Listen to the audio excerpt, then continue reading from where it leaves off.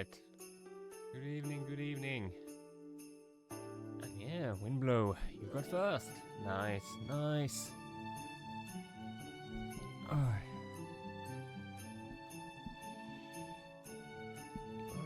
let's go. Added a little bit of Christmas decoration quickly to my overlay. My plan was actually to have something better done by the start of December, but because I'm modeling up a scene in Blender using my 3D skills for something, but unfortunately I haven't finished it, and tried to work a little bit on it today, but I couldn't wrap it up completely. So I do plan on having a rendered and animated Christmas starting soon scene, and also have some details on my layout that's like modeled up properly, but these are just some other 3D models I found I'm using just temporarily. But yeah, I'll hopefully have it up by the weekend, I believe. Just need to make a few more adjustments to the model and just render it out, and yeah, then it should be ready. Yeah, coming in a little sled there. Yeah, and tomorrow is also gonna be my Christmas tree decorating stream. So I do have like my Christmas tree right now. It's lying out in, well, I'll say right outside my entrance, because I keep it stored in like a shed area I have. So I just like took it, shook it loose, just in case there's any bugs or anything that's decided to camp out in my Christmas tree. It's a plastic one, so I reuse it every year, so I just have it stored in the shed outside my apartment. So just shook it loose, and then I'll just bring it in tomorrow and we'll decorate it.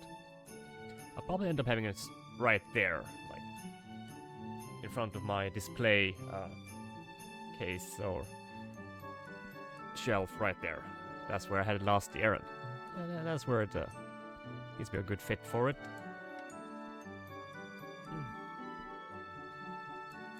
Anyhow, I think I'm just gonna get straight into the game. So, just gonna change the category.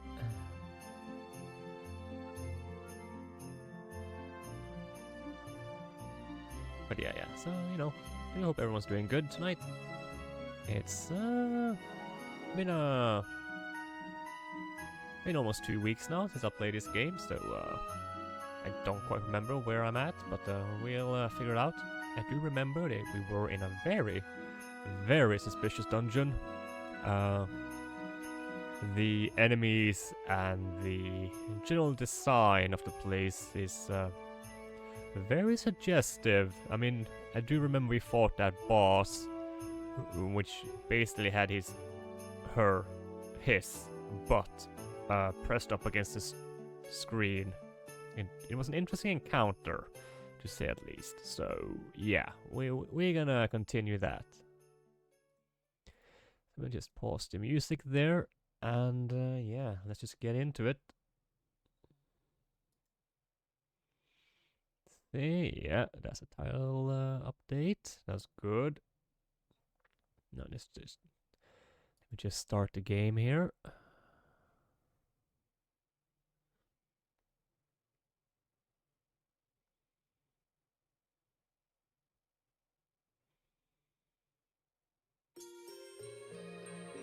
Labyrinth of... There we go. Let me just see. Yeah, we got picture, alright.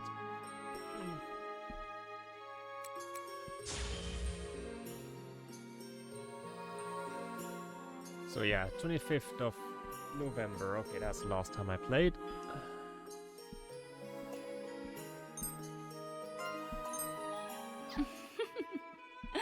I've been waiting for you. Now then, allow me to continue this story.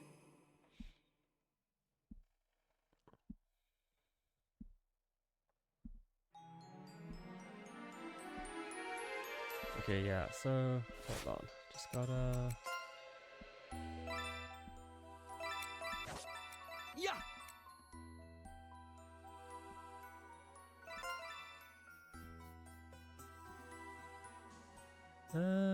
There we go.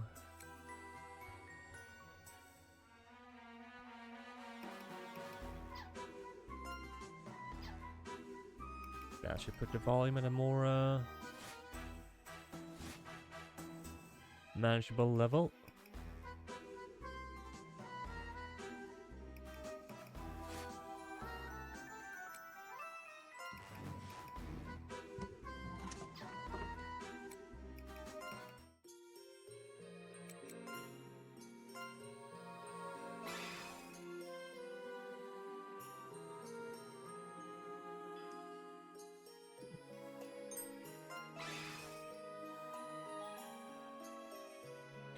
Unlucky Scissor Scythe.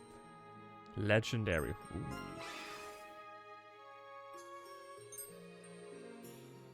Ooh. Alright, that's cool.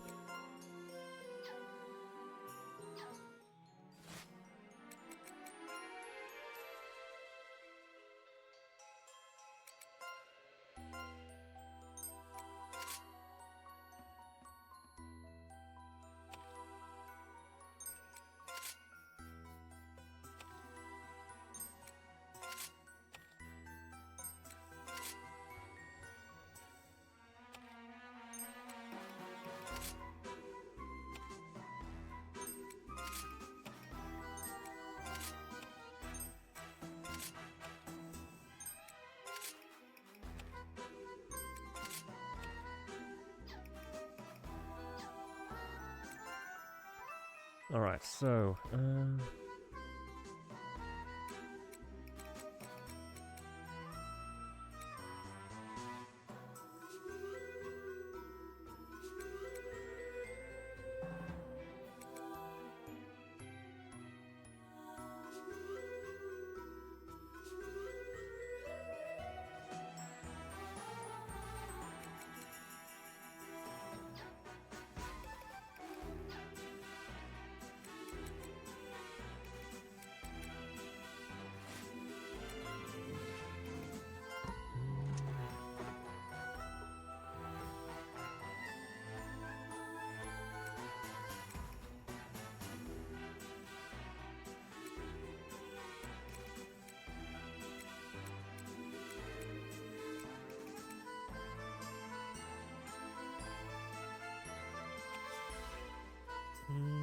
let's just see.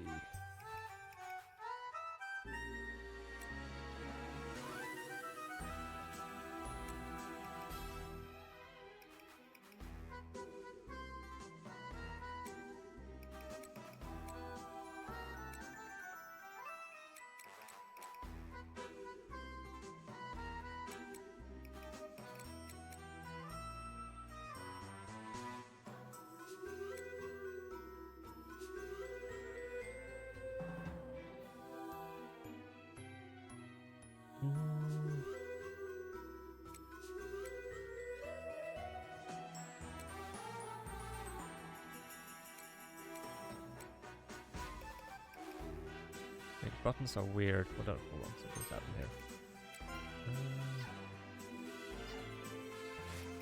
A little bit of menu fiddling.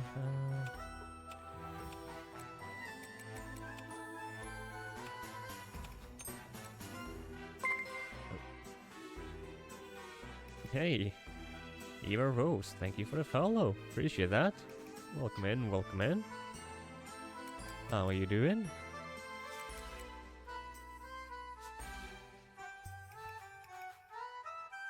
Hey, oh, you got a new account. I see, I see. Well, welcome back then, welcome back.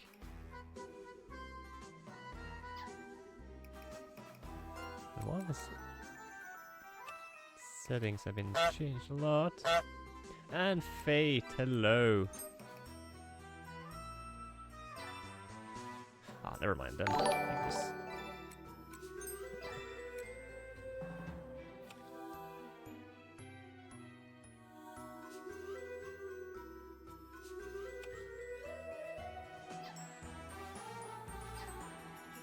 But yeah. How are you doing, Fate? And wow, your chat want me to share that I've been subbed for 3 months. So hey, thank you so much for a resub, Fate. I appreciate that. Thank you. And how are you doing today? And Sunny, I appreciate the lurk. Thank you. Welcome in, and hope you have a lovely lurk. I assume you are at work. It logged me out and I couldn't remember my password, so just... I see. Well, I mean, that's an easy solution. Alright, time to craft a puppet. So, anyone wants to redeem to be a character in this game? Why do you think I'm creating some mage? It's just to have someone in the back doing stuff. But yeah, thank you so much for 3 months. I really appreciate that, Fate. Thank you so much for your support. You're alive, trying to swap between 2 streams. I see. Yeah. You do that. And you know, being alive is generally, for the most part, a good thing. I do appreciate being alive.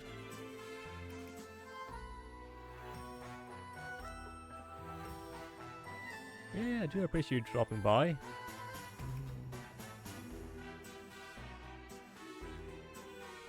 Season 2 of Overwatch 2 just started. Oh, it did. Nice.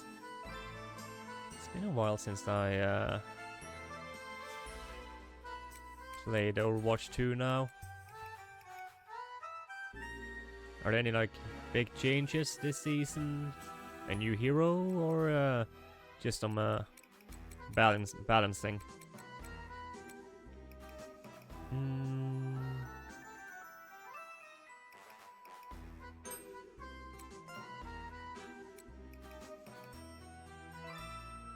It's a Master Roshi.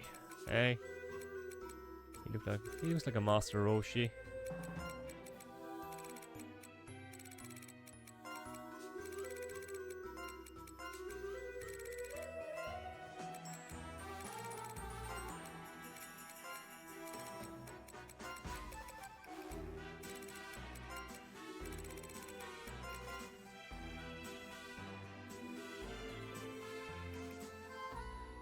New hero, oh, really? A new tank hero? No, I haven't even seen the new hero then.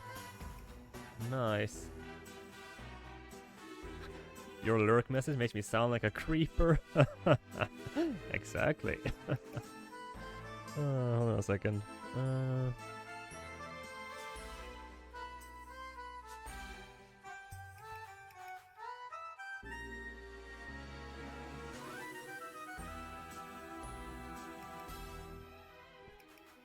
Ramatra apparently is... Wait, now I actually gotta look him up, because now I'm curious. Hold on.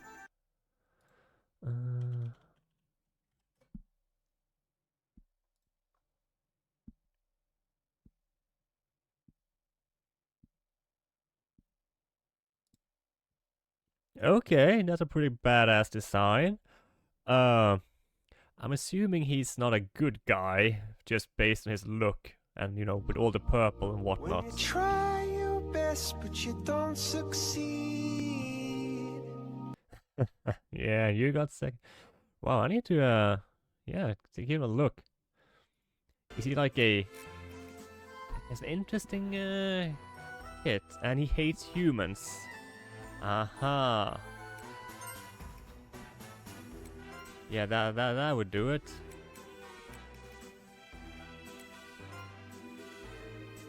Let's see.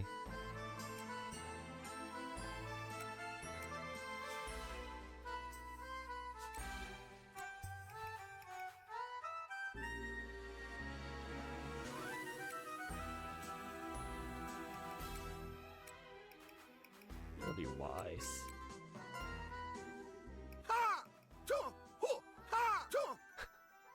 Perfect voice.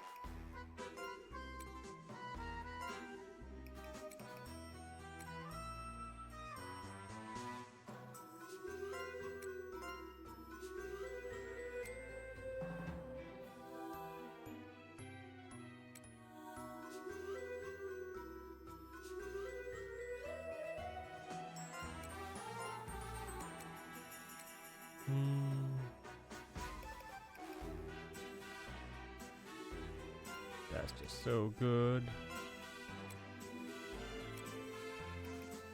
98, just because.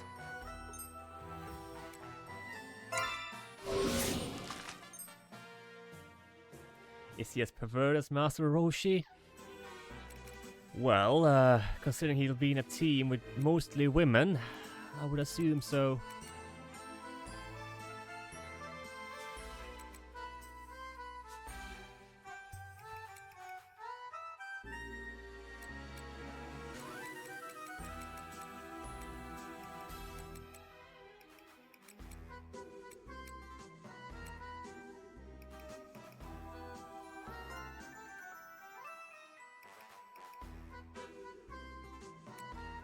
There we go.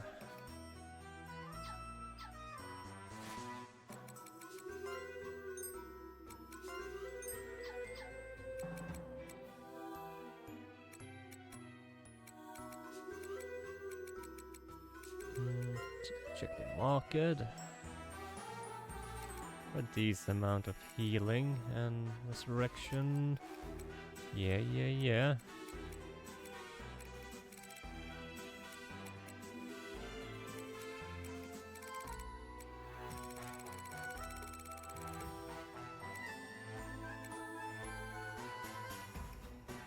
I think we're gonna be okay.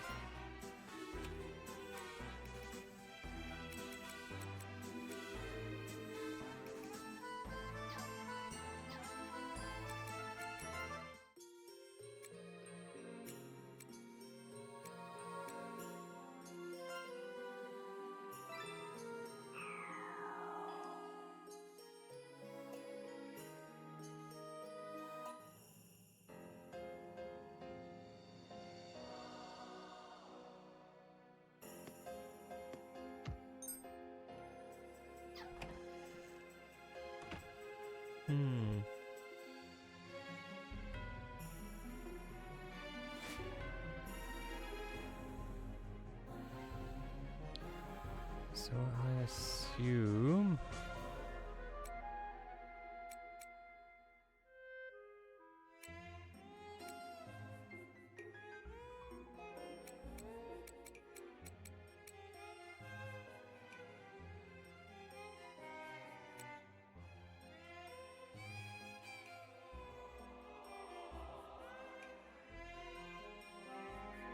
Can I go to the top now?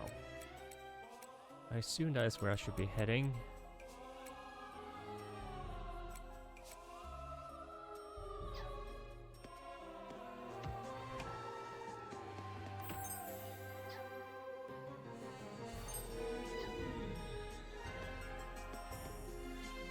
Oh. Doesn't help when I'm walking straight into him. Hey, and thank you for the hydrate. Thank you.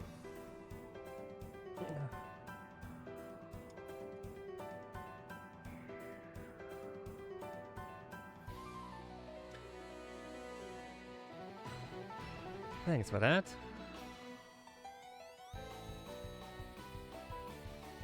So, are you at work, Sonny, or are you at the gym?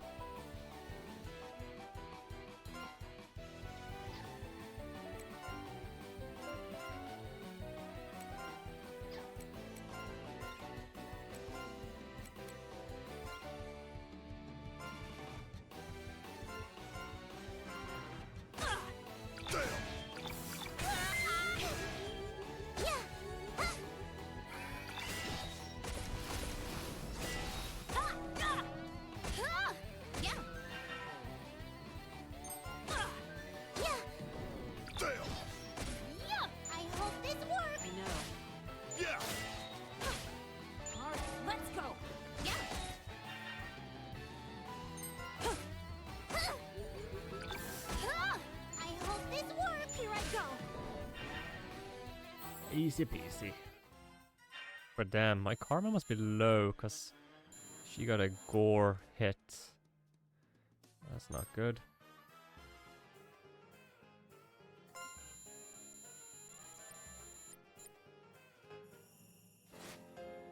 Let me just check my no, my karma is actually pretty okay.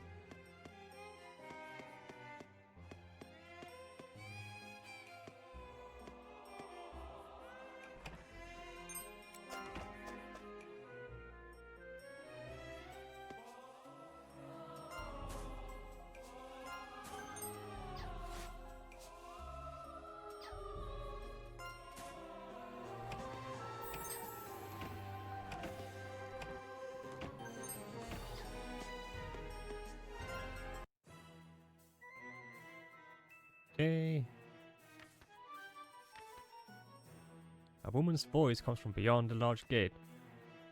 Oh, I don't mind granting them an audience. Let them pass. Ah, nice. Oh. A giant woman studies your party while she eats skewers of meat. You stand in the presence of Grand Duchess Furfur. Good. Choo choo. So you lot are magical creatures, eh? Choo. Whipper slash cracks. What's with the pink gimp guy standing there? Why is he even there? Oh, I'm not even gonna do anything about that sound effect right there. Grand Duchess, do not talk with your mouth full. Of course. And you all will bow your heads and give Grand Duchess Furfur respect she is due.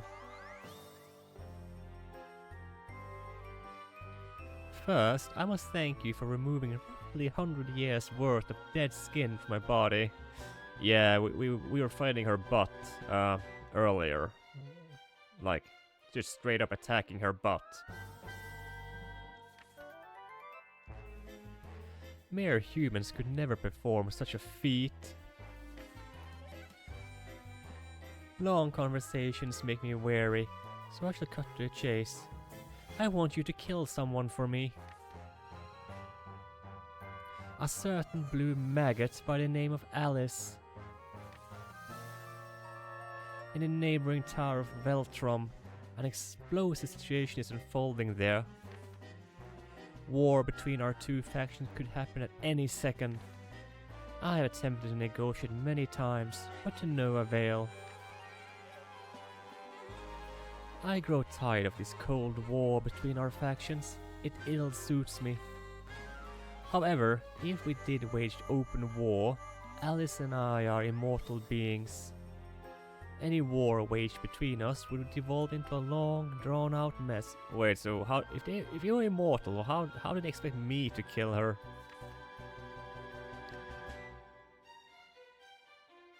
Since I cannot kill him myself, and you all are foreigners to this land, I request that you assassinate him in my stead. However, since you have visited me first, I understand if you are skeptical of my tale. I shall allow access to Alice's floor, speak to him, and decide for yourself which side you would support. And if you decide you would support me, then take Alice's head right then and there. Do you understand? Then go. The whipper slash. Yeah. Grand Duchess, you forgot to tell them about the reward. Of course. Empty the treasury. Courtesans presents you with a mountain of treasures.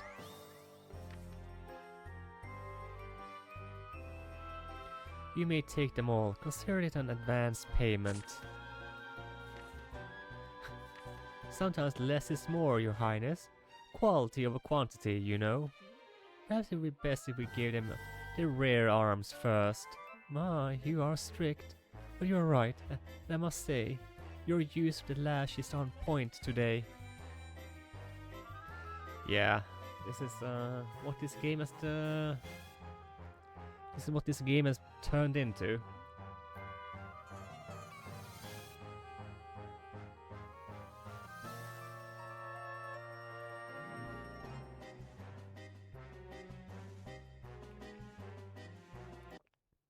Hold on a second.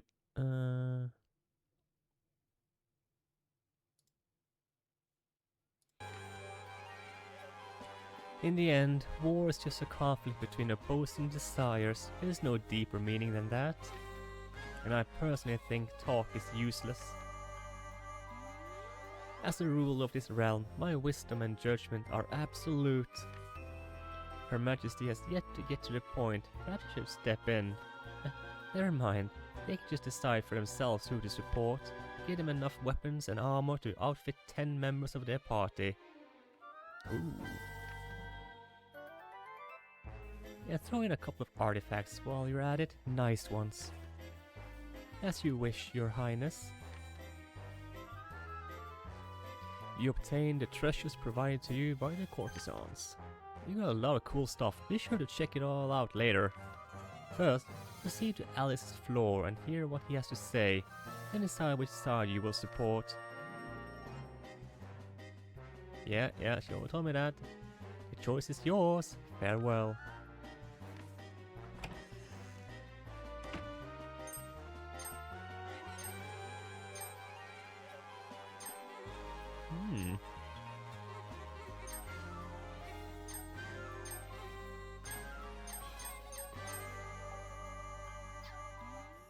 Alright, that's a lot of cool stuff. Alright, let's get our characters geared then, I guess.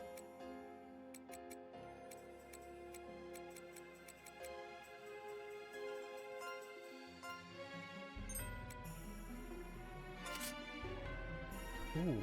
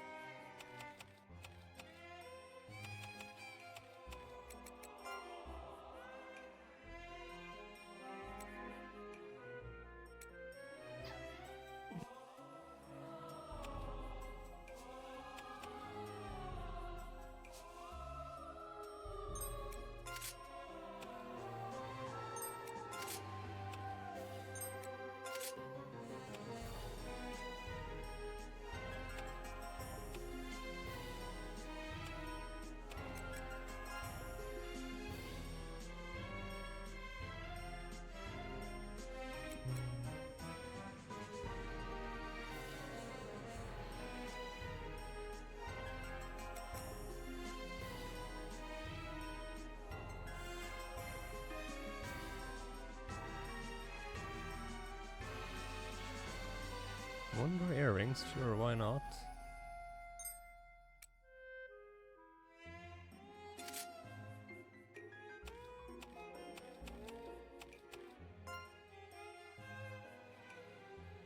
Okay, let's see.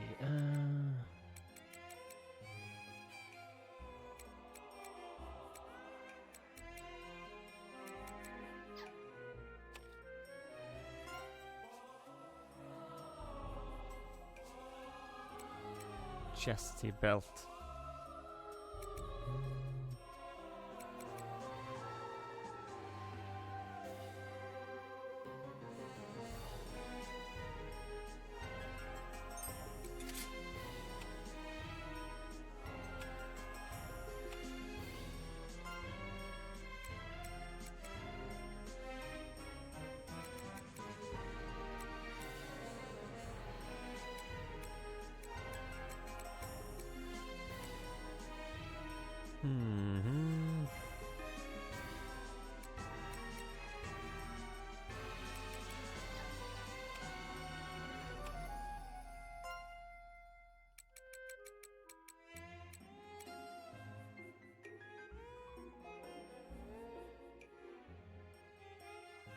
Sure. Let's do that. For now.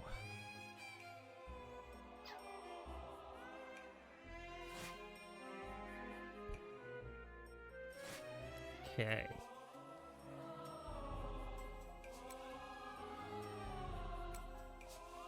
So how do I get to that other area?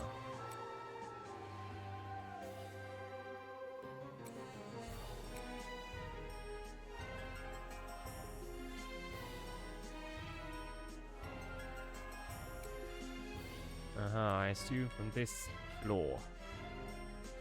Yeah, that must be it. So 6th floor, alright.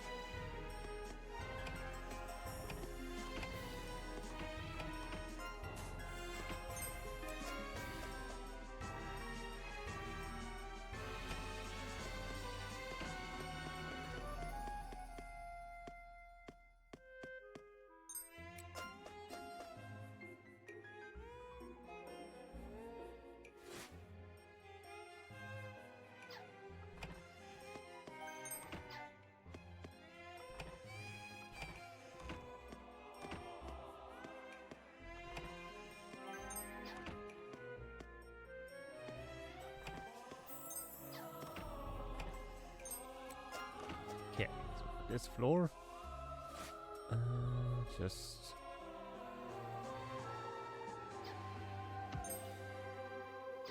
Serpent key.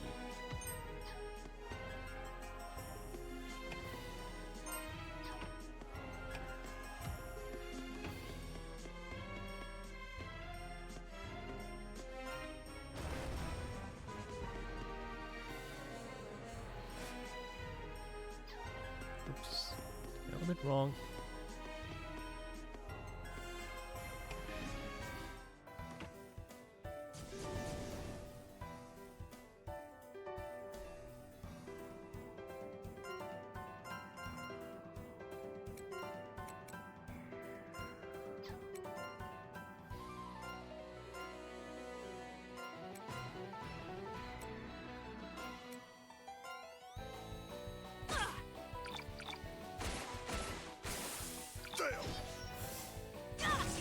Let's go! Yeah! Incoming!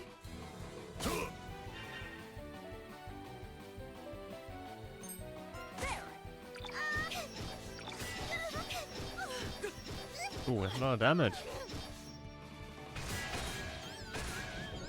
There! Oh! Incoming!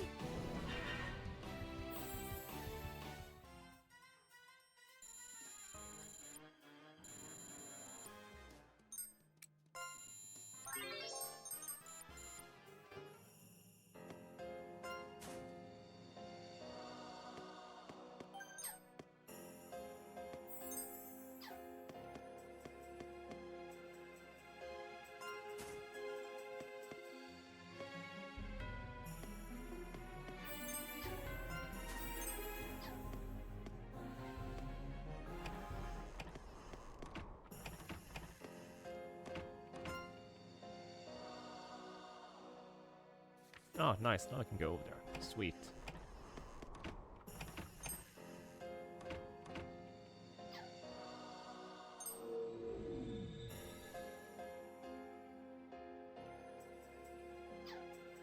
Okay, so...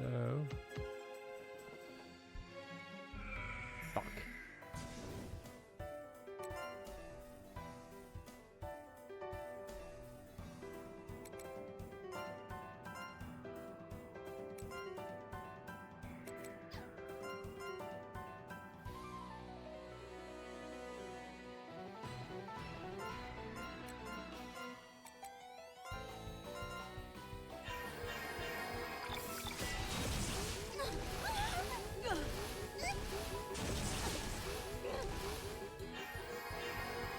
There! Here I come! Ah! Yeah! Huh! Yeah! There! Yeah! Incoming! Yeah. I hope this works! Hmm. Let's go! Huh? I guess I'm doing a Go! decent amount of damage with this new gear.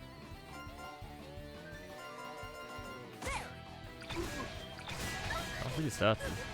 Ah! No good way to test. I hope this works! Alright, let's go! Here I go! Huh?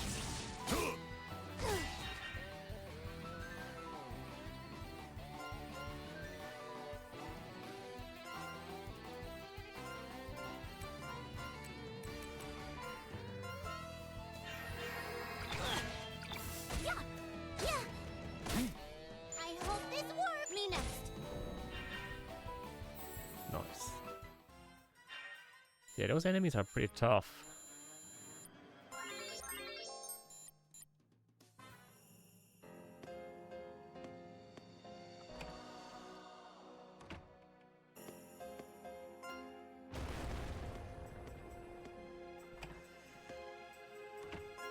Okay, let's see where I should make my way over there. Okay, gotta find a switch.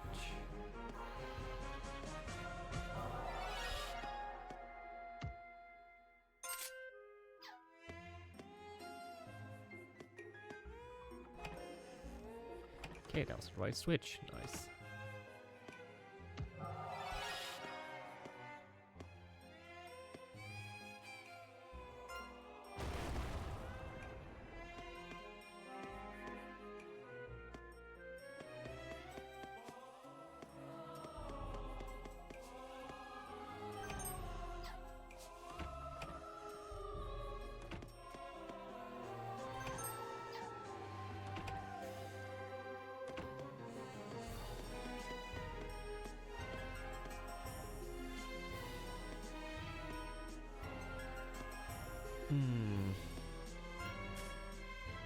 Let's explore around, see what we can find.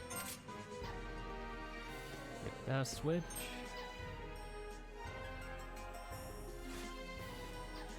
Right, we can't cross that. So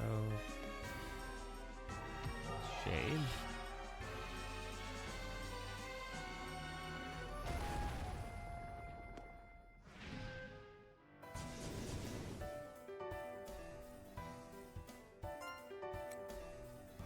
Oh, twin bell maidens. Huh, interesting design. Per war. Right.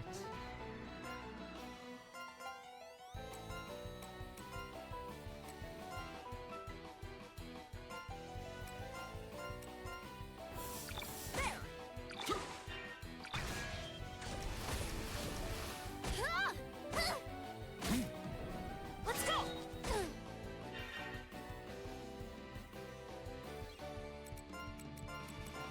They're probably gonna do something nasty.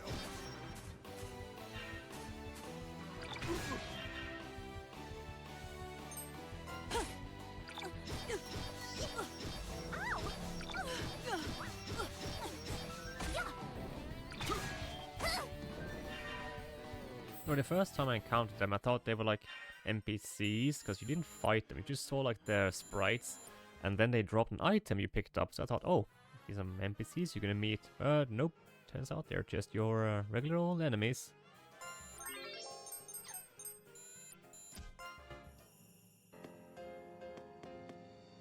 That's a-okay.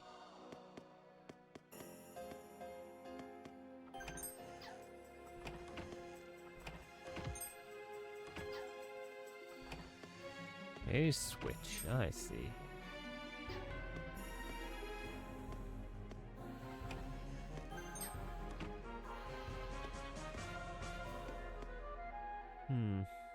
Interesting room.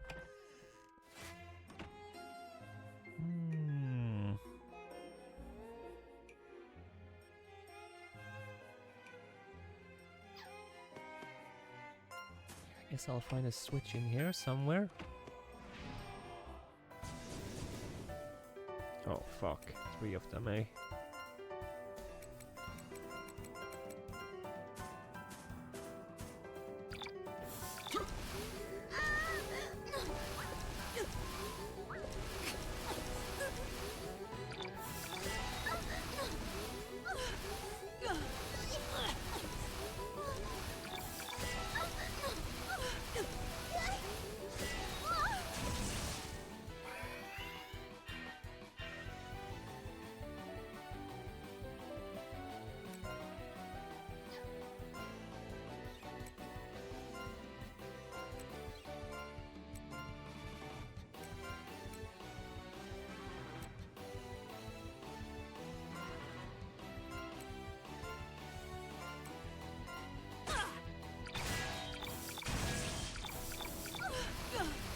Ooh. Alright, let's go. Here I come. A lot of damage. Me next.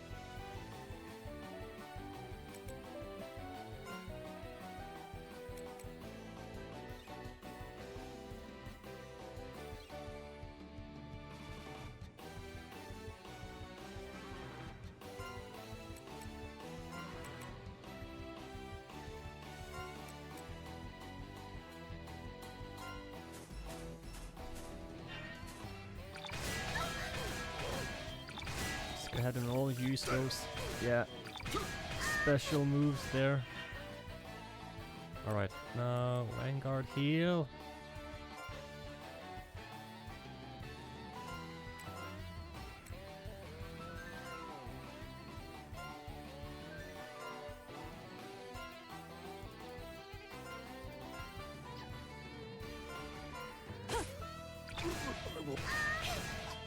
Shit.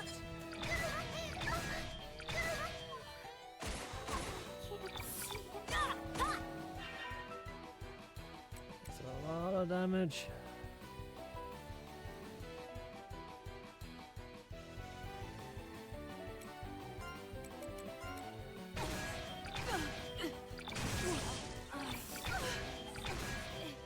Is this...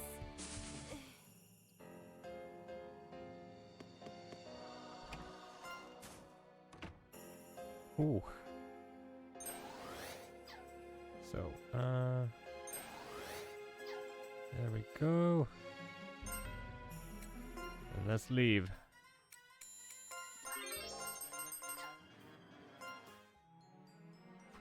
Okay. I got a little spicy.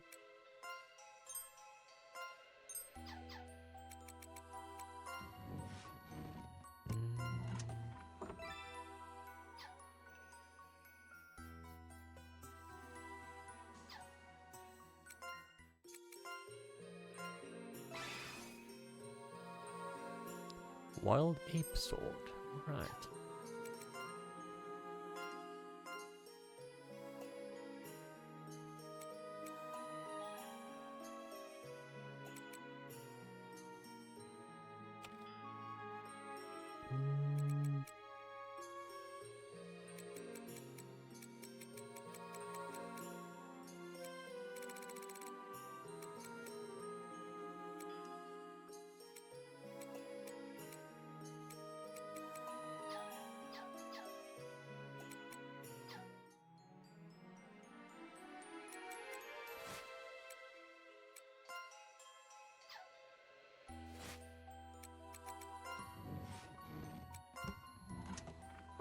Maybe I should create another puppet. Let's see.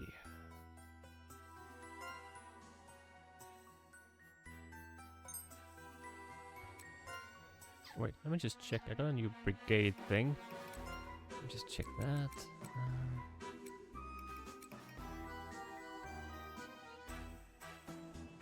Evil reflection. Okay.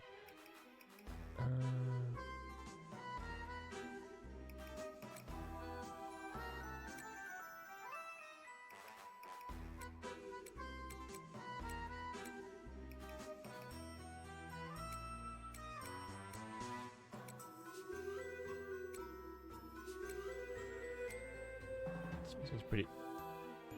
Heal self, sharpen iron hide, piercing rush. Damn.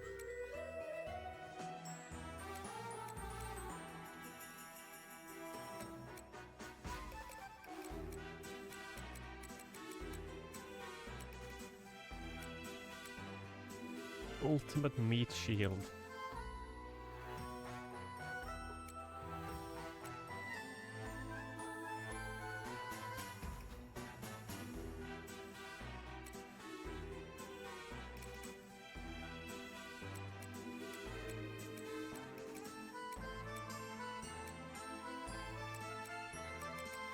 Damn.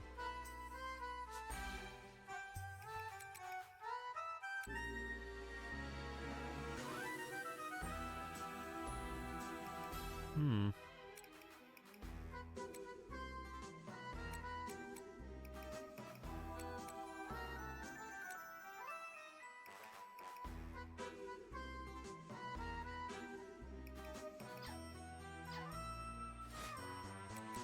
All right. Right, let's go back in and see if we can actually survive this.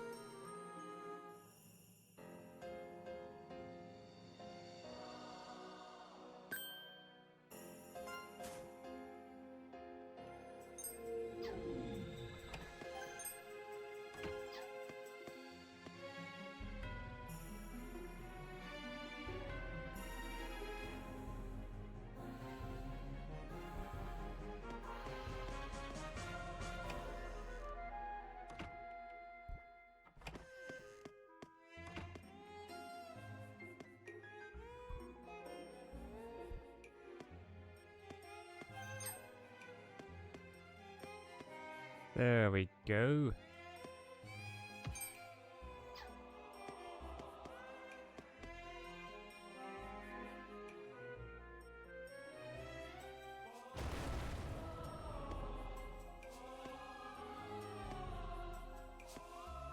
Hey, eggs and bacon. Thank you for the lurk. Appreciate that. I hope you're doing well too. Being a lovely evening. Oh shit. He saw me. Okay, it's just 2 of these girls. That should be fine. There. Ah, let's go. Ah, incoming. Yahoo! I know. Nothing seems to be effective against them though. Alright, so now they do some stealth mode. Okay, yeah, they're hitting hard. Shit, I didn't even get to defend myself properly.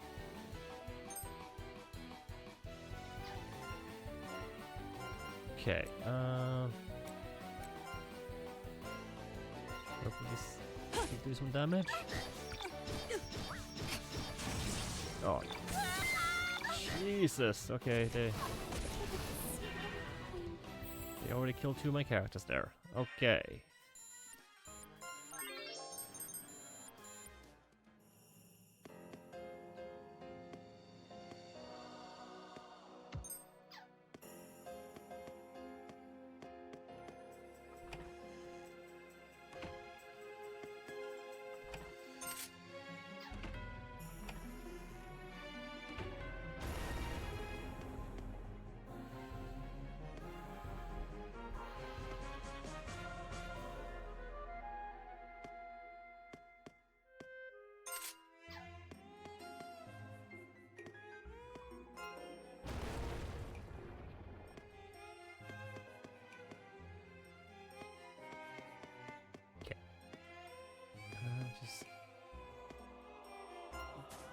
Alright, that's a stair up to the next area. Not gonna go there quite yet.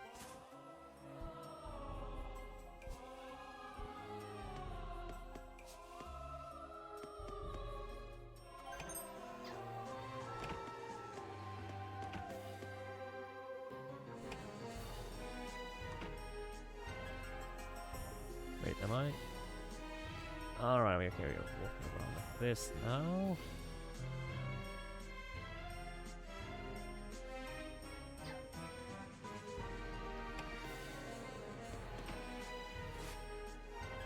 Okay, let me see.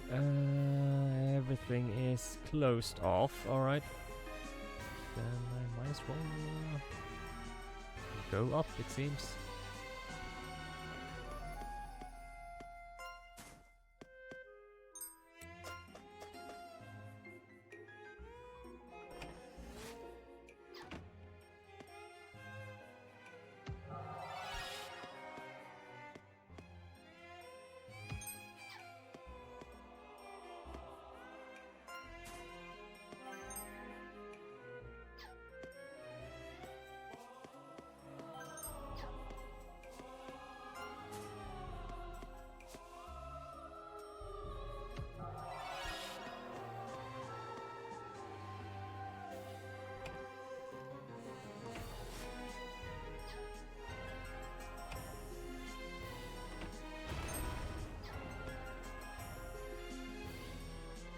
Okay, there are some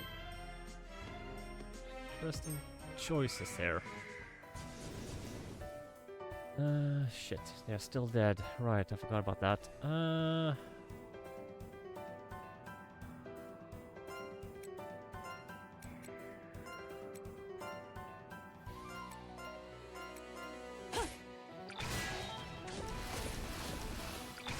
Let's go. Let's go.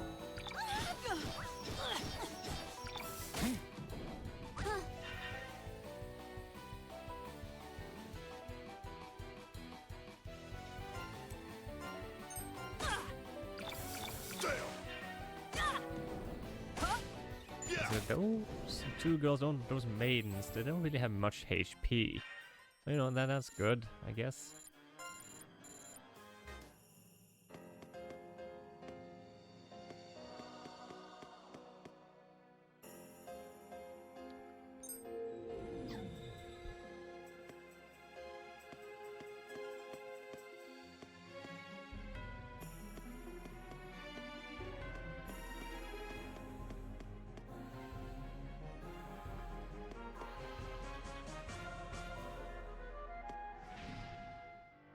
Okay, just gotta fight them then.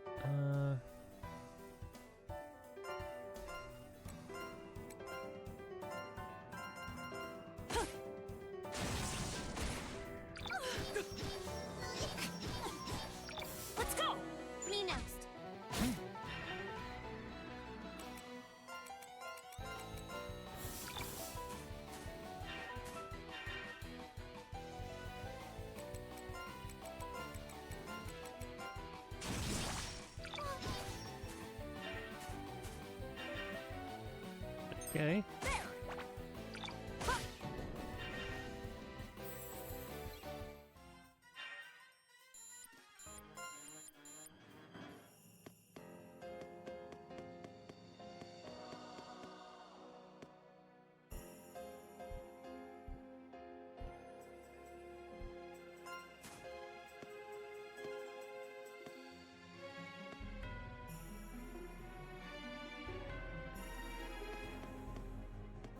Okay, hold on. I'm gonna this.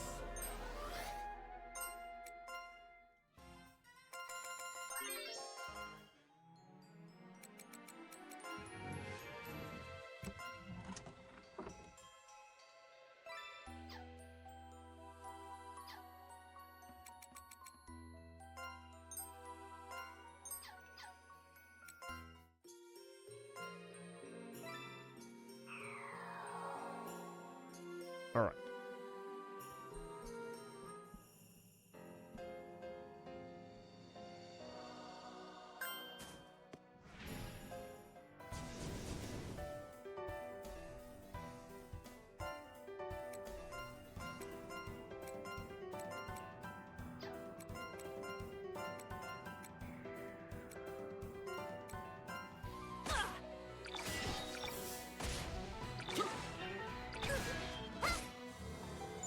Let's up!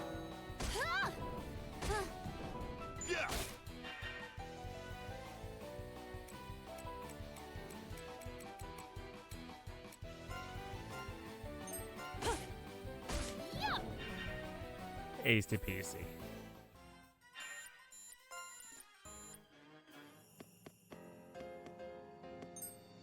God damn it. Of course I need a key.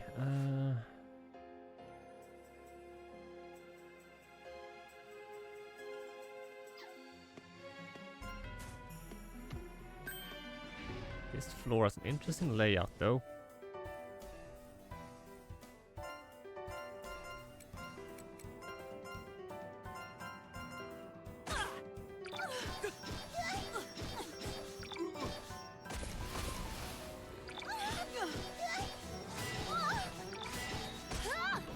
Incoming.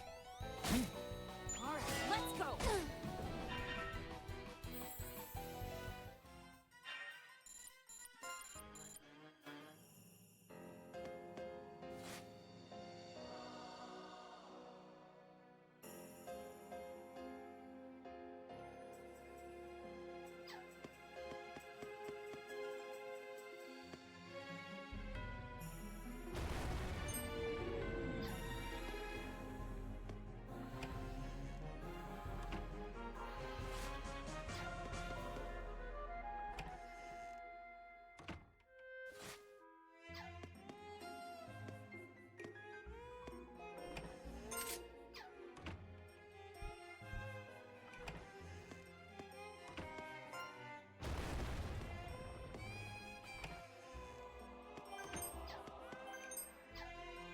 Forbidden love. No idea what that is. We obtained it.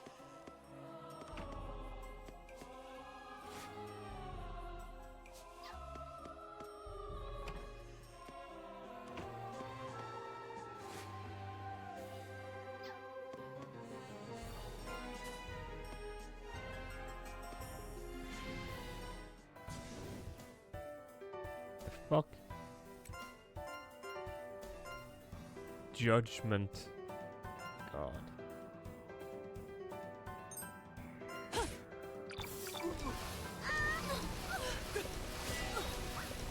Okay. All right, let's go. I hope this works. Here I go. The way his face changes. I hope this works. Here I come. Let's go. Here I go. Huh? Me next. Went down.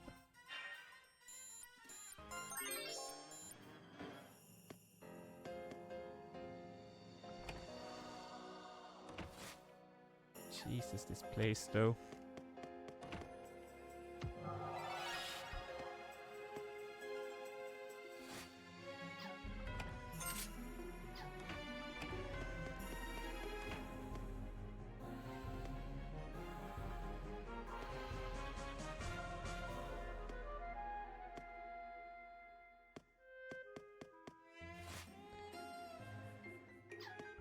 Okay.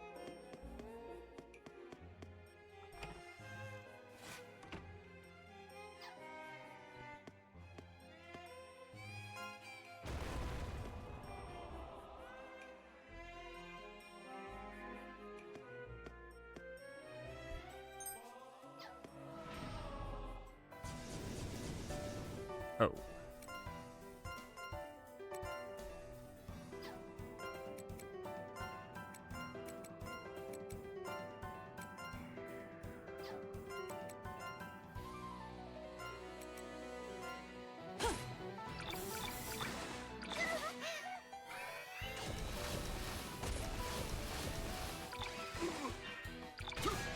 Yeah! Incoming! Alright, let's go! Me next!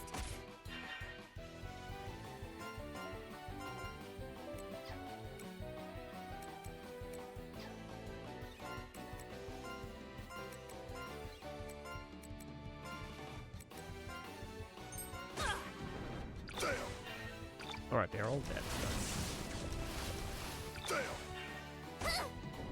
Here I come! Let's go!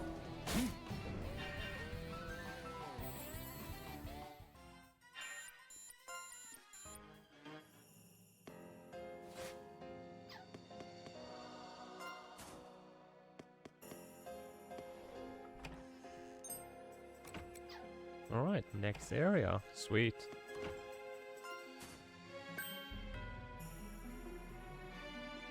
Yeah, let's just kill it.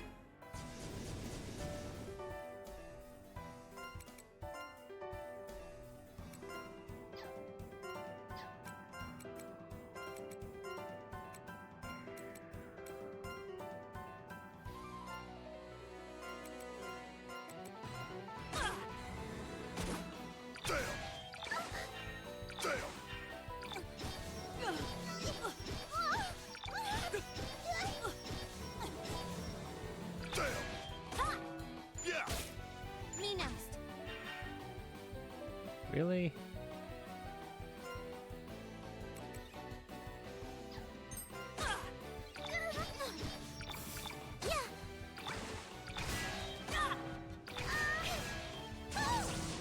I know.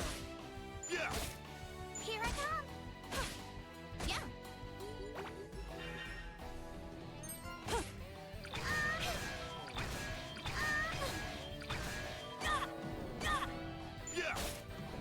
Incoming!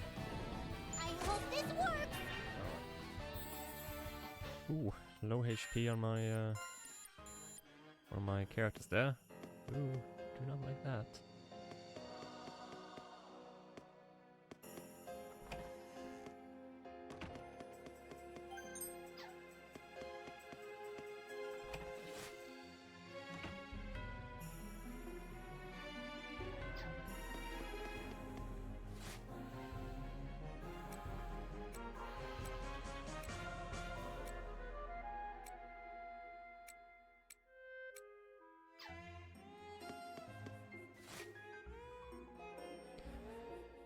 Well, we do find doors going down. Well, not on this floor though. I haven't found a door that leads down. I can't see any obvious path leading towards one. Unless it's behind that wall with that chest right there. That could be it. Maybe.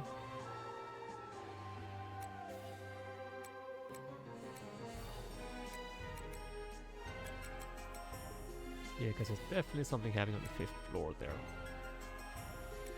Hmm.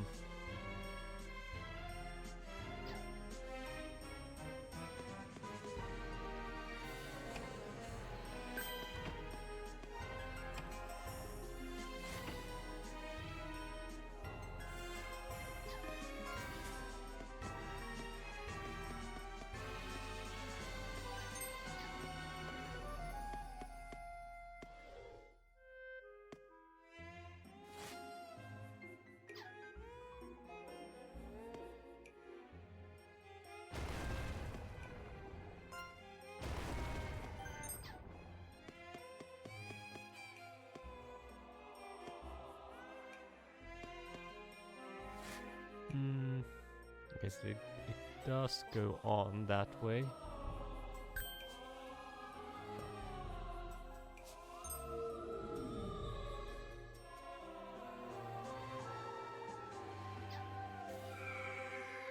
Still saw me though.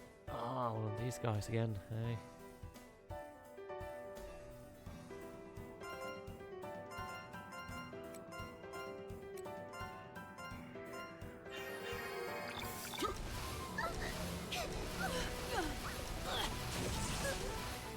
Yup! Incoming! Yeah! I hope this works! Me next! Here I go! I know.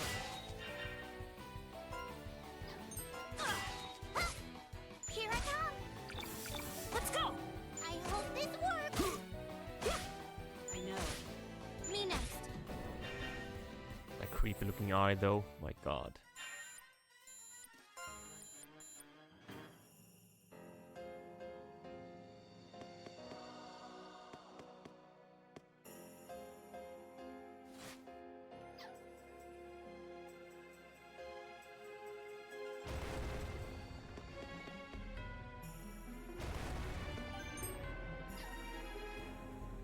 Right. Not bad, not bad. Yeah. Okay, yeah.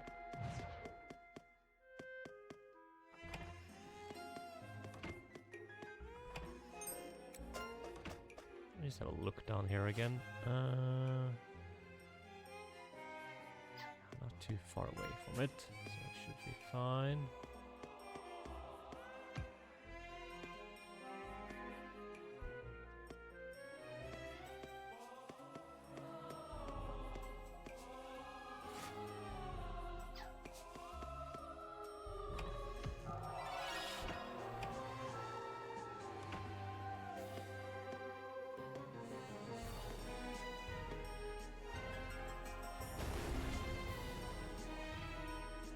Right.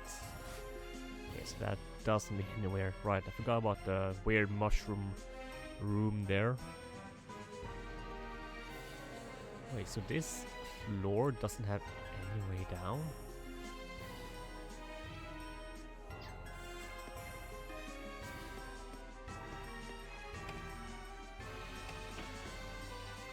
Unless I decide to fall down?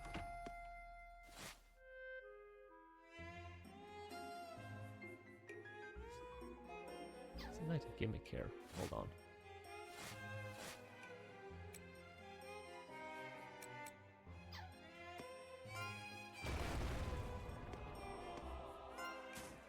Just gonna do like this.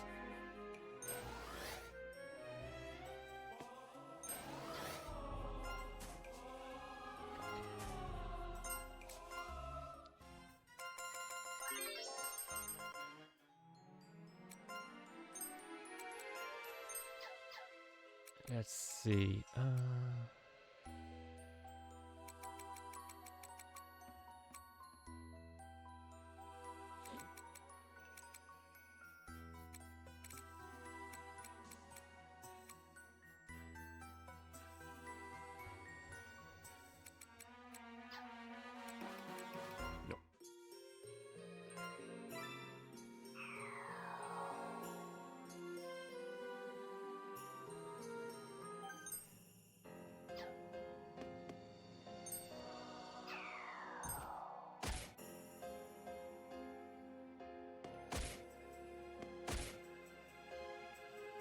Okay, yeah.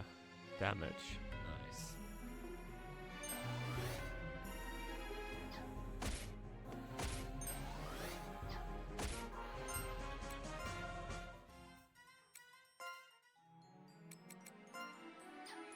Wait, what? A fool and her fool. I lost my fool tarot card. Yeah, oh yeah, this one. Alright. Thank you, the fool tarot card is my favorite. Why, you ask? Oh ho ho, because I, myself, am a fool. Right.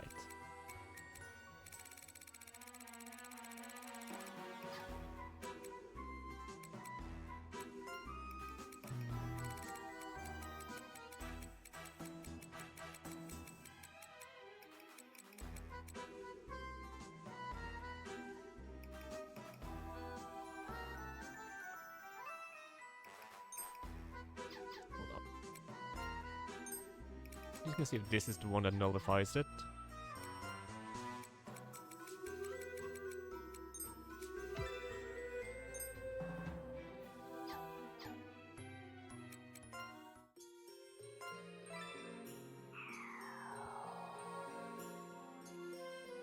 I hope it is, but never know. Yes.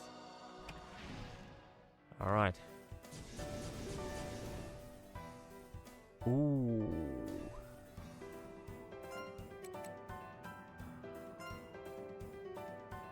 Nice.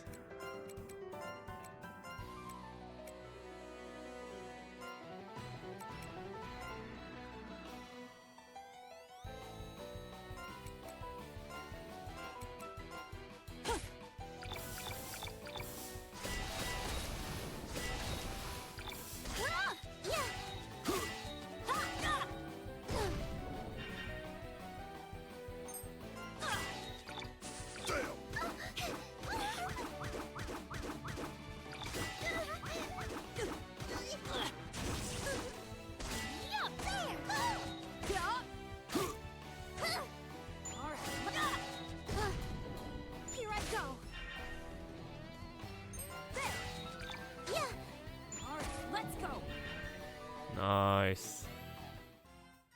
That's a shit ton of XP, I believe. Ooh. Nice.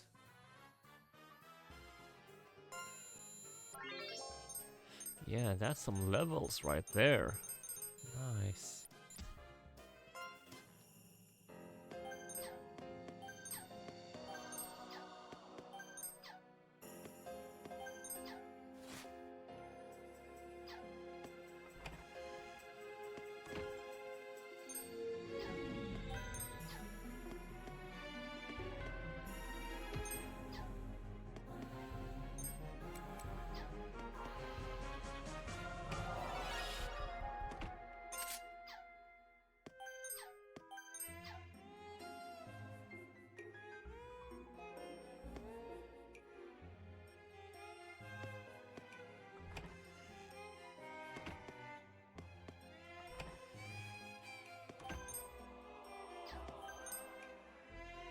Duchess key, alright.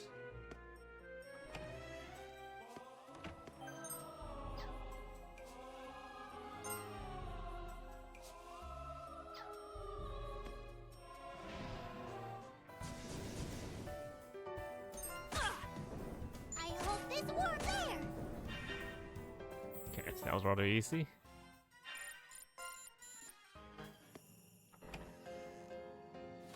Let's see.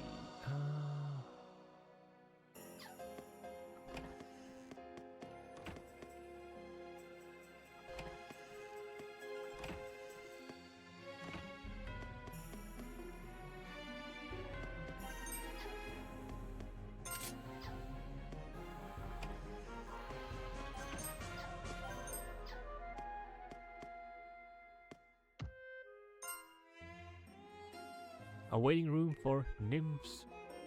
Bubbly room. What?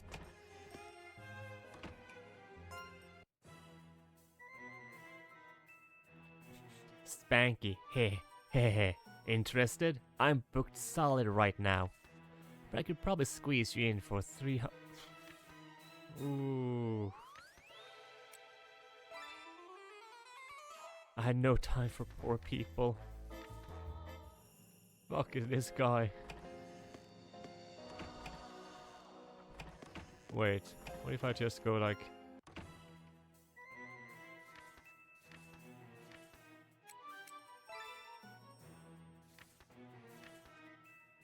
Yeah. I think I'll be doing that.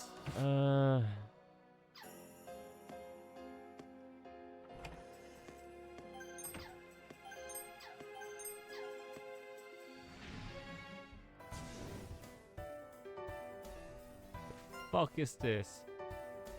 Pick peeper. What? And are we even gonna comment on what his head design looks like? I don't think we shall.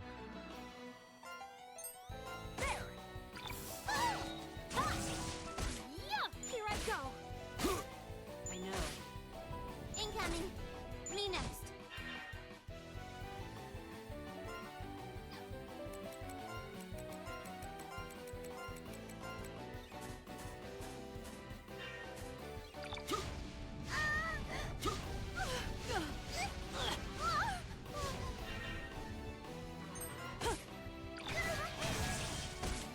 Incoming.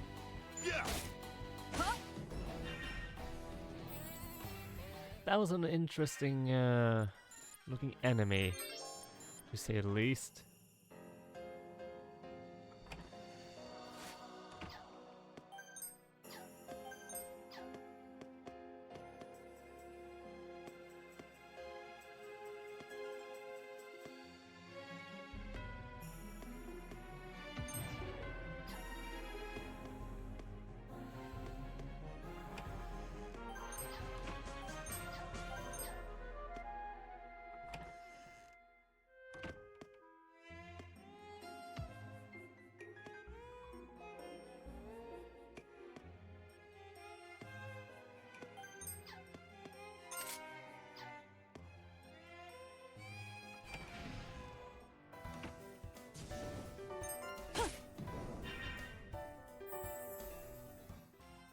Alright, that was it. 10 mana.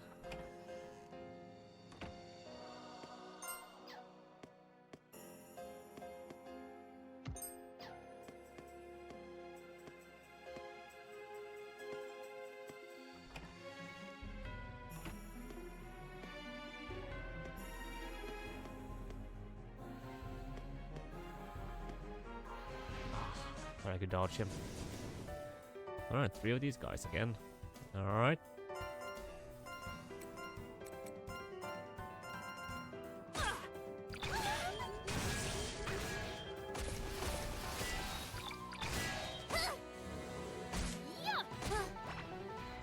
Let's go. Let's go.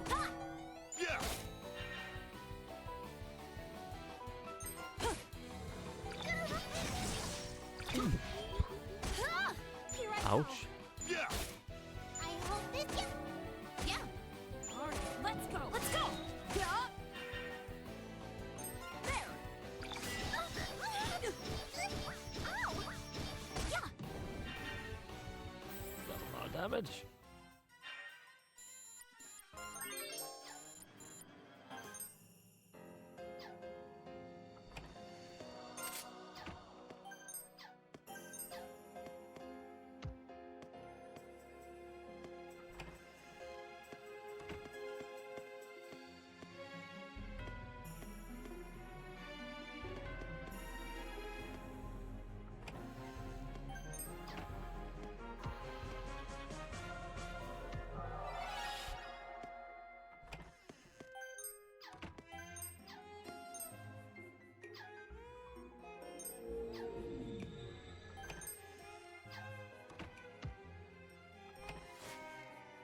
Alright, so...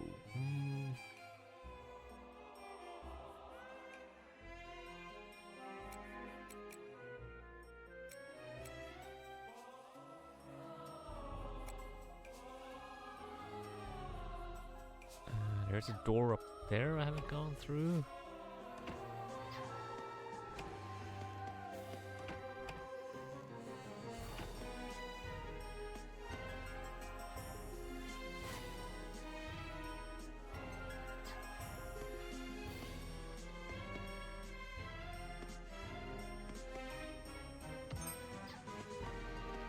Okay, still not open.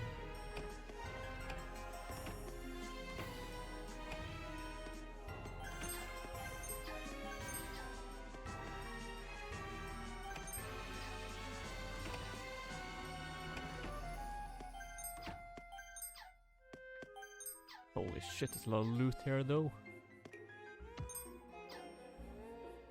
Right, so I've been out there.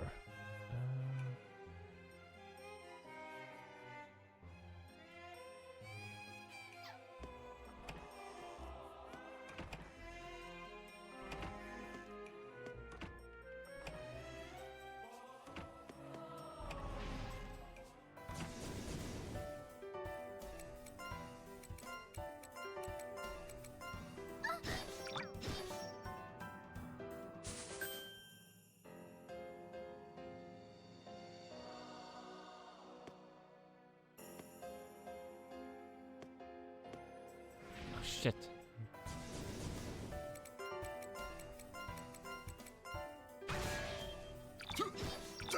Planning on engaging them again. Hey, good evening, Sarika. How you doing? You're doing good.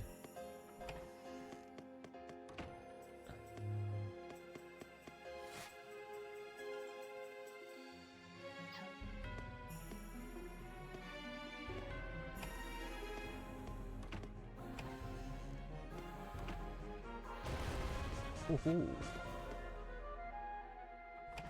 Oh. You're a little nauseous days. You took an 8-hour nap.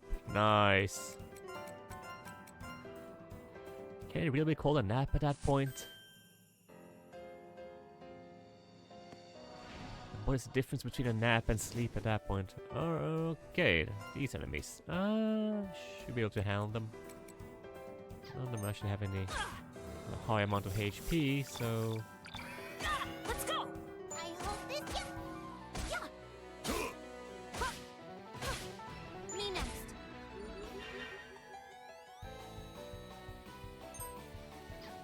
There! Let's go! Here I come! Yeah, there! You can have a long nap if you feel like it.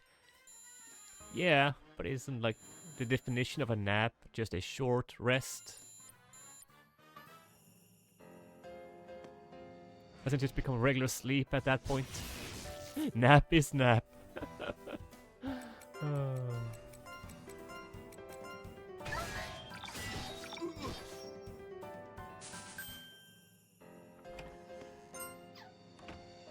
That's already on. In there. Okay.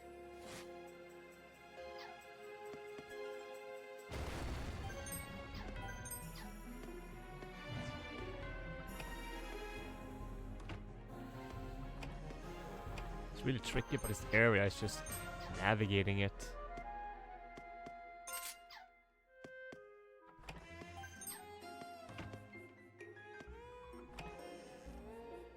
So you end up missing rooms and areas.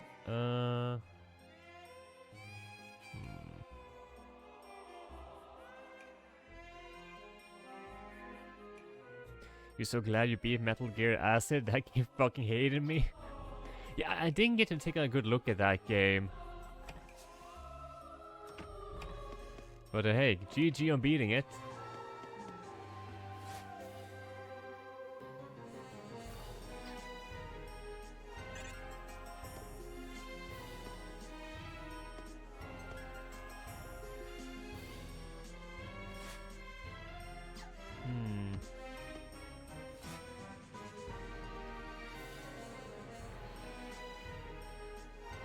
Have a guy next to you ask me how that shit works. 13 hours, understood nothing. But it was like you said it was a card game, right? Let me just check it out, wasn't it?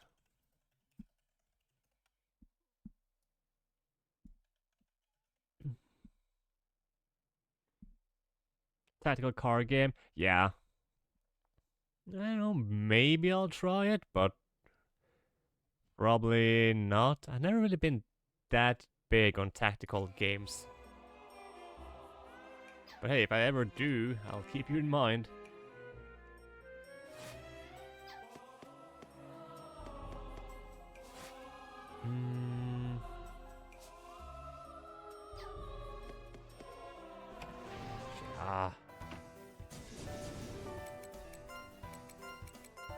Hate dealing with these guys.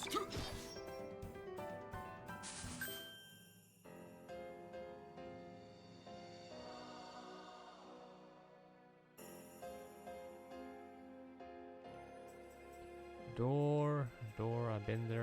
Is there a door here that I missed? Nope. The game wants you to be stealthy, but the mechanics are the best when you actually have to fight.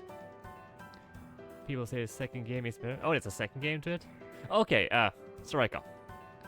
Take a good look at this creature's head. Tell me you don't see anything peculiar about that design.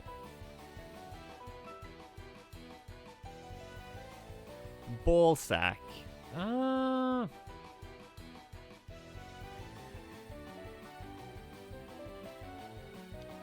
You know, I wouldn't say ball sack. There is, but yeah, that you can call it that.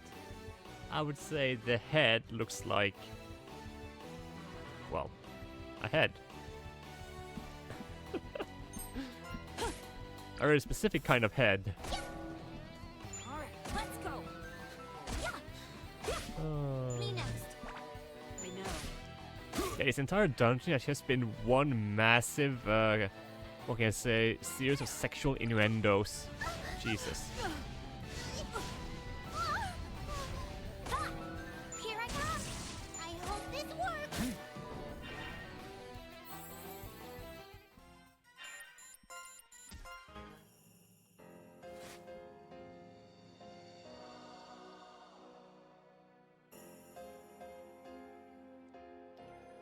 Yeah, I think I've been everywhere this place will let me go, so...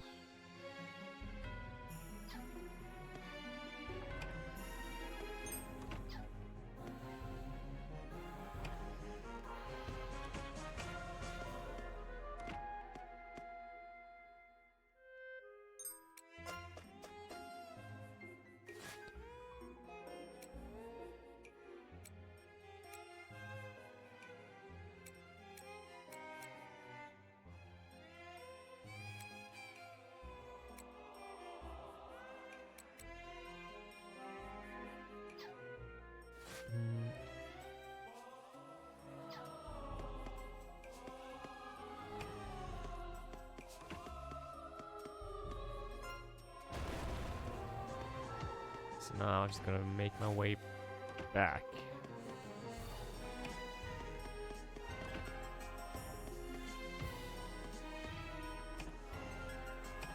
This floor is surprisingly... Okay, I was about to say surprisingly empty, but it was not. I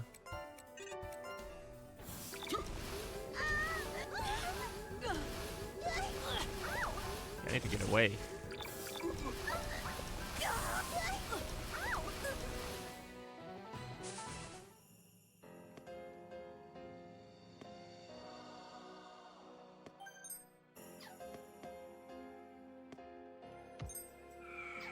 So they're... Okay, they are hidden.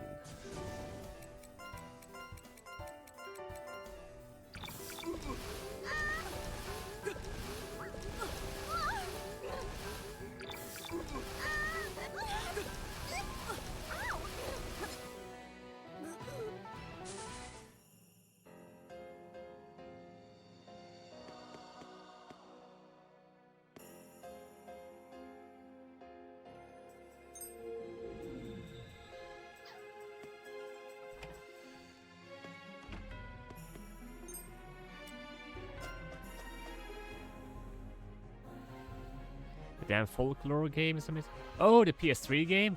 Yeah. I have that. I haven't played through it in a while though. Yeah, I have the physical version of it. I was thinking I'd play through it on stream at some point.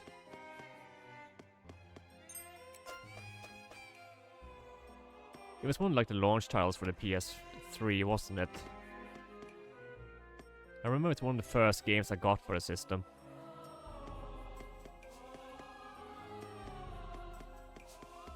Yeah, it's a very interesting game. Very underrated.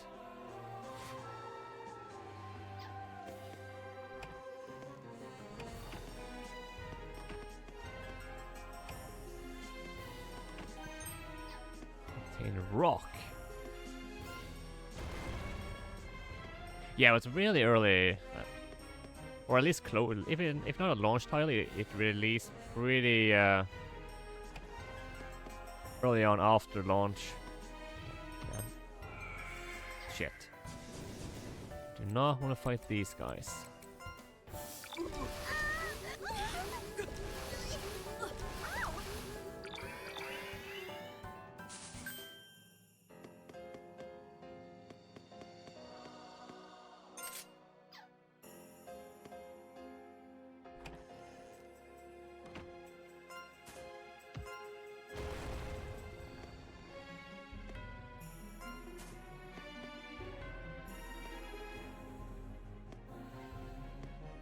But yeah, that's wrong.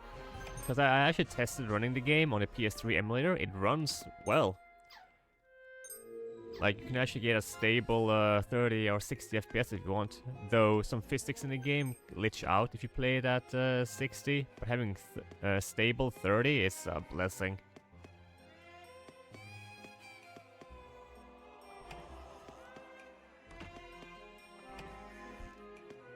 Oh. Yeah, shit. Let's just... yeah, go down as... you know? Ah, no, nice, nice.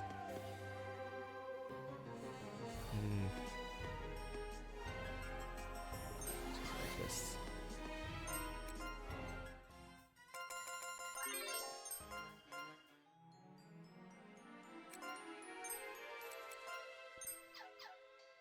Yeah, it's pretty awesome that you can actually run a lot of games that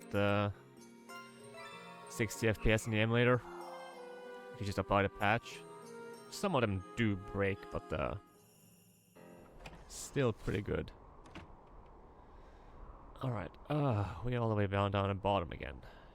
Shit.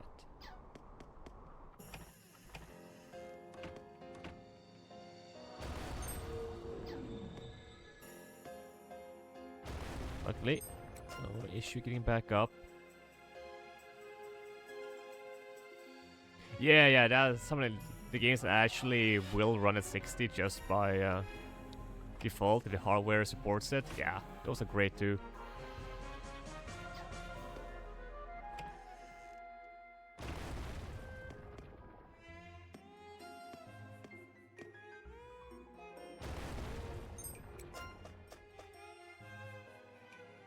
Hey, welcome back, Eva.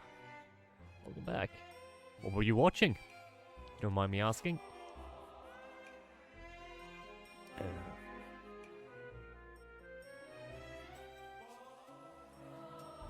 You know, something like in Metal Gear Solid 4 was meant to be full HD plus 60 FPS. Yeah. I mean, that game was basically used to show off the PS3. Like, yeah, look how awesome this game is. But yeah, it can look even better if you get it up to full HD.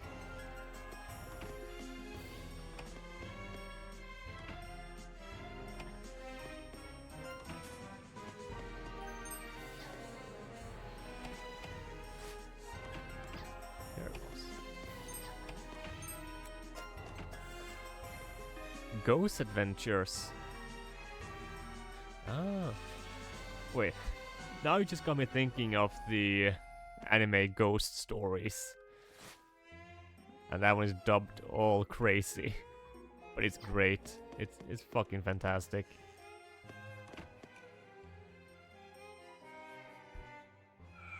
Okay, I'll have to fight them. Ah, these guys shouldn't be that tough. Let's go! Let's go! I hope it's there! Yeah? Here I go! There! Yeah! Alright, let's go! Yeah, that wasn't too bad. So Ghost Adventures, is that like a... yeah, that's like the ghost hunting program, isn't it? If I'm not mistaken.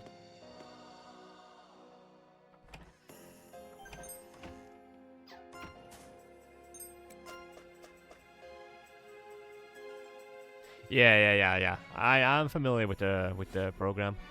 I haven't really watched much of it, but I have watched like abridged episodes on YouTube where people dub over it. It's pretty great.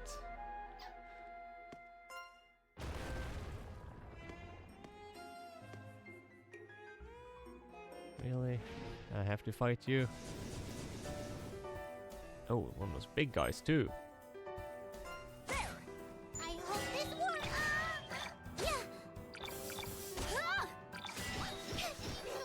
Let's go! Because there's a YouTube channel I used to watch a lot called, I think it's Here I go! Jabody Dubs, I think it's called.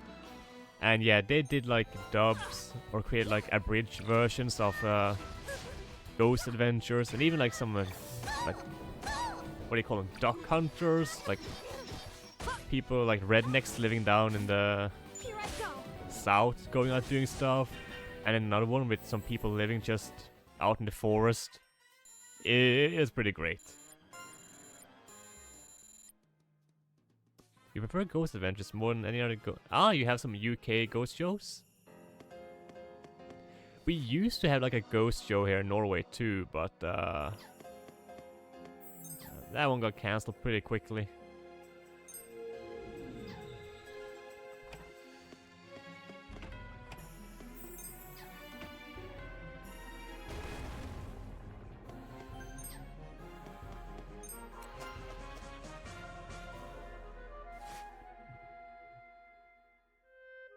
Okay, yeah, now we're getting back to where we need to be.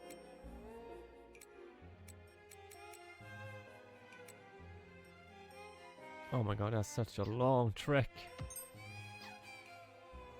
Alright, gotta walk all the way. Let's just get over there.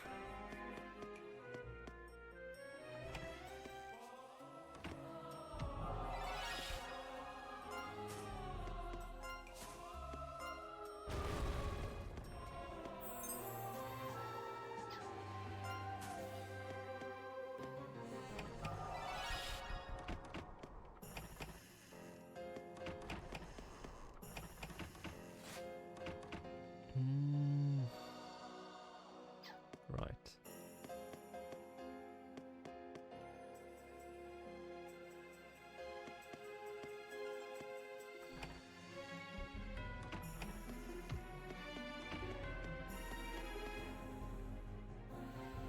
Wait, what?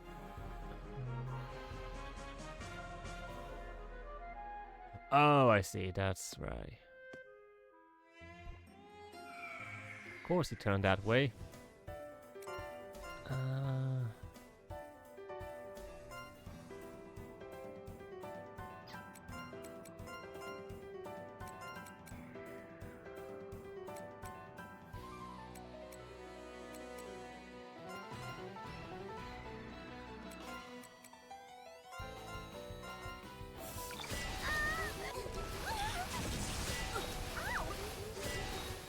Like most haunted ghost hunter, etc., like the reaction in ghost hunter are pretty legit, whereas the ones are delayed or they are constantly screaming and nothing. Oh, you mean like the UK ones? They're just constantly screaming. The Norwegian ones I remember was just weird. Like nobody was like really screaming anything. They were just like just a lot of talking. And that's about it. We can do that.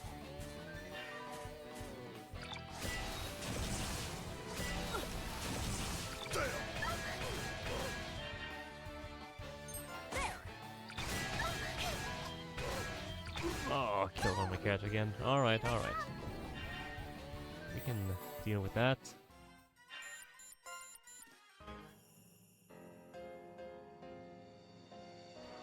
There and nothing and the cameraman behind them. Oh, I see.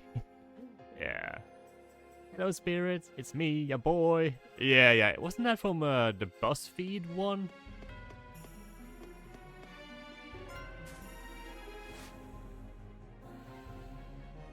I seem to recall.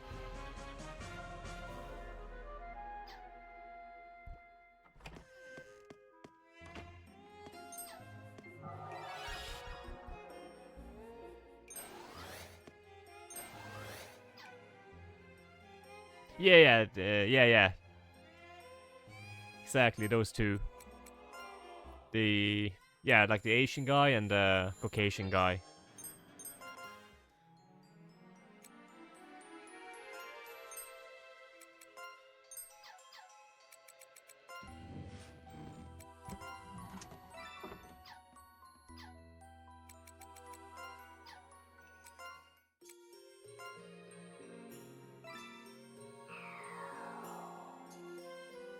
Yeah, I used to watch a couple of those episodes back in the day.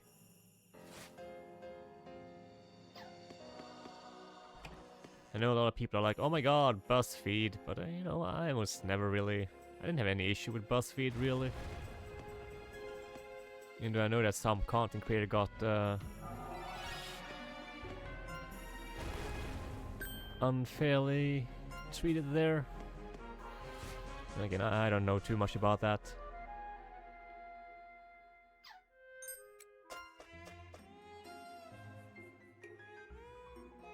Is it a joke with everything?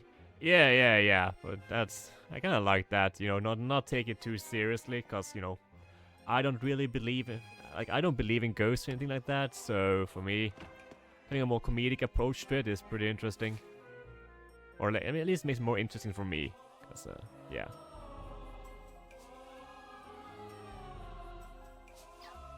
I'm just gonna go straight through here.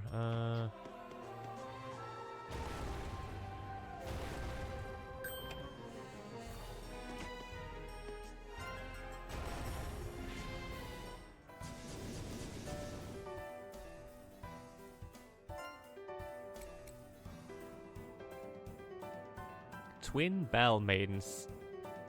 So they're wearing cat masks and have cat ears. Again, interesting design choice.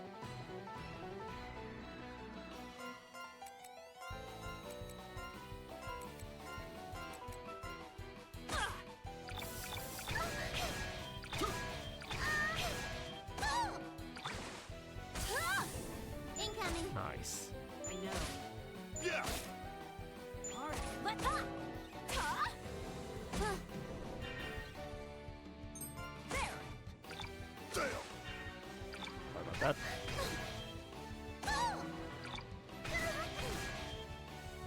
Yup. Incoming. Here I go. Oh, I do remember like an old, really old TV show I used to watch and I really enjoyed. They had like ghost stuff, UFO stuff, and murder stuff. Unsolved Mysteries. Any of you guys watched that show? Man, that was great. And I loved the narrator. He was bloody amazing.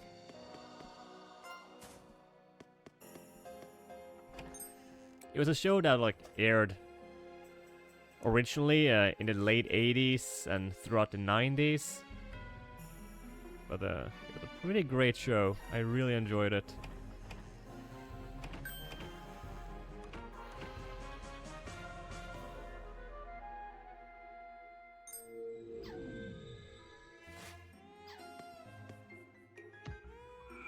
Fuck.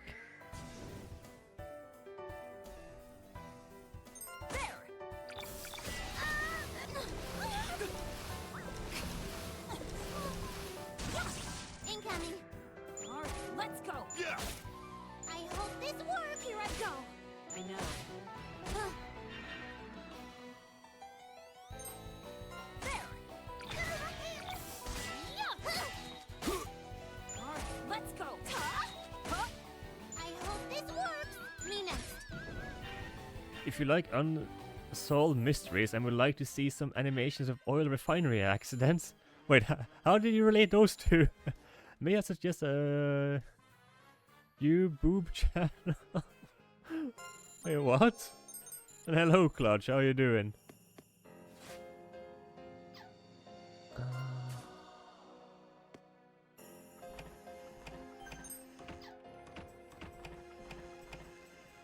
This is a very confusing dungeon.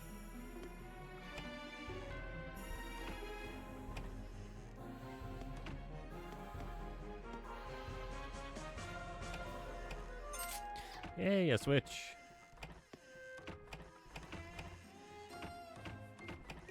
And nothing.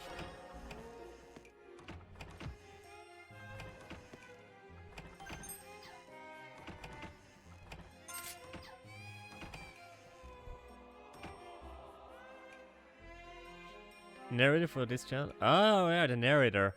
Yeah, I love me, you know, just listening or watching something that has a good narrator that I can just listen into, almost like a podcast.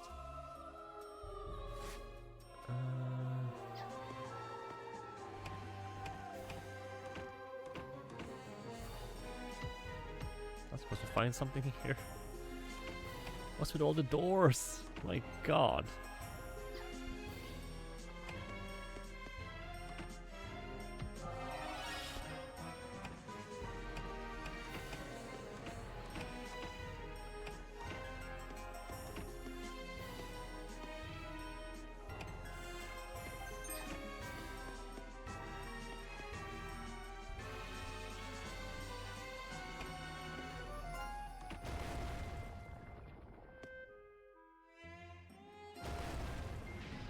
crap.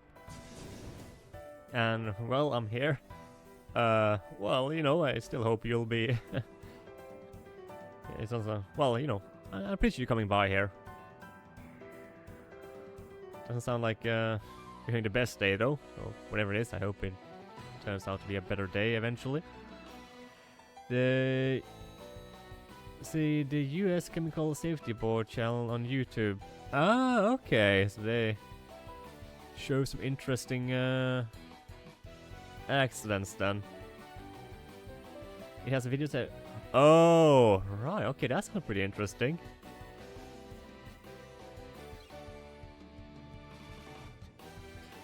And I just now noticed that one of the maids is a little bit more perky than her twin sister. All enough, many of them are at oil refineries. Ooh. Yeah, the good thing I'm not gonna be working out on an actual oil refinery. I'm just gonna be sitting in an office.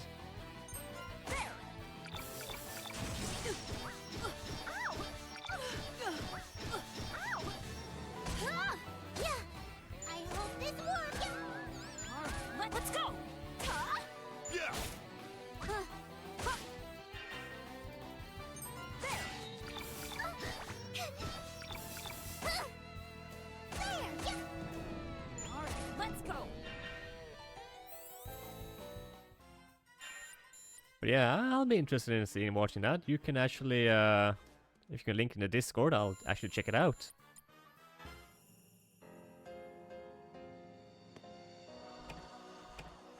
Yeah, press the switch. Another switch. God, I'm the switch clicker. Never mind that.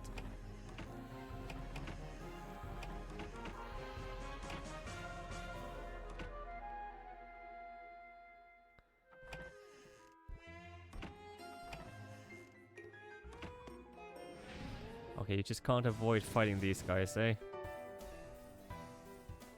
Alright,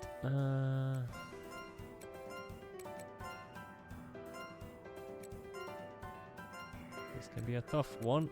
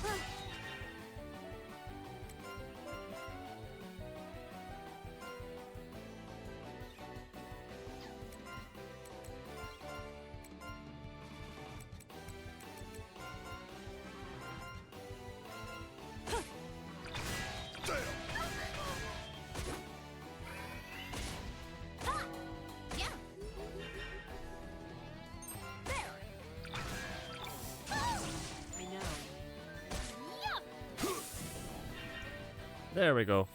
Damn. Shy died again. Been dying a lot.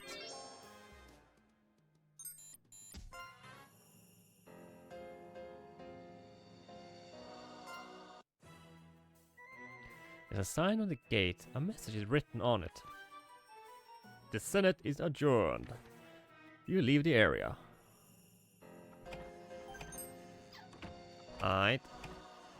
Fuck.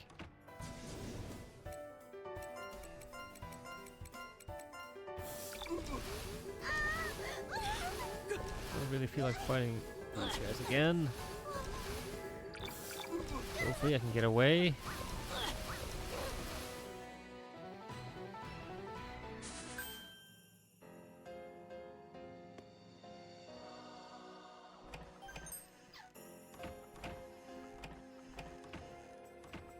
Power of doors. My god, doors everywhere.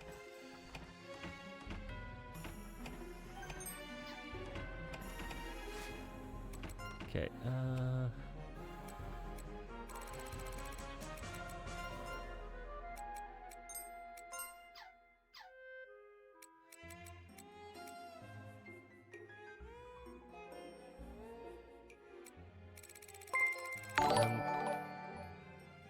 hey! Said_turtle raided my stream with 5 views. Ed, thank you for the raid. Thank you, thank you.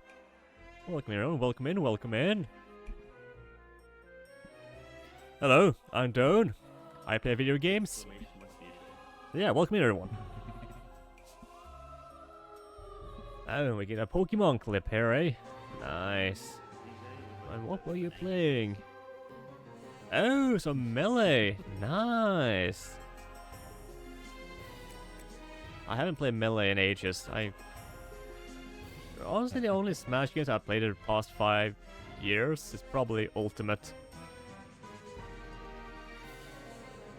That was a randomizer. Ah, nice. A Pokemon randomizer? I still haven't tried that. I want to at some point, but I haven't gotten around to it. Why is her HP so low?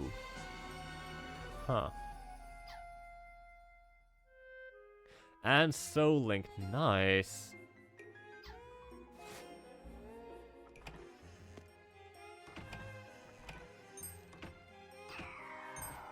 Well, that was to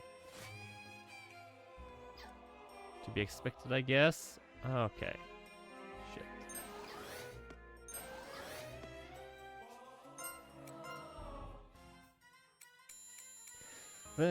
And after that, I found a Lego which I couldn't capture. So, aw, a legend. Getting that legendary run away. That sucks. So I'm gonna go to toilet and then lurk and then head to bed. Alright, that's fine, said. You know, you do what you need to do post-stream. But thank you so much for a raid, I appreciate that. My stream's been pretty chill so far. So this is a pretty, you know, relaxing game, really.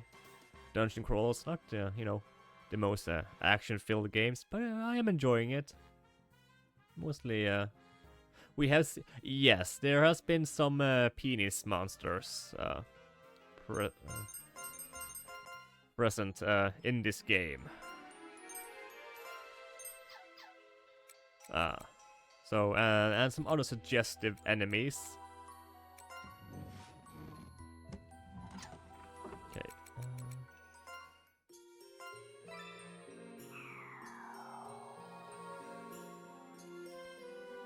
So, I'm a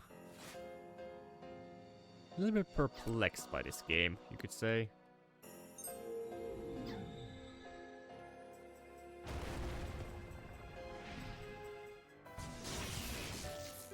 Well, this is not the penis monster, but... ooh, so... devious twin battle maidens. Okay, these are extra strong.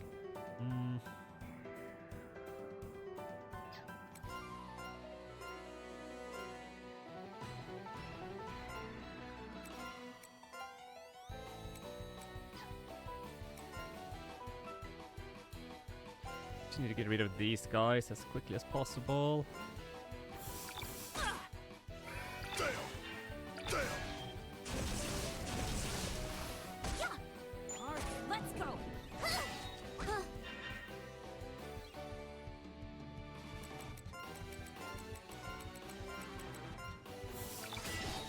Alright, working time for me. Alright, Claude, you have a good day at work, and you know, thank you for dropping by, and I'll see you around.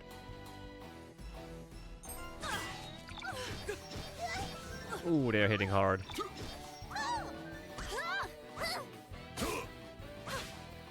I'm not hitting them at all. Jesus. What is this?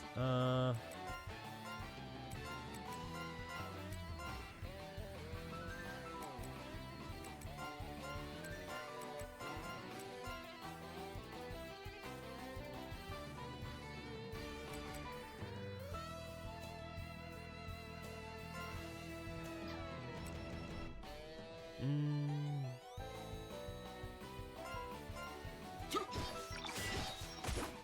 I got this.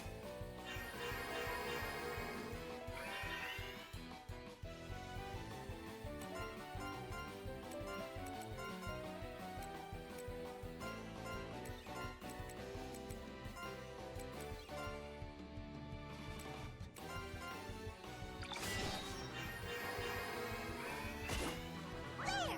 Huh? Ta? Yeah, these guys. Oh my god. Well, they only have a little bit left, and then they'll be dead. So.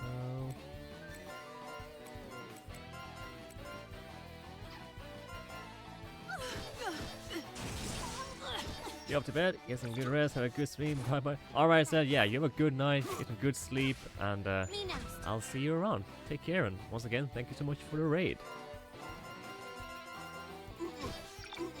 Jesus.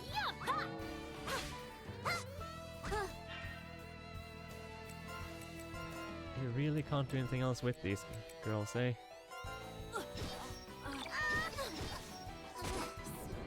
Phew, that was a... My god. At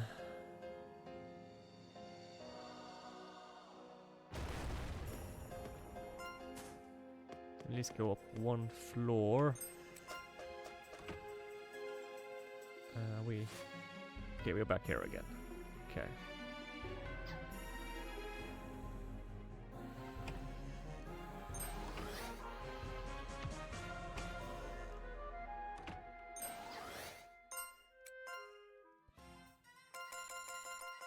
Gotta recover a bit here. Do they... No, no repairs needed. Alright. Alright, let's continue this.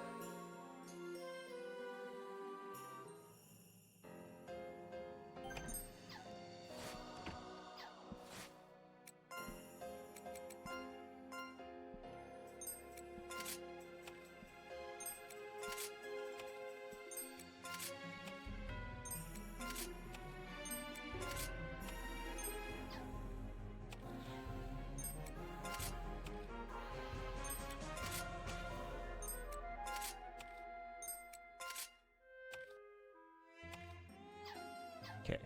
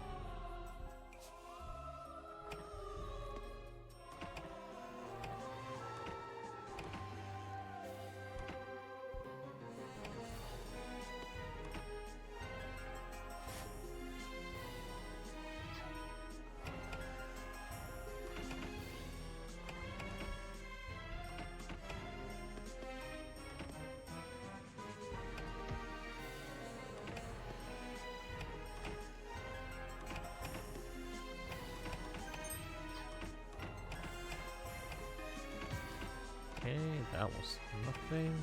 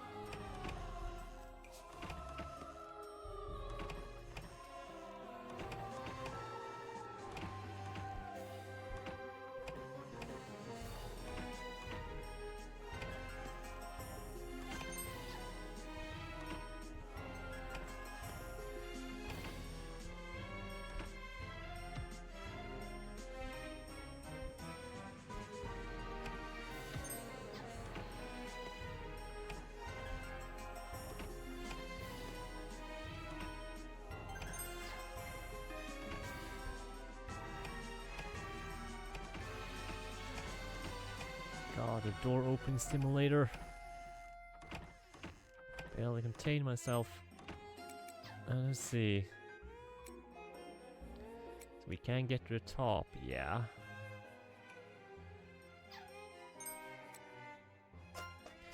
Let's do that. Let's get on up there and be on our way.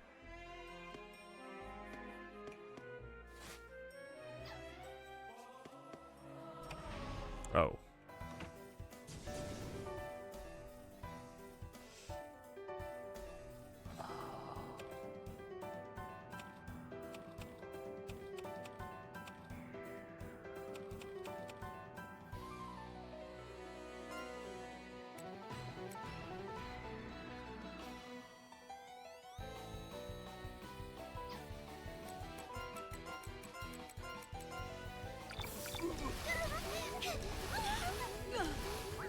Can I get away?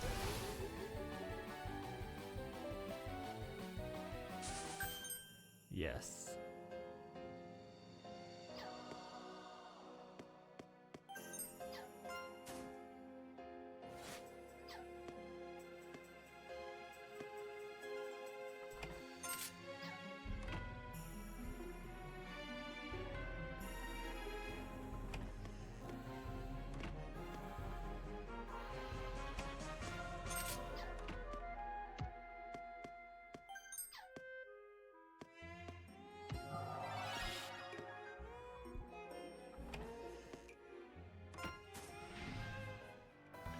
Right.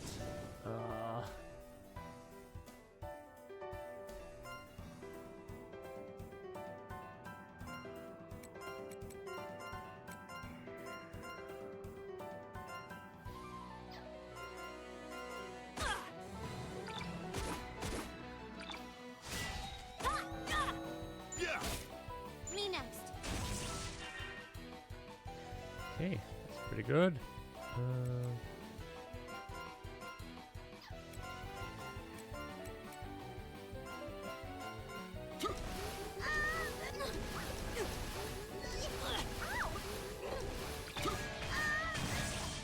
Ooh.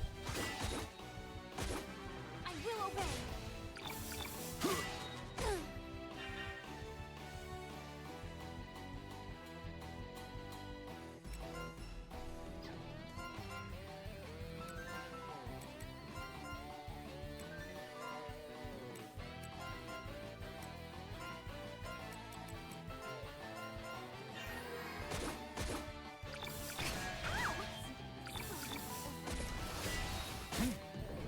Me next.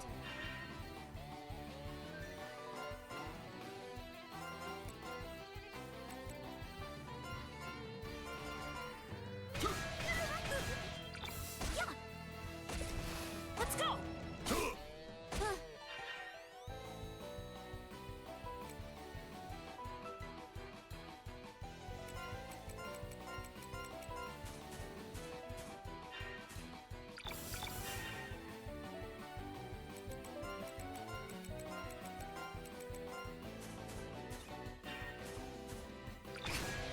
Oh, god damn it. I hope this works. Here I come. Here I go. They hit hard. No denying that.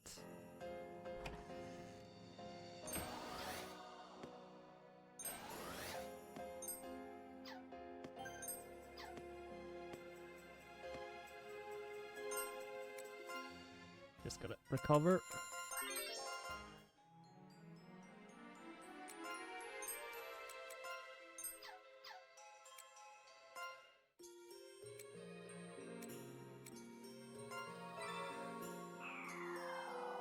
And I actually think I'm gonna take a quick little break here. Been going for 2 hours. So I'm gonna just go and have a quick little... Be right back.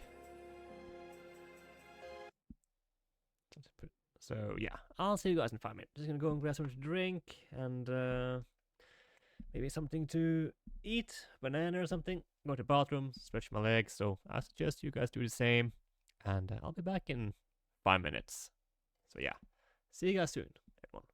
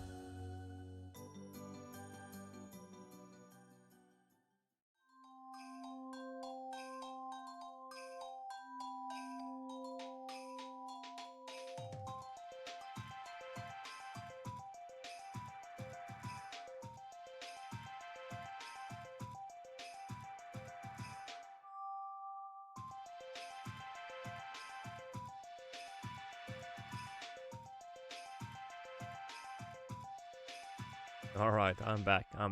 Oh, and why did that one bug out? I don't know. But here we are. So, let's just pause the music and continue. Alright.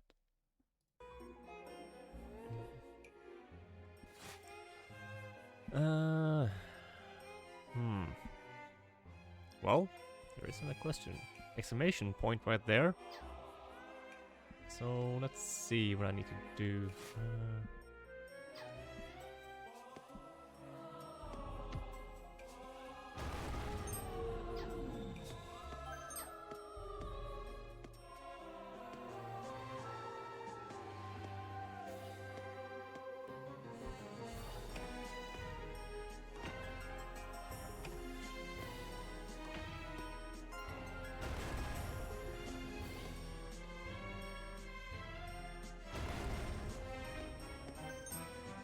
Alright.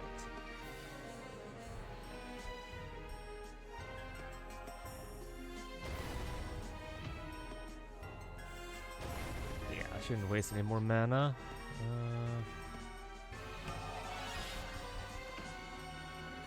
Oh, lucky.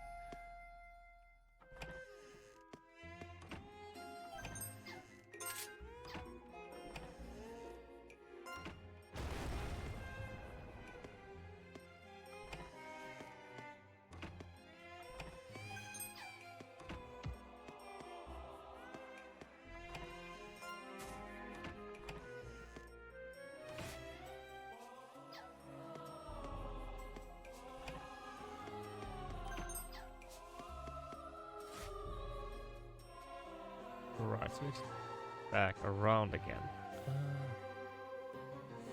How am I supposed to get into the middle?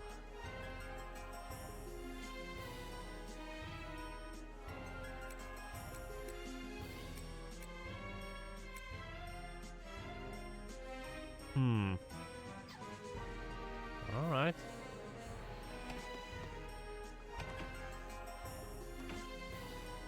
Yeah, no.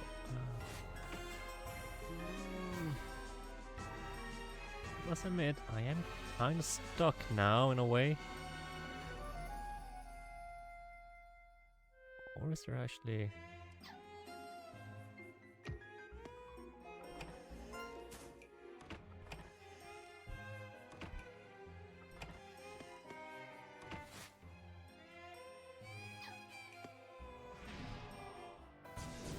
Oh.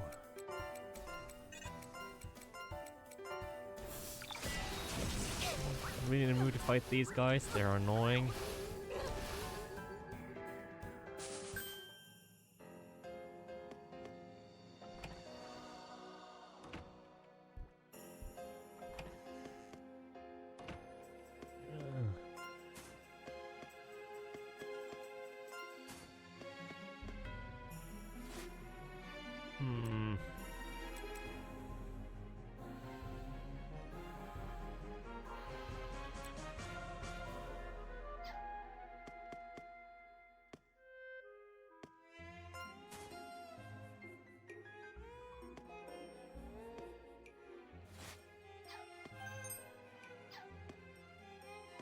Oh, here we go.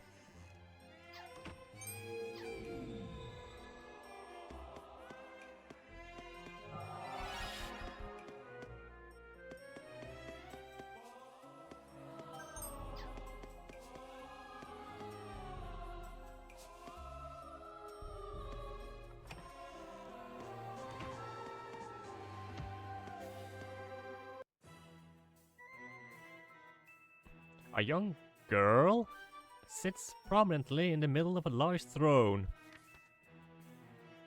King Alice. Alright. Are you the humans who came here from the antechamber? I'm King Alice, president of Weltrom. I was elected to represent the Republic. Okay, there's something weird going on here. You know. Hold on. Okay, sorry. I'm glad you came. I was planning to send my people to get you. I really want to talk to you. There's no need for formalities. I'm not interested in interrogating you or anything. Say, that's the Tractatus de Monstrum, isn't it? Tractatus de Monstrum. I still struggle with pronouncing that name. That book is the only thing that can find the key, huh? Mushroom Butler. Mr. President, be careful. to say to these people. That is sensitive information that the Republic has classified as top secret.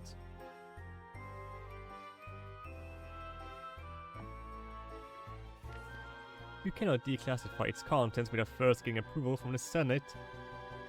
Oh no, she can just do the whole thing that, you know, she'll declassify them with her mind. She, he, I'm not certain. Are you saying I can't talk to someone who is standing right in front of me? You may be president, King Alice, but even you are not above the laws first set forth by the great Adelheid. I understand. Begin preparations at once. As King Alice leaves, the room roars to life with a cacophony of shuffling documents and impromptu meetings. Perhaps you should report this to Madame Dronya. You leave the area. Alright, guess we'll just head on back home then. Hold on. Let's create some exits. There we go.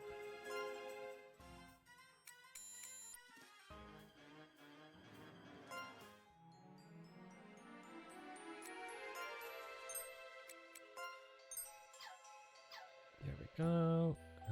Let's see. No need for repairs. That's good.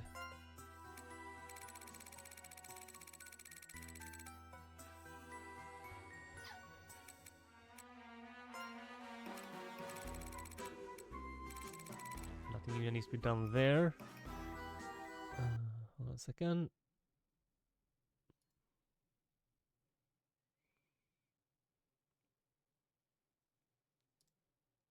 Alright.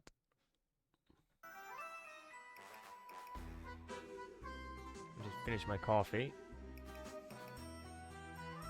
I actually forgot it, so I had to like reheat it in the microwave.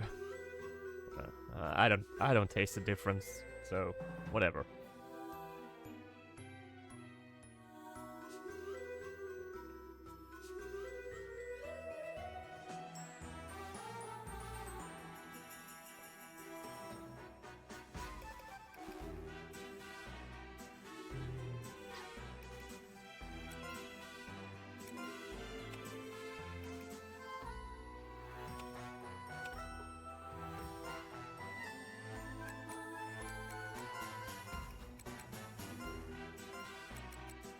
I wish you just sort after like price, but clearly you can't do that.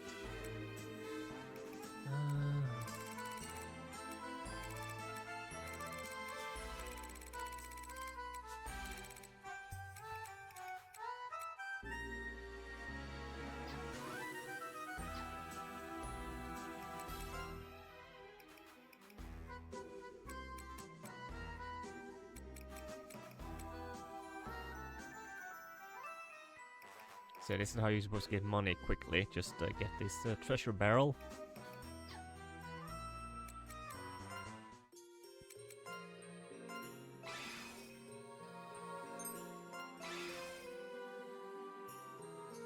Wounded silver shoes. Legendary. Ooh. Okay, that's some legendary gear.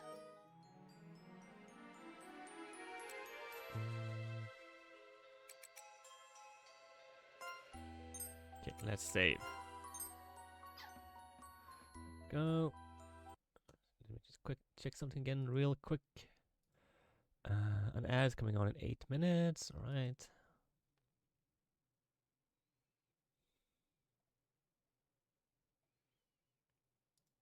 Right on. Right, let's continue with the story. Are you gonna pull another all-nighter, Madame Dronya? That's bad for your health.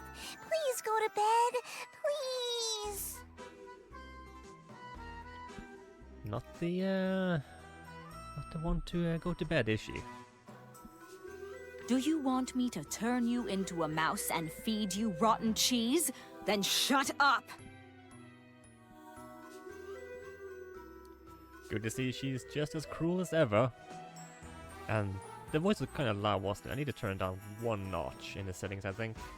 That was kind of loud. I see it. Her voice just went up in the yellow.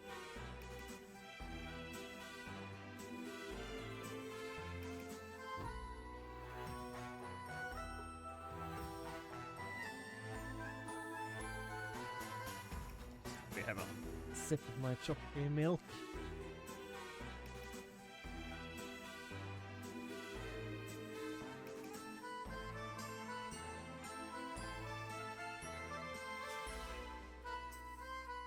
Okay. I don't want to eat rotten cheese! Nuh-uh! And off she goes.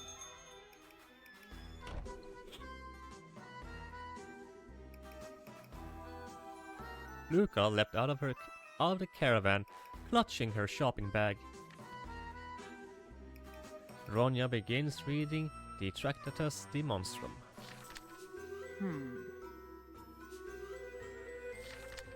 So, others know about the keys.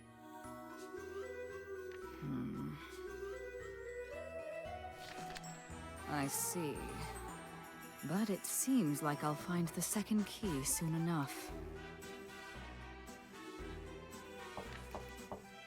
Luca? No, the craftsman was supposed to come over today. Please, come in.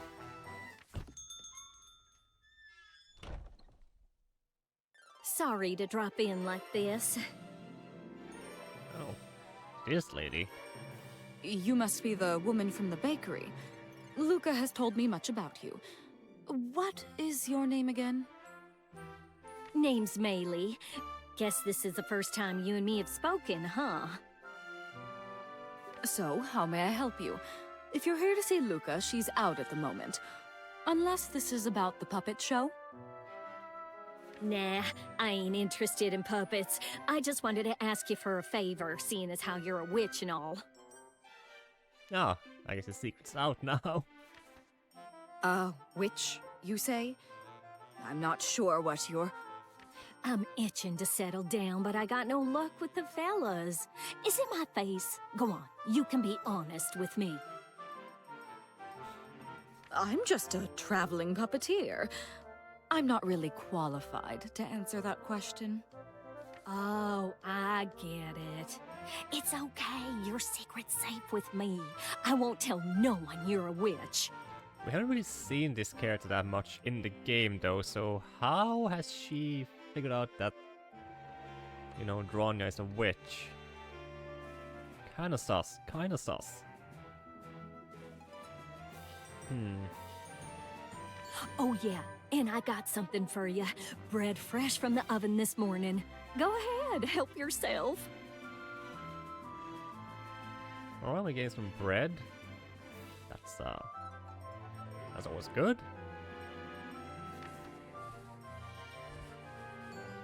No, thank you.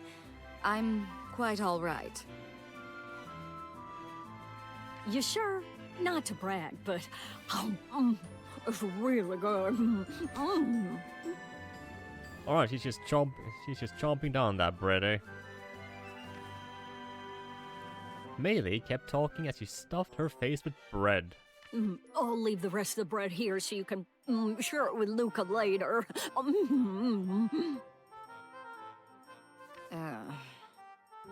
Right. So anyway, there's this guy I'm really into. Alright. But he don't take me seriously. Can't imagine why, though.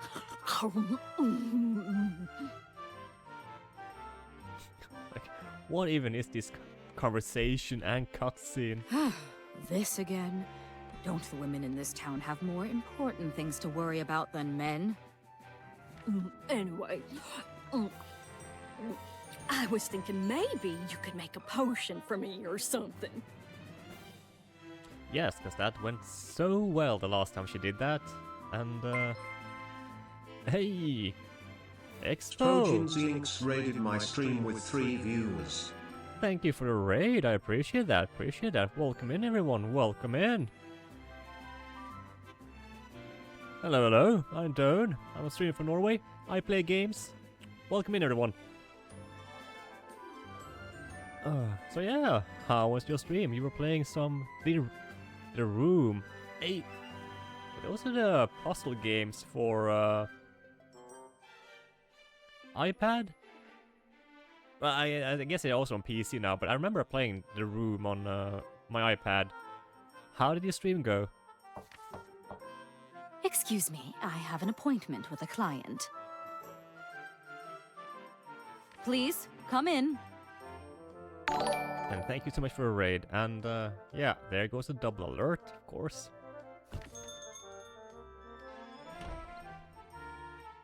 Excuse us! We got that stuff you wanted! I mean, Jinx raided special my delivery stream for with Miss 1 Dronia! views. Wait, what? A double raid. Hey, I appreciate that. Then my alerts that is bugging out, or was that really a... No, that was a double alert. Hey, well, thank you anyway. How did your stream go? I hope it went well. Yeah, I see you were playing some The Room. I remember playing the first one on my iPad years back. Excellent, thank you. Please set them back there. Oh, Nemto! Oh, fancy meeting you here. Ah, so she's simping for Nemto. Right. Yeah, must be that ball cut, right? The hardest haircut of the century. Oh. Yeah, that's the enthusiasm you want to hear from someone when you greet them. Hold on a second. Alright. Do you want something from me?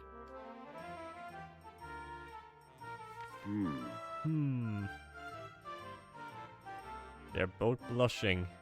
Eh? Huh? Hey.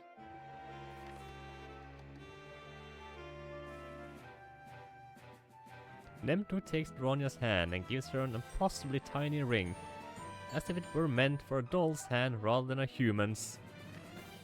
What's this? My boss made you a gift. Your birthday was the other day, right?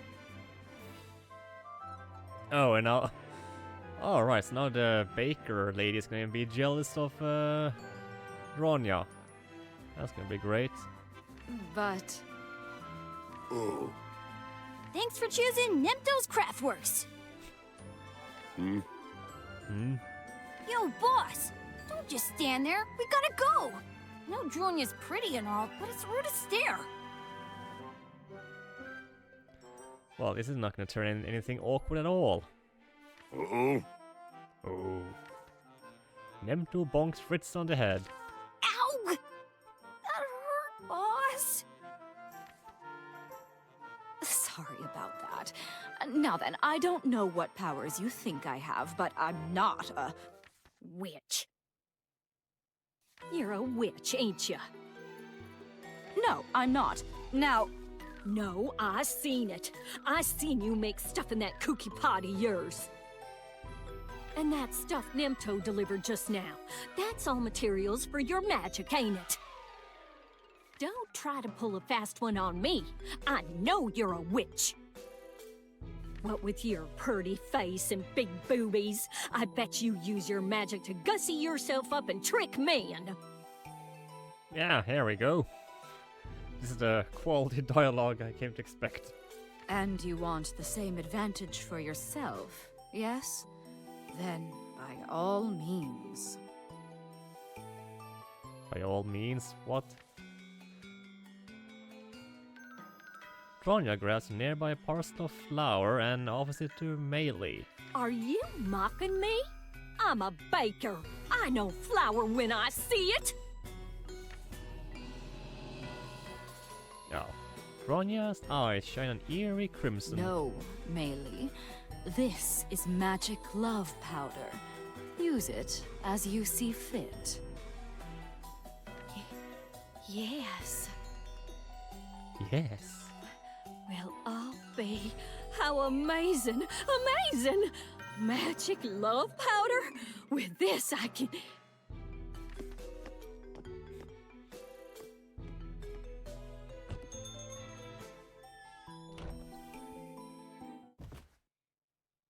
The moment Melee walks out of sight, Grania teeters and almost falls to the floor. Oh. What the? I just suddenly lost my strength. And I feel so tired. Exhausted, even. Is this because I pulled an all-nighter? Or is it because I used my glamour? What's going on?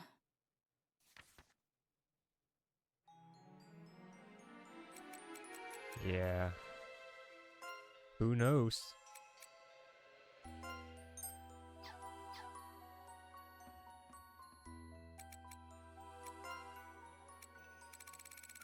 Okay, nothing new. Nope.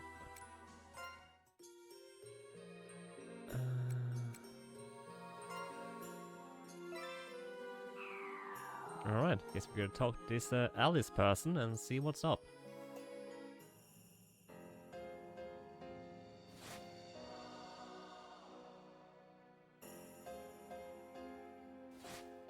Really?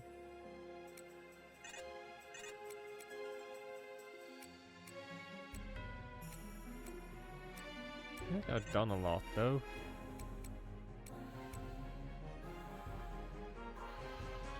There's that guy, but I don't have the money to go into his store.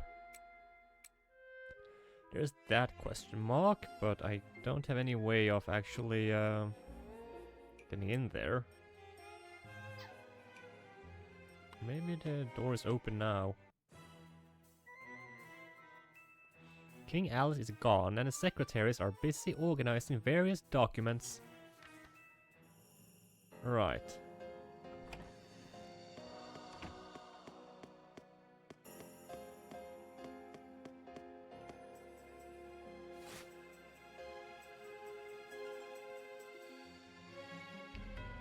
So I guess I'll just go back.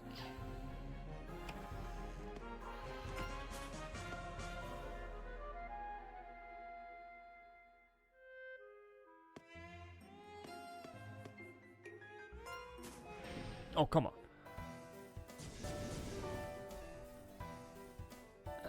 Well, at least I got this surprise attack in.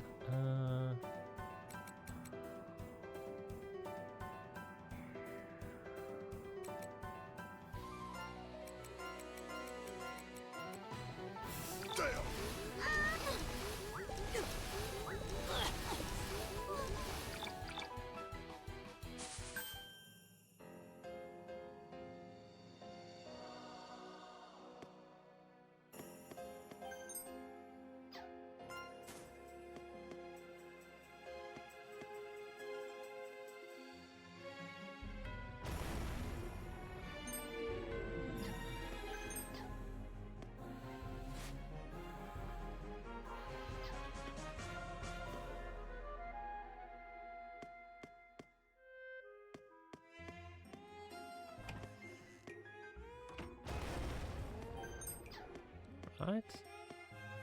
Some other hidden rooms, why not?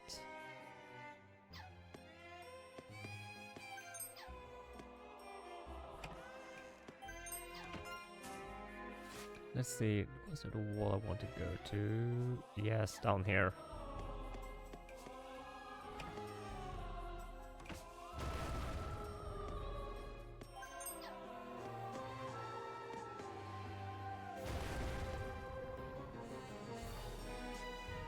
Okay, so a few more that way.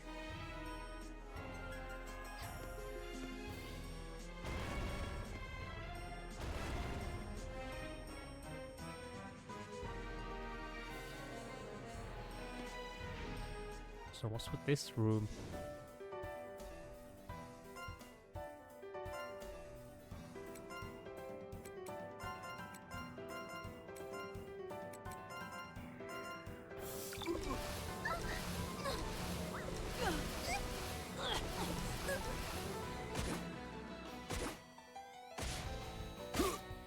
Oh right, I forgot to adjust the audio.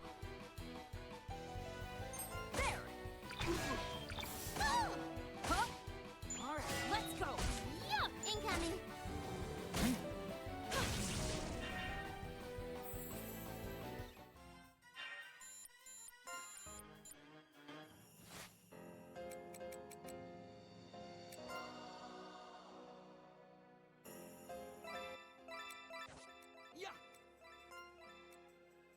Labyrinth of Refrain, Coven of Dusk.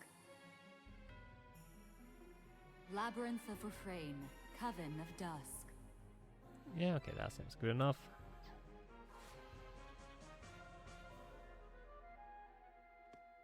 So what is the deal with this room?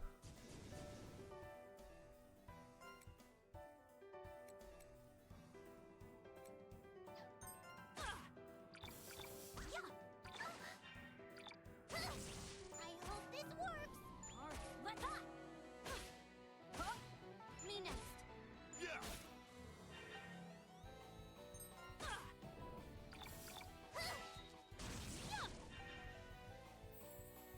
It seems like a wall that can break or something here.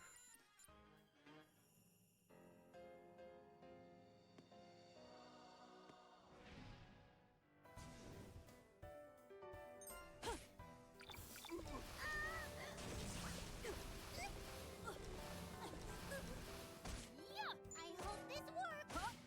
Here I go. All right, let's go. Me next.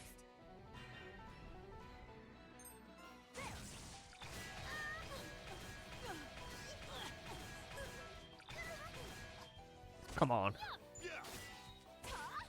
know. All right, let's go. I hope this works. Always, Shy is always dying.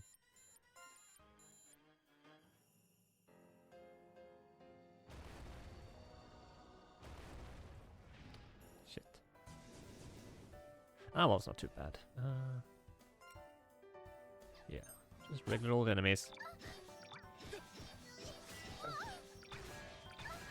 Oh, there. All right, let's go. I know.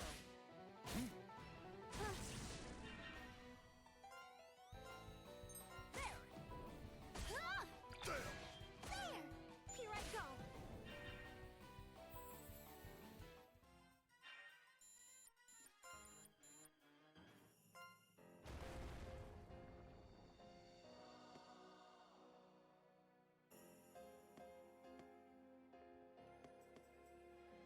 Okay, so in the end,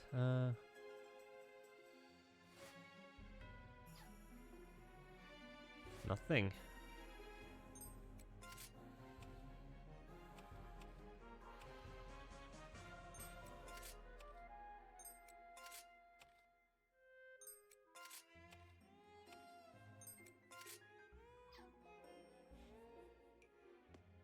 Hmm. Well, I guess in that case, we do go down then.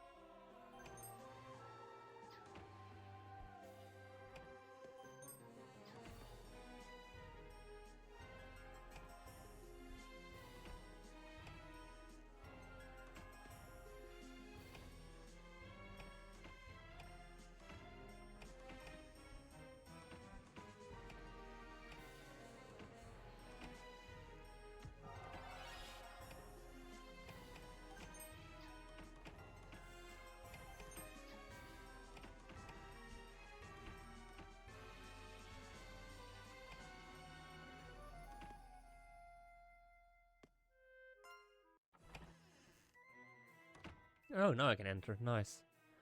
Inside the Senate, a bunch of similar-looking senators are arguing with each other.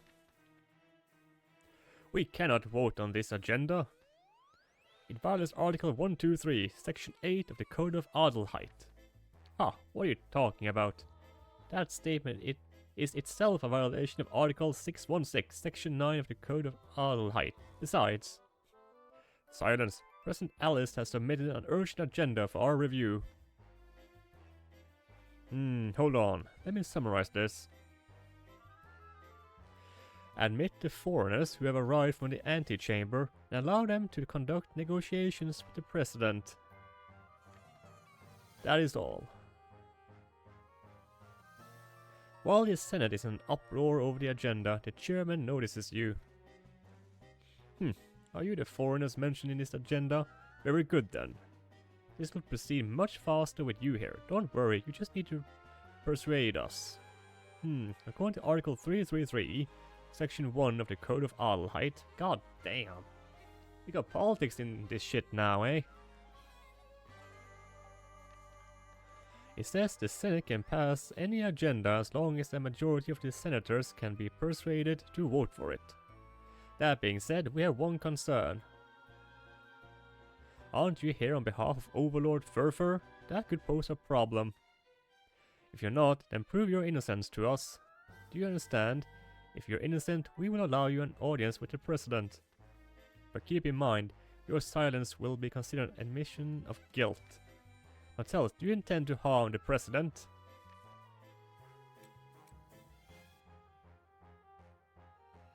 So isn't a choice I have to make? And I wonder, what's the better choice? To kill Alice or Furfur?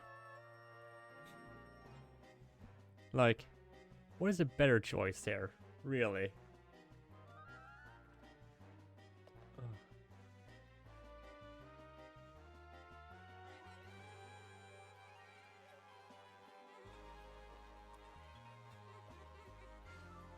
I don't know. Should I Google this or something? Because, you know, yeah, this is like an important choice. Hold on.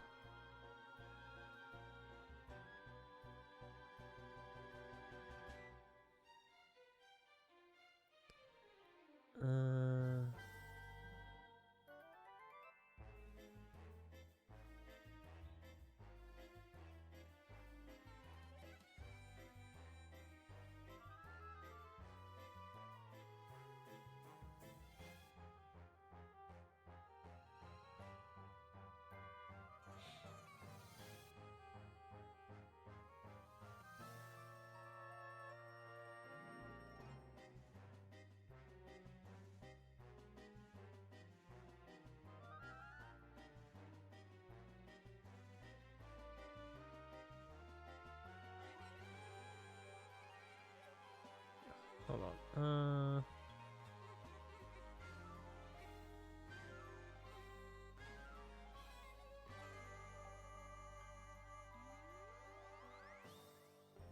Never mind. Do you intend to harm the President? Deny. I see.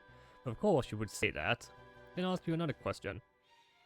Are you here on behalf of Overlord Furfur? No.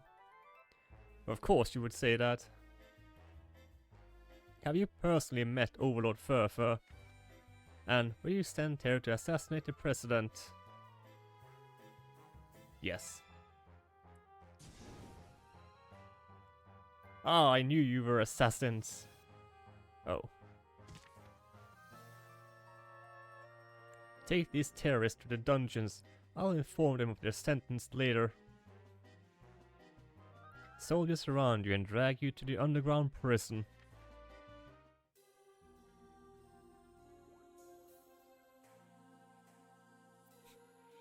Clad in prison uniforms, you're all locked in an underground cell.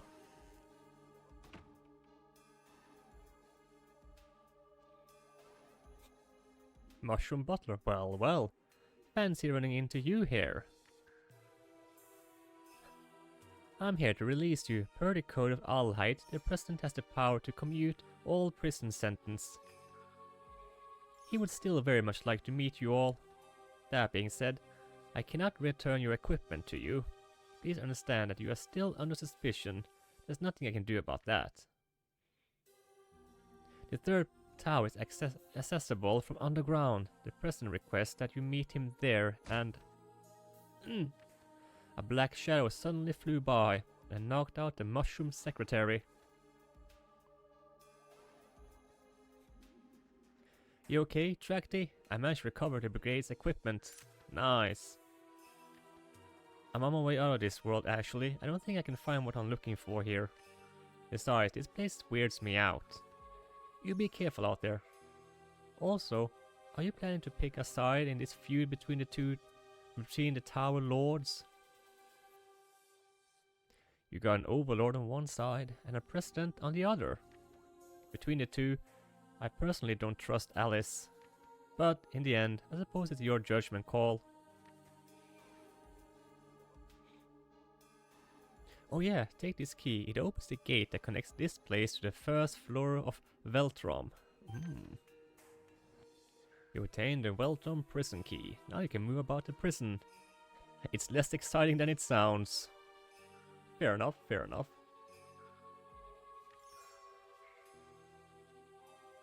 After giving you the key, Neldo leaves without saying a word.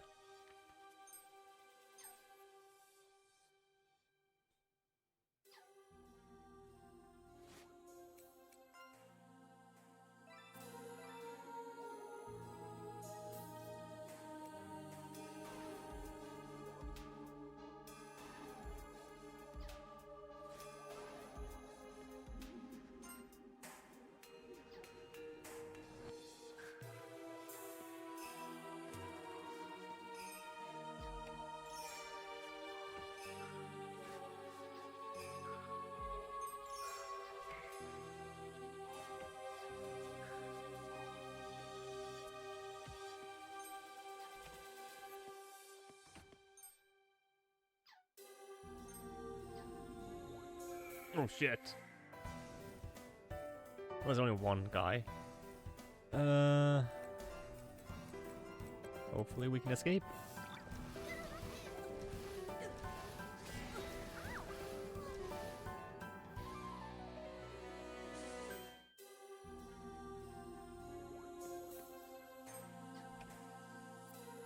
Let's see.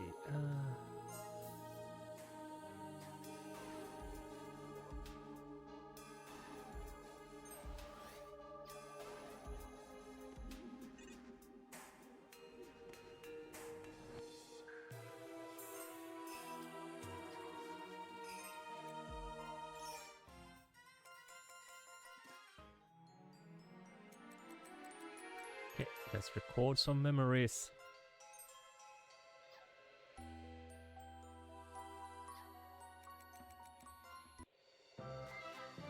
So, we just need to quickly deliver these magic items to the governor? Alright, Neldo and Luca. Okay, I'm kinda sus about, you know, Neldo hanging out with Luca, cause previously, if I remember correctly, they did make some implications that Neldo is a, well, let's just say he likes his girls a little bit too young. They didn't confirm anything, they just kind of vaguely hinted at it. And it was kind of sus, and the game hasn't really, you know, provided any more context to that. So it's all very, very sus. Yep, that's right. It's called running errands.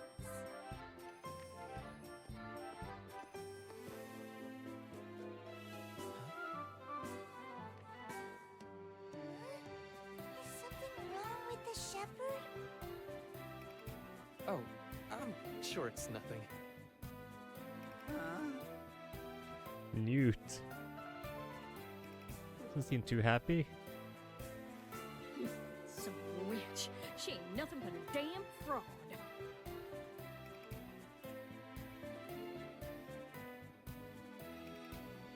Sensing that things are about to get heated, Newt scurs away as Melee makes her approach. Hey, kid! This love powder that woman of yours gave me is just flour. She tricked me, and I went and made a fool out of myself all 'cause of her.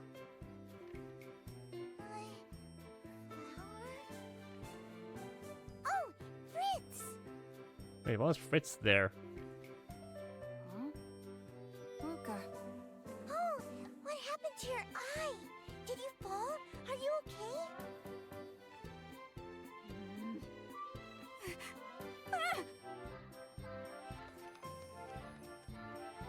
Oh, Fritz! He ran away. Wait, did he do something? Luca? The governor? Oh, that's right. We gotta go there and then get groceries. Eggs are on sale today.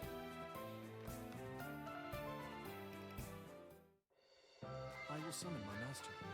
Please wait here. I heard around town that the governor lived in the back of this shop. At that moment, a large spider quietly descended from the ceiling.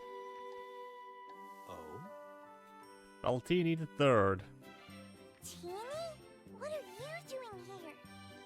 Well, this is awkward. I hope you can keep my presence here a secret. I see what's going on.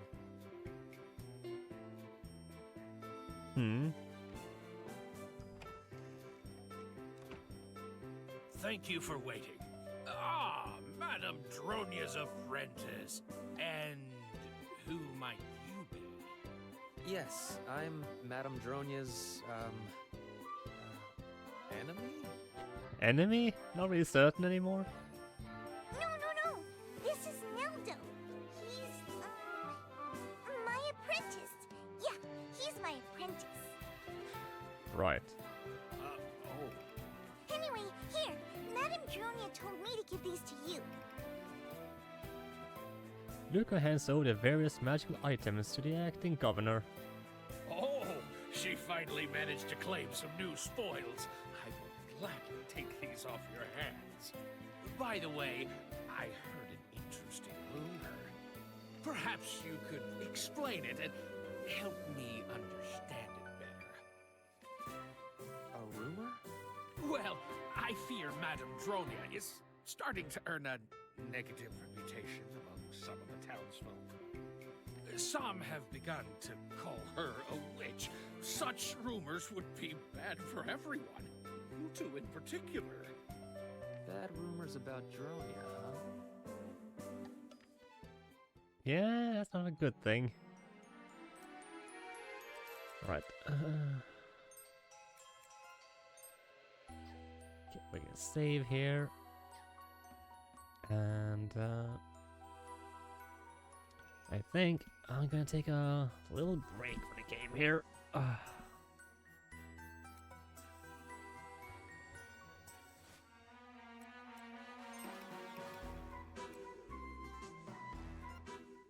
All right.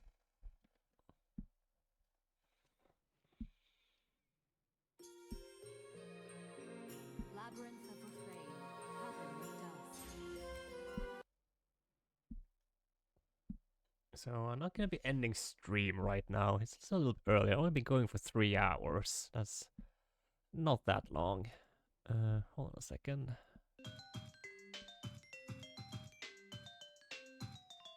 Just gonna put on some background music.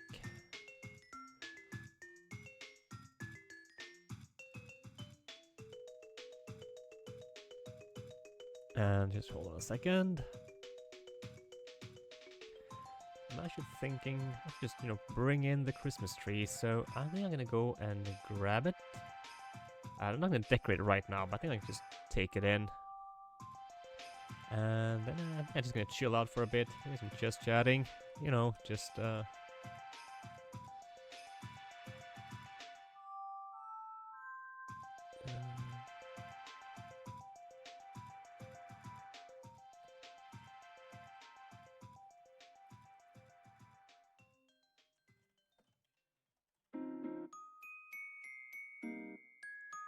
just chilling out, some dungeon crawling. There we go. And yeah, so I'm gonna go and grab my Christmas tree, and actually I'll probably just put it up to it standing there, and we'll decorate it tomorrow. So yeah, I'm gonna be right back. Just give me a quick minute. I'll just do it like this.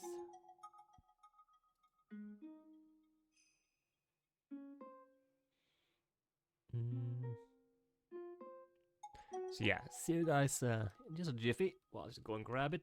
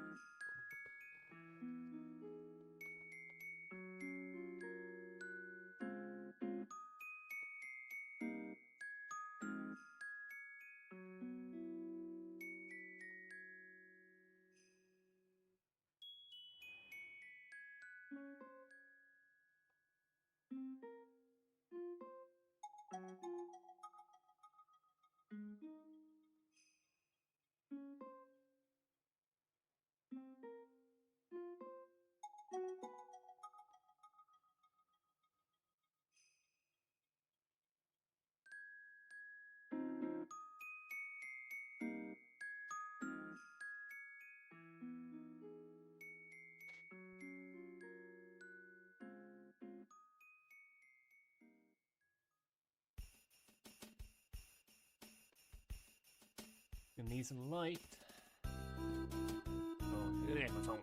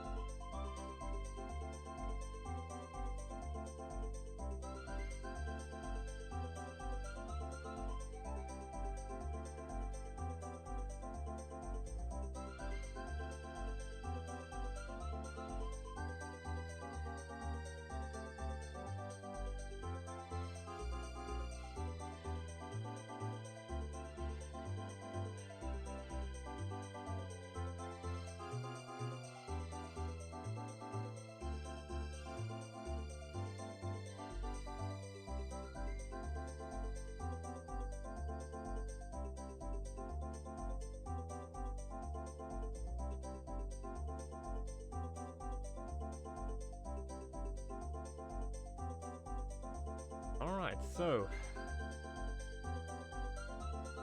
I grabbed a Christmas tree.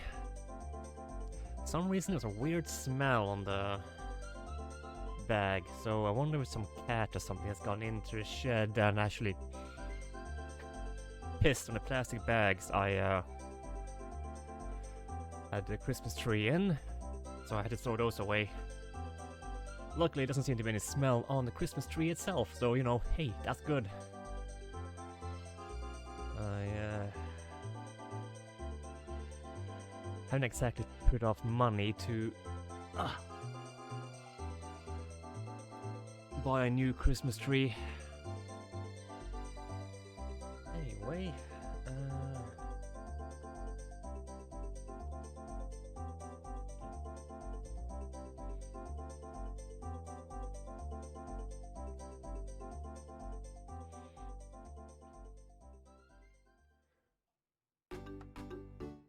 damn, I hate how these headphones won't just slip on my head. It's like, come on, just stay put.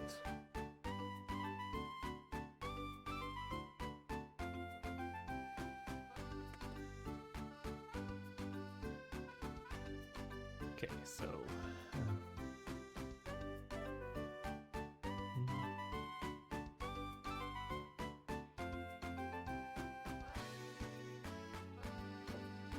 right. Let me just go and grab it again.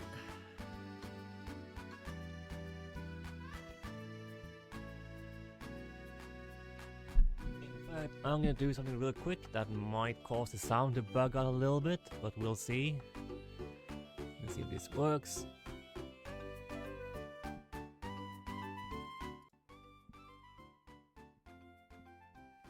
Oh hey, transition wasn't that bad. Nice.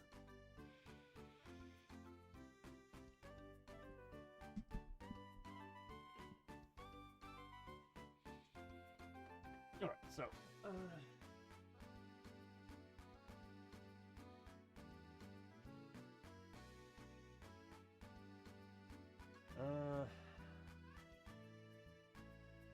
right.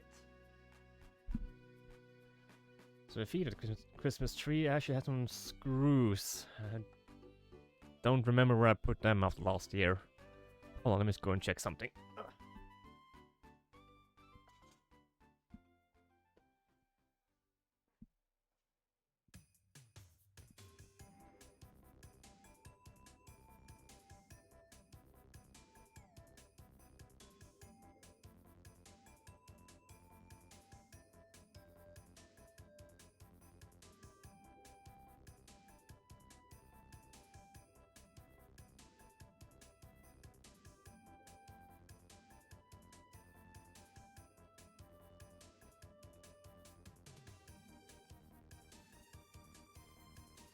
Alright, so I did have some level of forethought and I placed the screws in a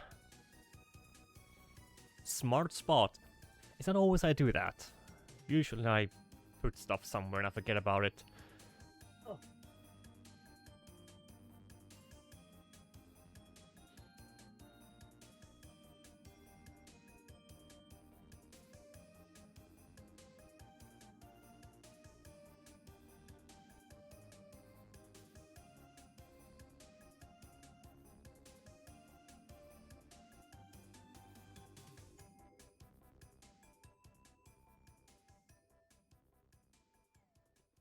I've been shaking those two plastic pieces, so hopefully, you know, there won't be a bunch of insects or anything hibernating in it. They're gonna wake up now that I brought it into the warm living room. Oh well. If anything, it just means that all the spiders I have living in my living room will get fed. A Christmas feast for my spiders. I actually don't mind house spiders. I have like 4 spiders living in this living room. Well, at least 4 that I've seen at once. Like, I had like one on a wall right in the corner of where the sofa is. I just noticed him the other day, and I saw like one above my fireplace, and there was like another one just jittering across the floor. So, yeah, there's at least 3 or 4 spiders living in this living room. So, no, if anything, it means I don't really have to worry about insects or anything like that. Hey Bob, it's been a while. How are you doing? Hope you're doing well. And my hair looks gorgeous. Thank you, thank you. Yeah, it's starting to get long now, but you know, I figured, you know, I'll just keep letting it grow. I have no reason to cut it. It hasn't gotten too annoying yet. So yeah. But yeah, how you doing, Bob? How you been?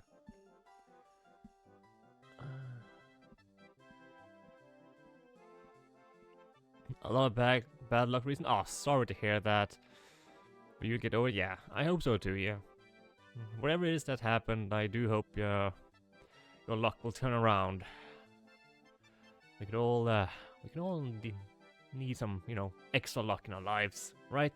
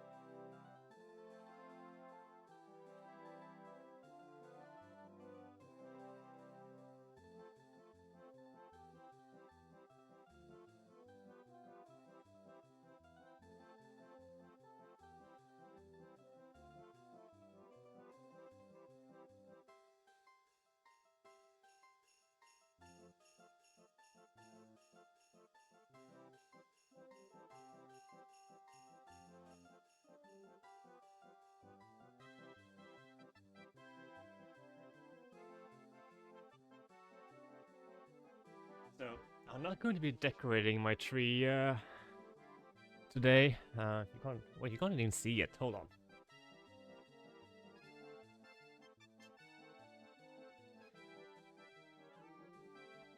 That didn't really help that much, but yeah. So here's a plastic one. I'm not going to decorate it tonight. I'm just putting it up to prepare it, so we have it there. And yeah. This is a plasticky one. Nothing too fancy.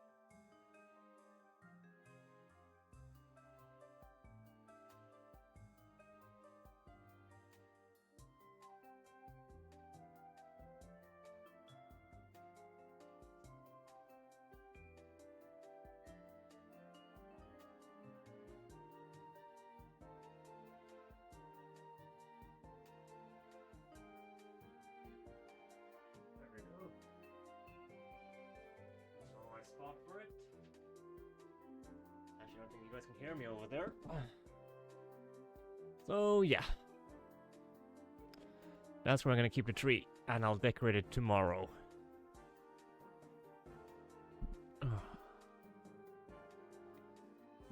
I was actually looking for some new decorations to put on it, but man, it's always so expensive, so I might have to wait. So I'm just gonna use the old decorative stuff I have for a tree, and I might just end up buying something, new later on this month. So I want to have like some, something video game related to put on the tree. I had some plushies and figurines that I put on there last year. Probably do the same this year, but hoping to add a little bit more to it than that. So I need to make a little list.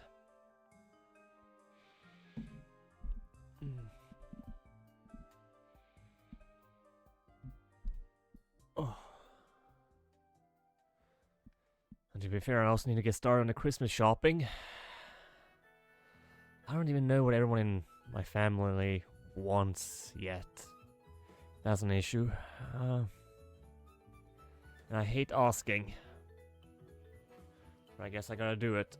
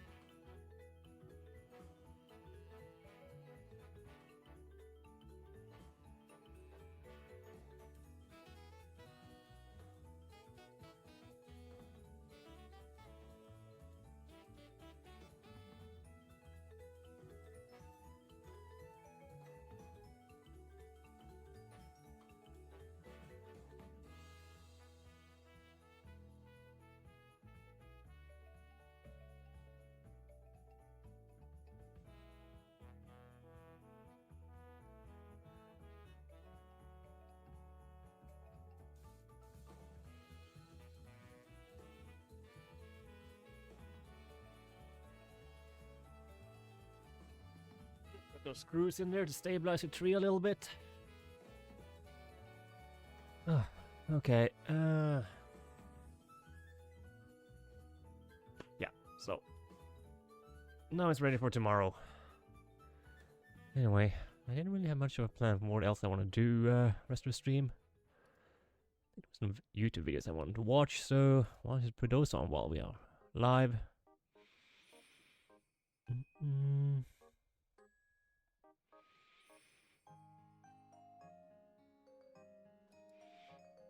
Oh, hold on.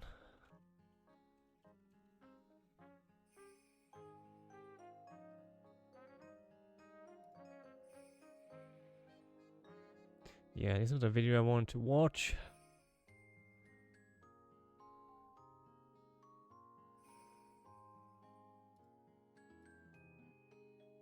Here we go.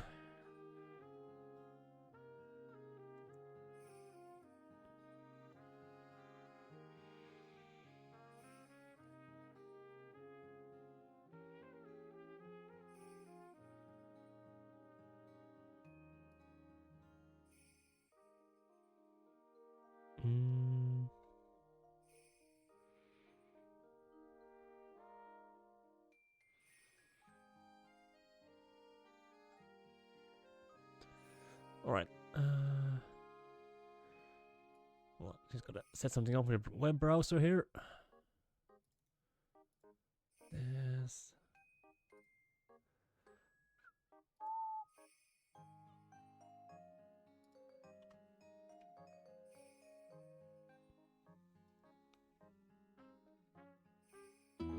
Oh. Loud. Okay.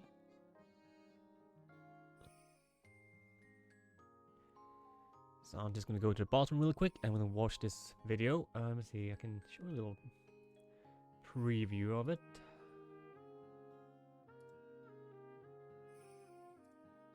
See? Lost Metroid games found. Metroid 64, Wii, Wii U. So yeah, and feet wine sauce. This could be interesting. I didn't even know they had a Metroid game, or they wanted a Metroid game on the N64. So yeah, let's watch this when I get back. Just gotta go and take a quick trip to the bathroom. And yeah, we can watch this video. Half an hour long, so I'll probably should run an ad just to make sure we don't get those nasty ads in the middle of it. So yeah, let me do that while I just run to the bathroom. Be right back.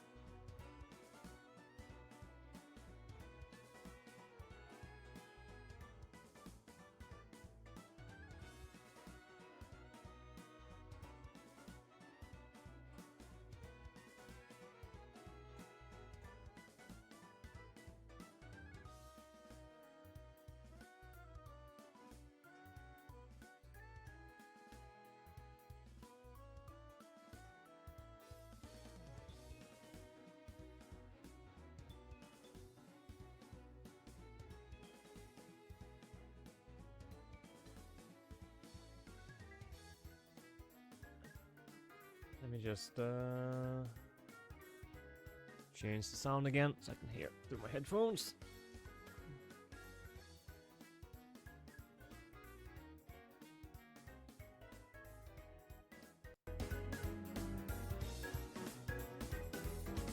Okay, and there we go. And yeah, just do like this. And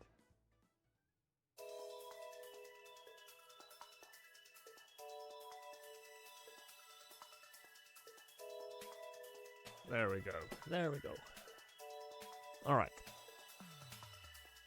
Let's pause the music and yeah. Let's watch this.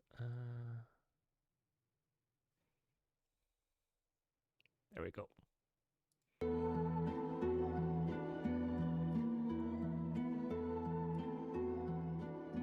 Did you know that after Metroid Prime 3 was finished, one of its developers pitched a game called Metroid Tactics? Or that Next Level Games was building a Metroid game with PS3 level graphics codenamed Project Valkyrie? And years before that, Miyamoto was pushing for Metroid to get a sequel on the Nintendo 64? We talked to some former employees of Retro Studios, Next Level Games, Nintendo, Rareware, and even Rockstar to learn more about all three games, and why they never saw the light of day. There's lots to cover, so we'll jump straight into it with Metroid Tactics, a concept pitched internally at Retro Studios by a member of the Metroid Prime team, Paul Tozer. Did You Know Gaming spoke with Paul a few months ago, and he was kind enough to tell us about this piece of Metroid history that before now, no one outside of Retro even knew existed. Metroid Tactics was aimed at the Wii, and Paul wrote up the pitch in late 2007, pretty much immediately after Metroid Prime 3 was finished. As far as the story goes, Tactics would have been a series prequel. According to the pitch document, the events in this game take place long before all other games in the Metroid series. It marks the very moment when Samus Aran first separates from the Chozo who raised her from childhood, encounters humanity, and becomes a bounty hunter. The game also marks humankind's very first encounter with the space pirates and Metroids. Samus must cooperate with an elite team of highly trained Galactic Federation troopers and colorful bounty hunters to stop the incursion on several Galactic Federation planets, at various locations on planets such as Norion and Earth,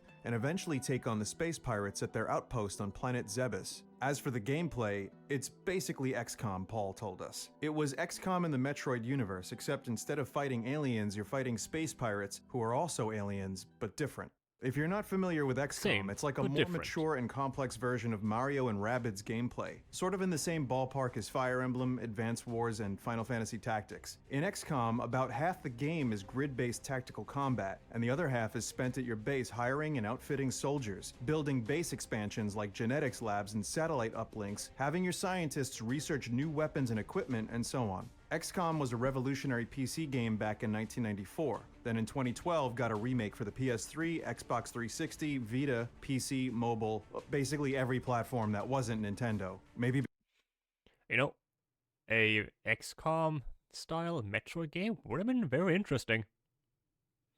I wouldn't have mind that at all.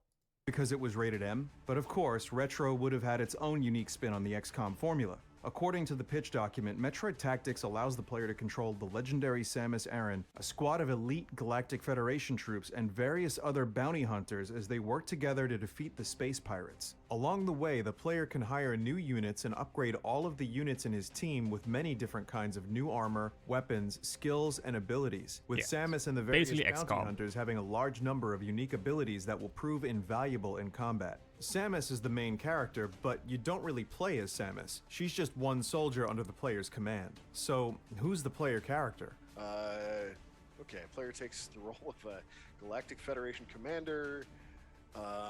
Even has a name for him I'm not going to repeat. Pretty stupid name. Paul had grown to dislike the name he came up with 15 years earlier, but he showed it to us eventually. It's Galactic Federation Commander Justin Bailey. That's a reference to the famous password for the original NES Metroid that removed Samus's power suit. Justin Bailey was one of those gaming mysteries that survived for decades, long rumored to be the name of one of the developers or an inside joke, but in reality was just a randomly generated password. As Commander Bailey, you acquire cash by completing missions, and extra cash by accomplishing side objectives like rescuing civilians on the battlefield. Space pirates drop their weapons and other technology after they're killed, which can be sold off for even more cash. Back at the base, you can spend your space bucks to hire Galactic Federation troopers and extremely powerful bounty hunters, who of course are more expensive, and also purchase weapons, armor, various equipment, and skill upgrades. According to the doc, each unit will have abilities specific to that character. For example, Samus will be able to use her Power Beam, Plasma Beam, Nova Beam, which can pass through walls and can damage multiple enemies in sequence, Missile, Ice Missile, which freezes non-boss enemies for several turns, Super Missile, Seeker Missile, Boost Ball, that has fast movement and can damage and knock back enemies, and Power Bombs. The doc goes on to explain how each unit can earn experience through battle, and they'll gain access to new abilities. Like Samus can't use her Seeker Missile ability from the get-go, but will acquire it at a later level. Galactic Federation troopers are the grunts, carrying weapons like pistols. So, Samus would be an OP character in the game. I mean, she is Samus.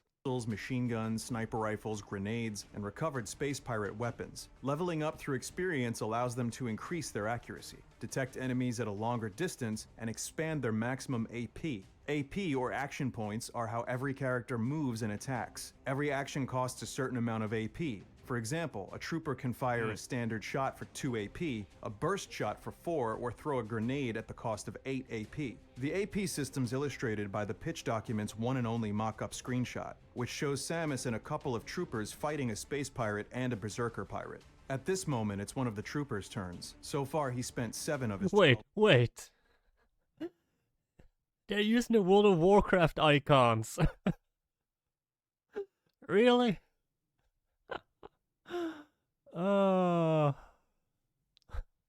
Yeah, I mean, yeah, I guess if you're just gonna have some icons, why not just, pick some that's readily available to find through the internet. It's just a mock-up, but still. I didn't expect to see the WoW icons down here. 12 AP, and his options are movement, shooting, taking a crouch stance, and guard mode. During gameplay, all these options are selected with the Wii's pointer controls. The pitch doc says Metroid Tactics uses a control interface similar to mouse-driven turn-based PC game interfaces, but highly customized for the Wii, then lays out details for button functions and so forth. The Berserkers battle is meant to be one of the game's boss fights. Talking more about bosses, the doc says, Metroid Tactics presents a unique opportunity in the scale and scope of the major battles, and the presence of massive boss creatures and challenging boss-like encounters that will demand the utmost of the player's tactical decision-making. Many of the most famous creatures from the Metroid franchise, such as Ridley and the Berserker Pirate, are a natural fit for the massive boss battles that will require the utmost of Samus and her team, and the doc ends with an explanation of why the game should get made. 4 points are given, bringing Metroid's huge boss battles into an entirely new genre, inventive uses of the Wii Remote, that it'll be pretty cheap to produce since it can reuse much of the Prime Trilogy's engine, models, and animations, and the format makes multiplayer easy to develop without having to worry too much about network performance or bandwidth. In other words, online frame drops won't break a tactics game like they would in a first-person shooter. So why didn't Metroid Tactics get made? The pitch was designed and presented by Paul Tozer, a huge Metroid fan who joined Retro Studios after Metroid Prime and became one of the programmers for Prime 2 and 3. Retro was getting kind of burnt out on Metroid after the second Prime game and wanted to move on to another IP. That's when they asked Nintendo if they could make a Zelda spin-off starring Sheik. But Satoru Iwata asked them to make one more Metroid Prime to finish the trilogy, which they did. Then afterwards, Retro really wanted to move on. We heard this from several other Retro guys we spoke to. They called it franchise fatigue. But Paul was one of the team members still gung-ho on Metroid, and was ready for Prime 4, or a spin-off like Metroid Tactics. He ended up quitting the same week Retro switched to making Donkey Kong games. As far as his credentials, Paul's got design credits on 3 strategy games that did release, and he also helped write the design for Heroes of Hyrule, the Zelda Tactics game Retro cooked up 3 years earlier. We talked about that pitch a few months ago. We'll have a link in the description in case you missed that video. But while Heroes of Hyrule had several developers working on it before ultimately getting rejected by Nintendo, Metroid Tactics was just Paul, and it got rejected by Retro's higher-ups. Wait. I feel like these characters, they end up like using the idea for this concept in Breath of the Wild, kinda. The Sora, the Goron, the... What is the winged people are called again? Forget, the bird people. I feel like they ended up using a lot of these ideas in Breath of the Wild. By Nintendo, Metroid Tactics was just Paul, and it got rejected by Retro's higher-ups. Nintendo never saw the pitch. Paul told us, if there was a way to pitch something from inside Retro Studios that would make it all the way up the chain to Nintendo and actually get approved for production, then I never figured out what it was, and no one else at Retro did either. In order to succeed, a pitch would have to enlist the support of then design lead Mark Pacini, studio head Michael Kelbaugh, and Nintendo producer Kensuke Tanabe. And those 3 individuals had wildly different tastes and perspectives on gameplay and different goals for what they wanted to see Retro Studios working on. Knowing what we know now, there's a good chance Nintendo would have rejected the pitch anyway, since they started development on Metroid Other M. And wait. So those were already in Zelda things? I mean, yeah, the Goron and the Sora has already been there, but just like the style of them, the way we saw them there, like this image right here. Heroes of Hyrule had several developers. Even just like their choice of weapon is like the same weapons that the heroes ended up having in Breath of the Wild. You know, the Goron with a giant hammer, and Sora waifu with her staff, and this guy with his bow, the bird guy. So yeah, I feel like they just end up taking this design or these ideas for the heroes and just directly put them in Breath of the Wild instead. Holy moly, you look different. Hey, Slippy. How you doing? You're ridiculously poor. Oh, yeah. To the pitch anyway, since they started development on Metroid. Now, there's a good chance Nintendo and You know, I don't think I look that bad. Nintendo producer Kensuke Tanabe. And those three I was individuals lurking a little had bit in your wildly stream different earlier. tastes You were playing and some God of perspectives War. on gameplay and You different enjoying the goals game? for what they wanted to see Retro Studios working on. Knowing what we know now, there's a good chance Nintendo would have rejected the pitch anyway, since they started development on Metroid Other M around the same time. And it's unlikely they would have greenlit 2 Metroid games to release so close together on the same I honestly think that the tactical Metroid game would have been much better than Metroid Other M. console. And, well, that's the story of Metroid Tactics from start to finish. A cool idea from the Metroid Prime team that just never got any traction. Sure. I think it falls in the same category as like Doom 3 and Resident Evil 6. A good game, but a poor game in the franchise. Like Resident Evil 6, excellent action game, but a bad Resident Evil game. Doom 3, a fun and pretty good first-person shooter horror game, but a bad Doom game. And Metroid Other M, you know, the gameplay is fine. But the story, no, that's not what we wanted for Metroid. Sure would be cool to see an XCOM fan mod someday, though. Okay, now for the next game. In 2014, 3 pieces of concept art were accidentally shared online by a former artist at Next Level Games, the studio probably best known today as the developers of Luigi's Mansion 2 and 3. Most of the guys we reached out to weren't willing to talk, and pretty much everyone who would talk wanted to remain anonymous, so we're gonna have to leave it. It was the first time I was given a personality, and, well, no, she had personality in the manga, and, you know, various things that were Japan exclusive.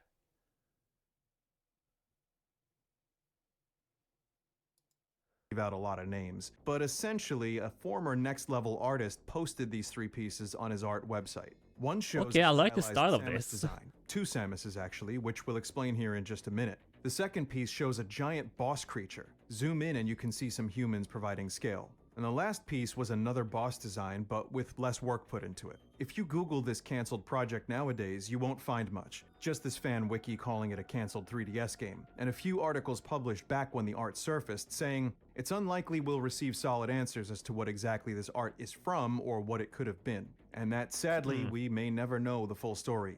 Well, after looking into it, we did get the full story. It was called Project Valkyrie, a series of prototypes built over the course of 7 years, although development actually began on the Nintendo DS, not the 3DS. We talked to 3 former Next Level devs. One of them said, as far as we got with it, it was a pretty straightforward multiplayer deathmatch. The first version on DS was very small, I remember. The dev team was probably less than 5 or 6 people. I don't think it was anything beyond that. I think I was the only 3D character modeler on that project at that time. So I was the one doing.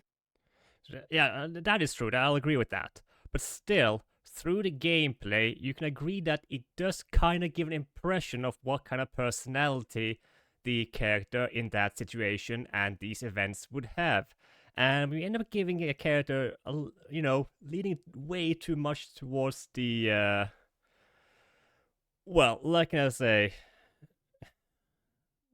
a little bit too emotional and whiny, then, you know, it kind of breaks that illusion.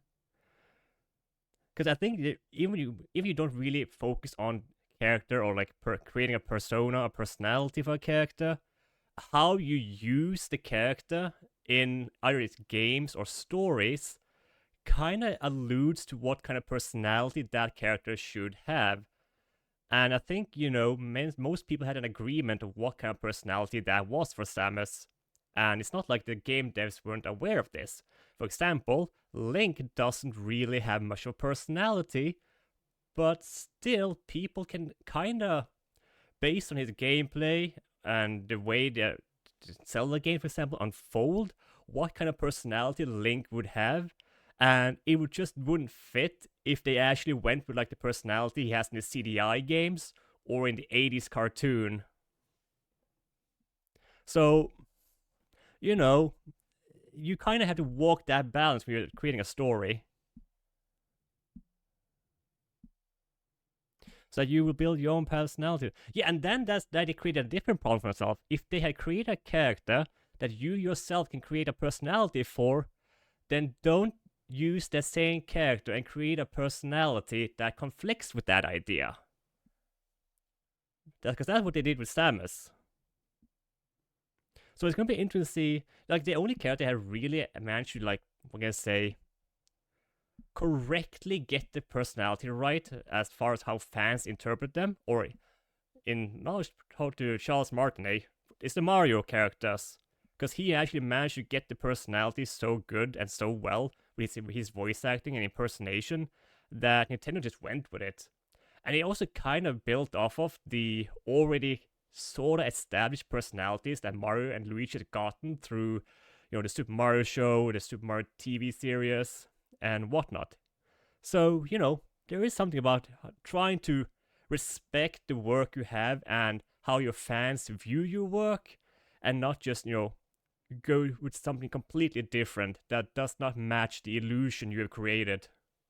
Doing all those Samus iterations and power-up icons. The goal was essentially to make an online standalone version of the multiplayer modes found in Metroid Prime Hunters and Metroid Prime 2. Next Level worked on the DS version of Project Valkyrie for about 4 months. They call this DS version Phase 1 of development, and it was pretty basic, with each player controlling a different Samus. There was an orange one, a purple one, and so on. Like When Samus's concept art made its way online, some fans thought the art style was pretty weird. But the modeler told us the in-game models were pretty faithful to what Samus looked like in Metroid Prime, but with far fewer polygons. The second Samus in that concept art shows some glowing panels on Samus's suit. These were added to help players see each other at a distance, and the concept art was labeled Valkyrie because that was the game's codename, Project Valkyrie. That's a reference to Norse mythology. Valkyries are feminine figures who guide the souls of the dead into the afterlife. Our anonymous modeler also made an in-game model for this boss concept. He remembers it as a legless crustacean-like creature with mantis arms and articulate mandibles. Kind of like Hydra from StarCraft. But it wasn't something players teamed up to beat. The bosses were more like obstacles. Killing your opponents was still the primary focus, and giant enemies running amok were there to enhance the PvP experience. As for the battlefield, Phase 1 was still early days, so they'd only built a pretty flat, basic environment.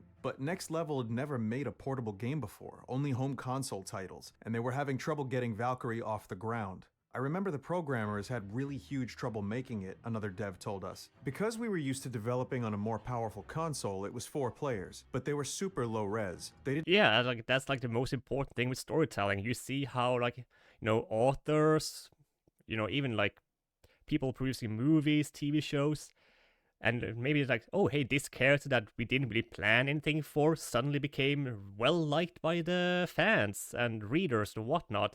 Let's develop this character more and try to, develop them in a way that the fans kind of interpret this character.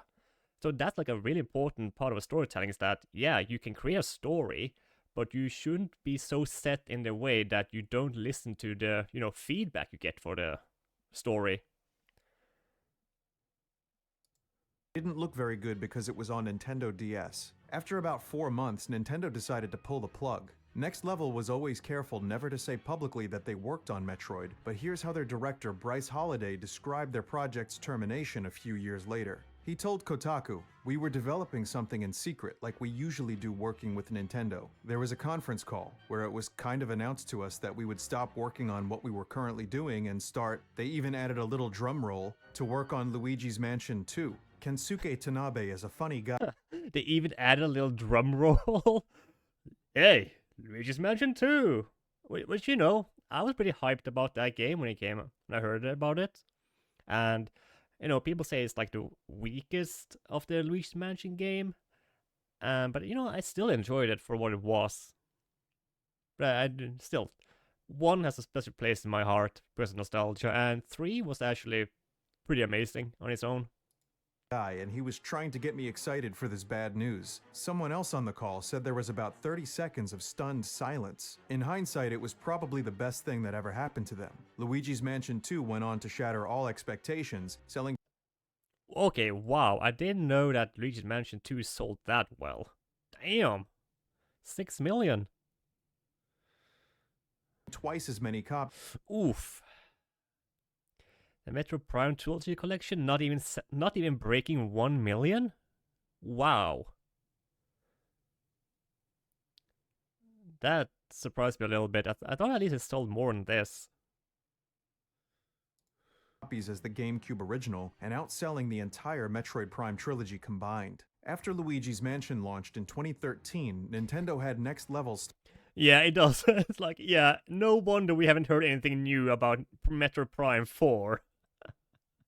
It's like, oh, okay, yeah, that explained start it. working on a few more secret projects, including a Wii U mech game, but we don't want to get sidetracked talking about other projects, so we'll keep this story centered on Metroid. Long story short, Nintendo eventually told them to cancel everything else and focus on resurrecting Project Valkyrie. The devs call this stage of development Phase 2. Now, with the team tripled in size, they were leaving the underpowered DS behind and developing console-level assets. All the original code was thrown out, but the core idea remained the same: 4-player online deathmatch. The 3D modeler told us Phase 2 was for a more Wii U-like hardware, as we were much less restricted on things like polygon count. It wasn't explicitly for the Wii U, but the prototype we were working on had none of the technical constraints of Phase 1. It wasn't clear what the original platform was yet, but it would have been vastly more powerful than the original DS, so we began in a more ambitious direction. The models for the weapons, enemies, and environments were closer to a PS3 game at that point. The battlefield was a more robust environment. I think it was like inside a space station kind of feel. There was a boss I made that was sort of a tripod inside an orb digital that when sales? you shot it enough, Oh, it would open yeah, up well, and hopefully change it's a little forms. better. It was definitely inspired by the War of the Worlds tripods. A little less organic, more mechanical, but still that whole like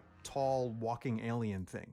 Players could also collect upgrades to get an advantage over their opponents, like missiles, speed boosters, teleportation power-ups, stronger lasers, and so on. There was also parts of the stage you could destroy with certain weapons, like destroying walls that had upgrades hidden behind them, strategic high ground, or shortcuts to flank your enemies, and of course morph ball-sized tunnels to roll around in. But we should note that the 3D modeler we talked to left the company before Phase 2 was finished, so he can't confirm if tunnels or the tripod were ever implemented, but that's the direction they were headed when he walked out the door. However, not long after he left, Project Valkyrie's development took a major turn. Kensuke Tanabe, the same guy who did the drum roll and told them Phase 1 was cancelled, had actually been wanting to make a story-based game that focused on Federation soldiers since the original trilogy wrapped up. As a producer at Nintendo, he oversaw both Retro Studios and Next Level Games, and with Retro now working on Donkey Kong, he saw this as an opportunity to have Next Level finally make his idea into a reality.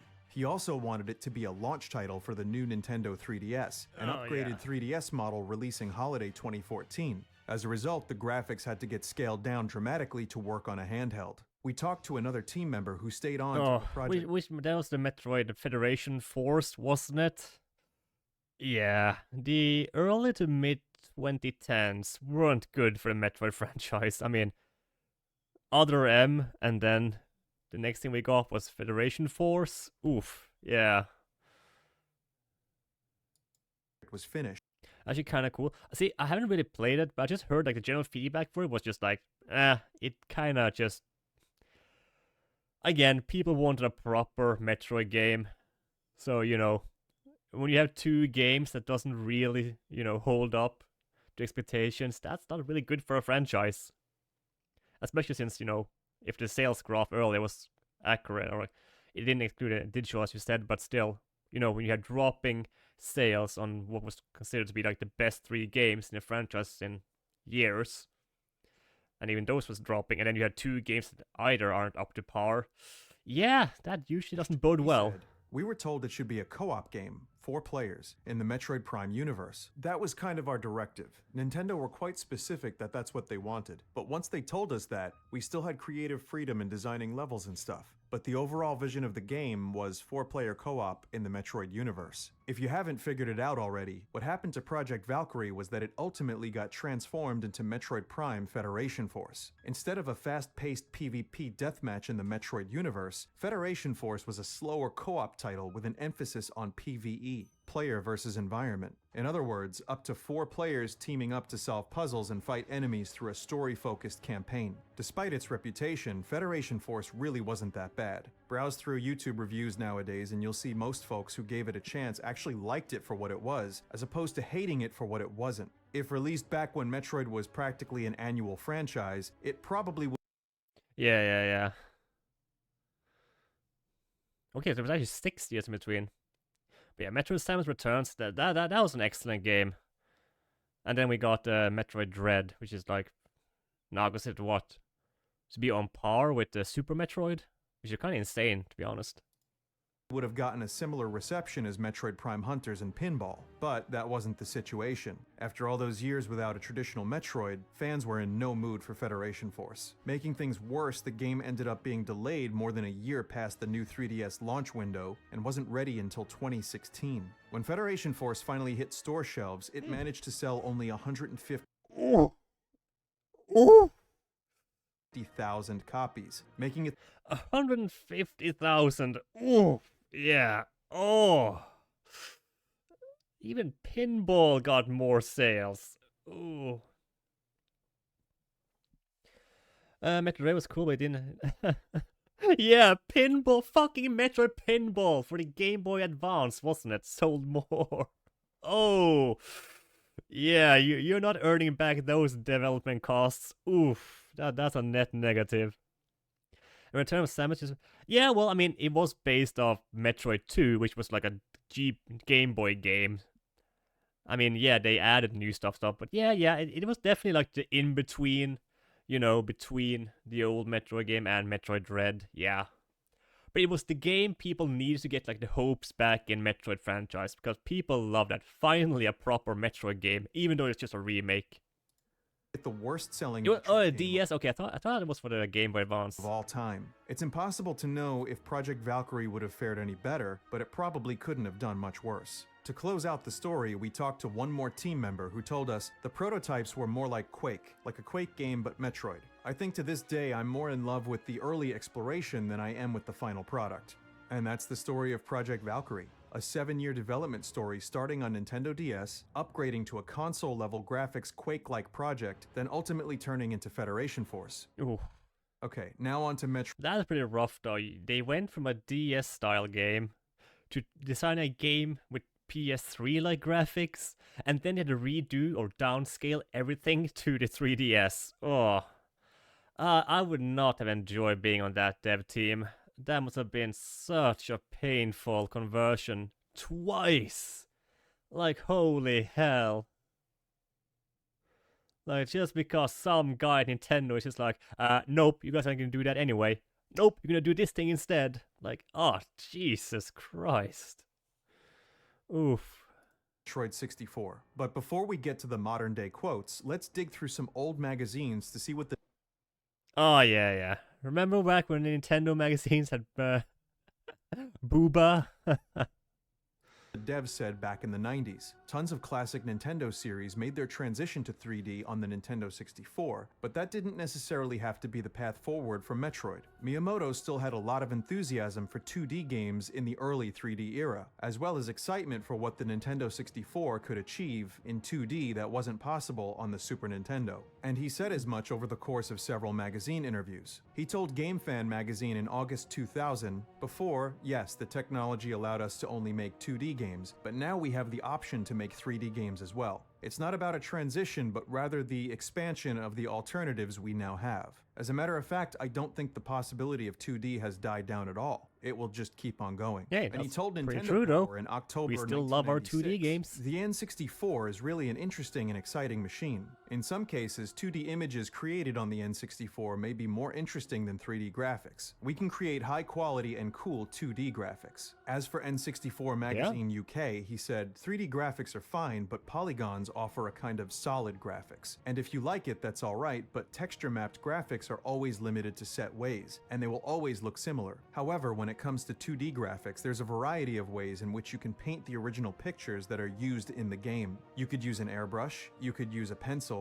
you could use chalk, or many other ways. You can paint the pictures in any way you like. And in Gamers Republic November... Saturday. Yeah. I mean, yeah, I kind of agree with him there. If you look like this quote right here, if you look at it in context of the N64's graphics capabilities, yeah, all the N64 games kind of look the same with the like textures and whatnot, and you know that is true. So yeah, if they had like made more like 2D sprite-based games from the N64, they probably look pretty amazing. And they use most, yeah, accessories that never came out of Japan. Yay, the N64 disk drive! No. And, yeah. Well, wasn't it like the online thing also with the disc, with the N64? They won't have like this satellite view thing they had with the Super Nintendo.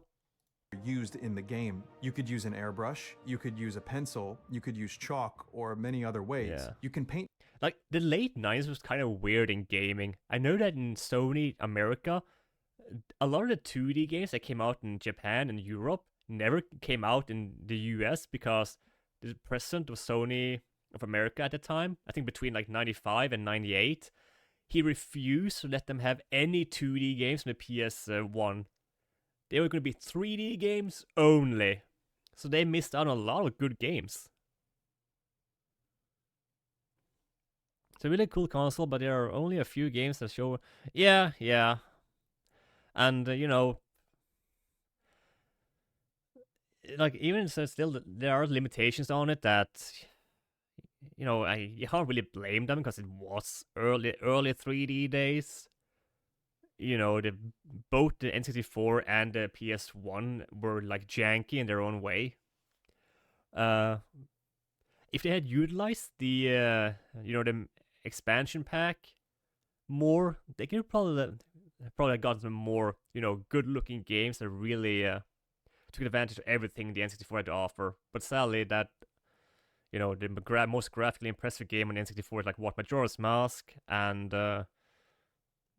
was it like 4 other games that used the expansion pack? Donkey Kong 64, Perfect Dark has, if I don't remember wrong, has some enhancement with the expansion pack, and then I think it was one of the Turok games.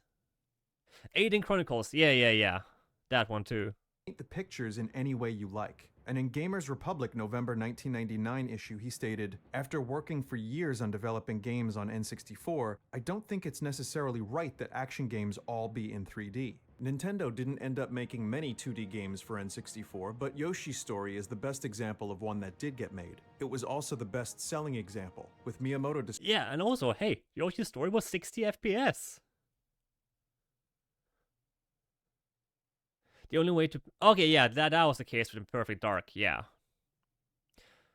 Wasn't there some more... And what other games? I mean, there were more games that that used the expansion pack, but I don't remember all of them.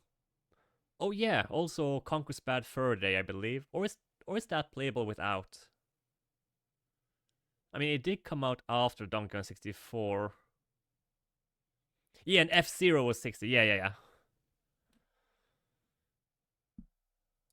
Describing it as 2.5D with a cardboard art style. As far as graphics and gameplay, Metroid 64 could have been a direct sequel to Super Metroid. A great template could have been Castlevania Symphony of the Night, which released 6 months after the Nintendo 64 hit store shelves and spawned the genre-defining term Metroidvania, even if it was meant to have a mocking connotation at the time. There were a lot of requests for Metroid 64 in the 90s, and Miyamoto said he was passing along fan letters to the guys in charge. He was also bringing it up in high-level meetings. Yeah. Gamers Republic magazine asked Miyamoto, what remaining 16-bit sequels might we see on the Nintendo 64? Miyamoto laughed and said, well, Metroid. Although I'm not the Metroid producer, whenever I come across the opportunity in a company meeting, I try to suggest it. Miyamoto had a lot of sway, but unfortunately Metroid wasn't under his control. The series was under Nintendo R&D 1, who were too busy making Virtual Boy games like Mario's Tennis and Wario.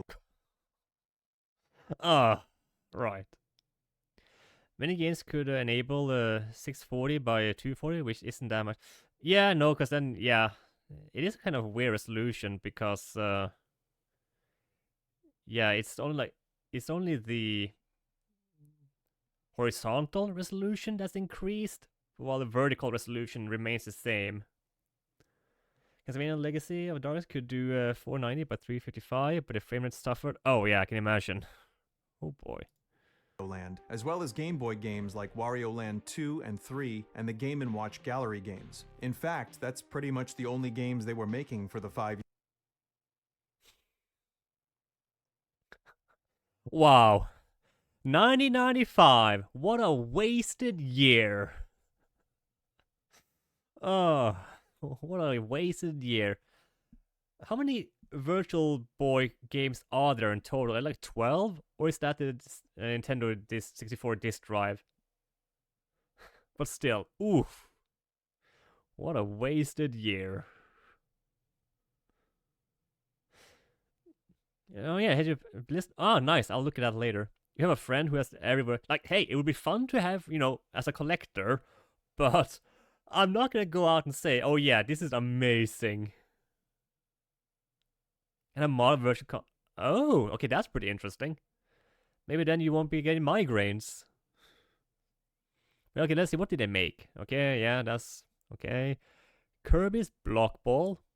Never played that. Game & Watch Gallery. I'm familiar with those, yeah. Okay. Oh, Satellaview. Yeah, that's the system they had. That's for the Super Nintendo. I assume they also want to have this on the N64. Game & Watch Gallery, okay. Okay, Wario Land. That's pretty good right there. And then, yeah, Wario Land 3. Okay, yeah, that's good. Okay, these are, I would say, worthwhile. I guess the Game & Watch Gallery games also sold because they made 3 of them. Road Rash 64 had... Really? Nice. Okay, yeah, Metroid Fusion, that's a pretty good game after too. Super Metroid. And according to Miyamoto, that was keeping them too busy to make any N64 games. What he didn't mention was that the Metroid series' sales were declining with each new entry, which was presumably one of the reasons 8-bit Wario was taking priority over 64-bit Samus. Wario Land sequels weren't just quicker and easier to make, they sold better too. And despite its critical acclaim, Symphony of the Night's sales were pretty lackluster. Wow. Okay. I didn't know that Symphony of the Night sold that badly? Yoshi's Story sold more than Symphony of the Night? Okay, I'm surprised by both of these two numbers right there.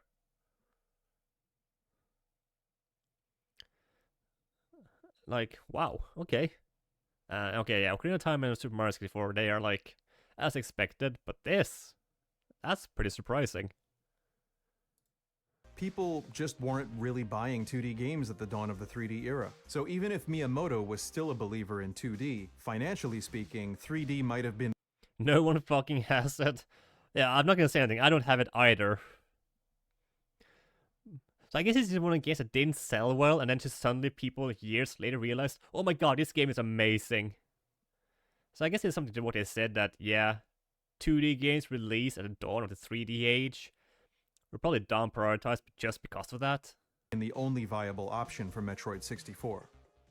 And that brings us to something of a roadblock. Super Metroid's director Yoshio Sakamoto's problems with 3D. Looking back years later, he said, I was actually thinking about the possibility of making a Metroid game for the N64, but I felt I shouldn't be the one making the game. When I held the N64 controller in my hands, I just couldn't imagine how it could be used to move Samus around. So for me, it was just too early to personally make a 3D Metroid. Using the joystick, just like any other 3D game, seems like the obvious answer, but Sakamoto has some interesting hang-ups when it comes to controllers. A decade later, he insists that Metroid Other M not use a Wii nunchuck, but instead only use the Wii remote held sideways, like an NES controller. In another interview, Sakamoto gave a few more reasons why he didn't make Metroid 64. That the story was already wrapped up at the end of Super Metroid. That it'd be difficult for his team at R&D 1 who made Game Boy games to make an N64 title, and that the console's graphical limitations would have made it difficult to achieve the realism the series was known for. Those are all pretty good reasons why R&D 1 wasn't the right team for the job. But the most interesting part of both these interviews is when Sakamoto said... But I still think it's kind of weird that he as a game dev, just couldn't bring himself to figure out 3D controllers. Like,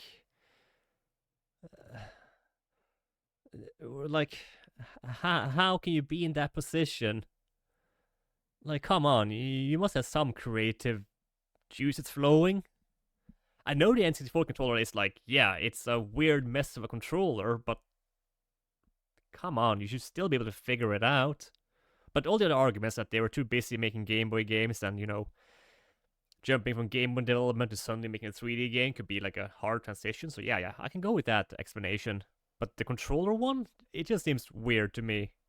says Nintendo asked an outside studio to make Metroid 64 for them. Essentially, the same thing Nintendo did a few years later when they outsourced Metroid Prime to Retro Studios. Except in that case, Retro accepted the offer. But for Metroid 64, the offer was refused. Quoting Sakamoto directly, he said, Nintendo at that time approached another company and asked them if they would make an N64 version of Metroid, and their response was that no, they could not. They turned it down, saying that unfortunately, they didn't have the confidence to create an N64 Metroid game that could compare favorably with Super Metroid. That's something I take as a compliment to what we achieved with Super Metroid. I mean... To us, that sounds like it might have been a polite way of declining Nintendo's offer, and maybe there was a bit more to the story. Which raises a couple of pretty big questions. Who did Nintendo ask to make Metroid 64, and what was the real reason they turned it down? Sakamoto purposely didn't say. He was asked to identify the studio, but he declined. Talking to folks in the industry, most rumors point to two Western studios, Rareware, the makers of Banjo-Kazooie and GoldenEye, and Rockstar, the makers of Lemmings and, of course, Grand Theft Auto. We set out to explore these rumors with... Okay, I can imagine, like, Rare I could see, because, they made good games at the time, and, they were very familiar with N64, but Rockstar?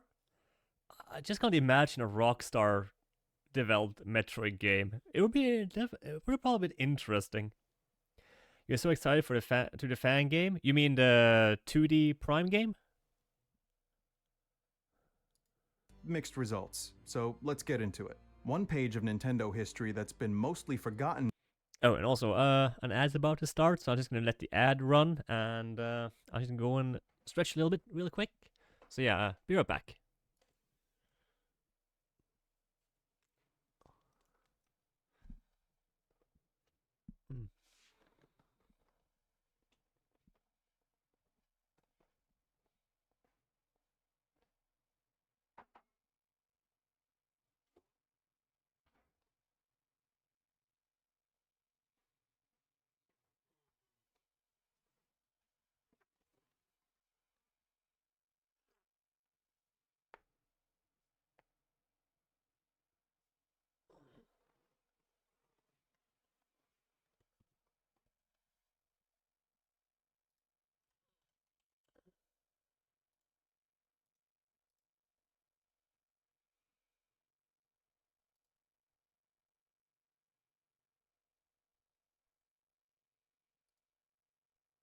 Okay, the ad's got 50 seconds left. I'll just let it run and then we can continue watching.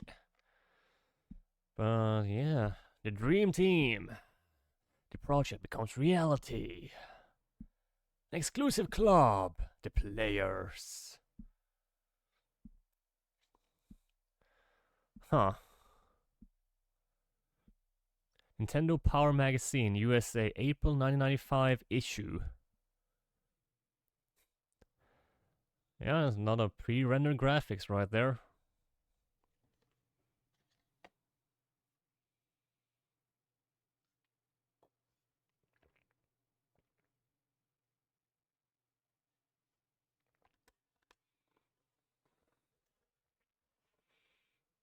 It's actually really fun to go back and look at like old game magazines, how hyped they were for like those early 3D games.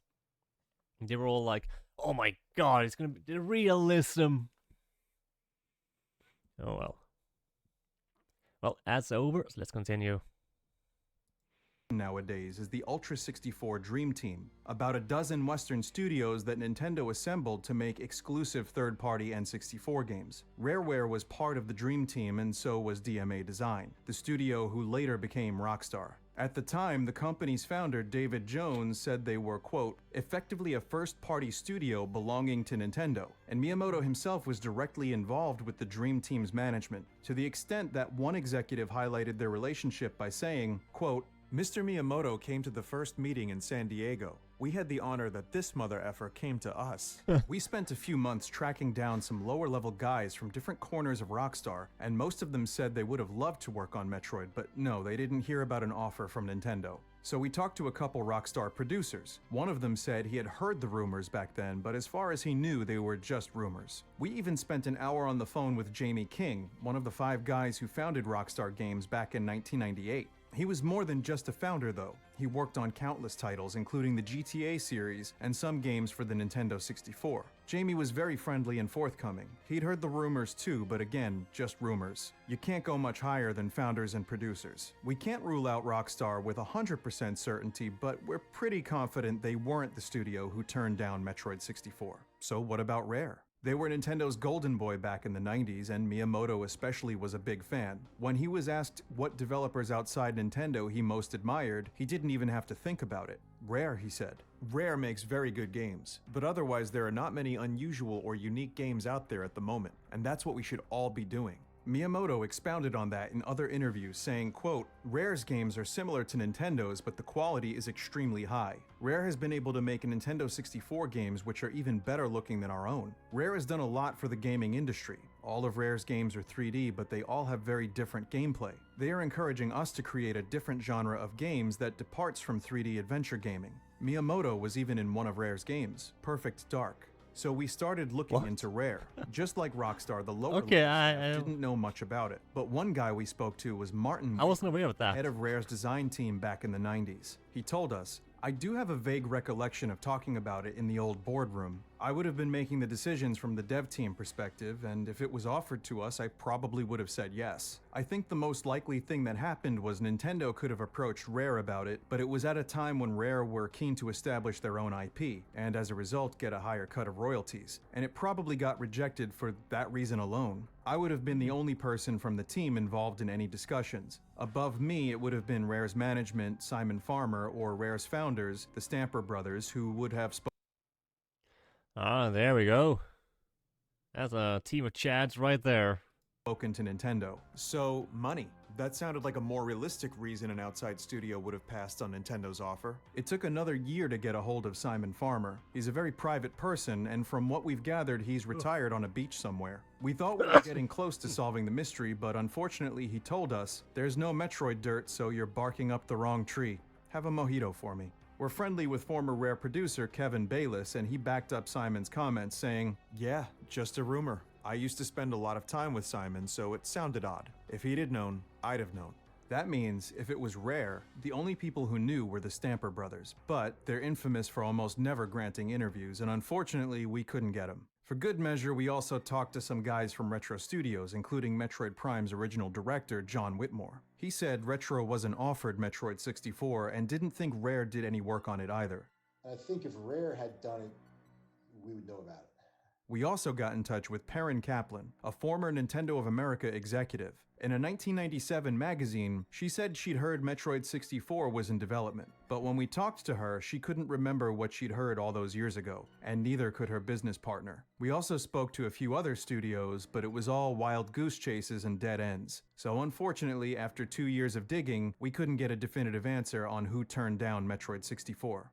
As huge Metroid fans, we really want to fill this hole in the story. We've gotten kind of obsessed after all this time, so we're putting out a bounty. Somewhere out there, there's some developers who knows the name of that studio, and we'll pay $1,000 to hear their side of the story. Our Twitter DMs are open. Message us anytime, and we'd be happy to keep your identity a secret. And also, here's some fine print so the terms of the bounty are clear and upfront. If we ever get the story, we'll share it in a future video. Did you also know Retro wanted to add actual bounty hunting missions into Prime 3, but Nintendo said no? If you want to hear the full story, click the video on screen. Or, if you're more interested in a playable Metroid game book only released in Japan, click the other video. Oh yeah, this is the old style Samus. Well, you know, at least the helmet design is kind of similar. And the color scheme, but yeah. There's more videos like this one coming up, so subscribe if you don't want to miss them. Big thanks to all the devs who were willing to talk to us, our translators, and everyone who made this video possible. My name is Vinny, and I wouldn't recommend watching Vinesauce on Twitch or YouTube. It's just not worth it. Yeah, I guess I'm gonna do the decent thing and, you know, just post a link to the video.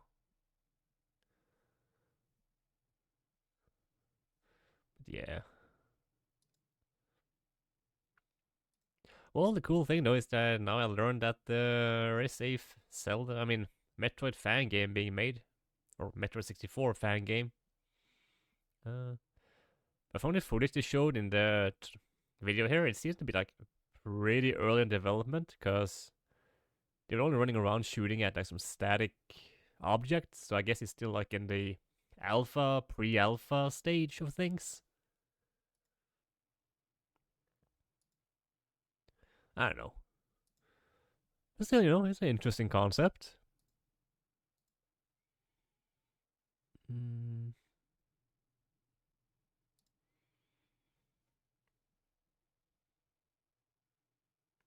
The person hasn't revealed anything else about it because Nintendo snipes. Yeah, that is true. If Nintendo knows you're making a fan game, oh yeah. Time to send out those cease and desist letters, eh? Their lawyers are just itching.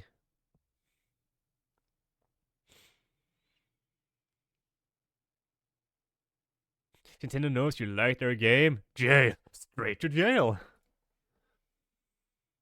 Yeah.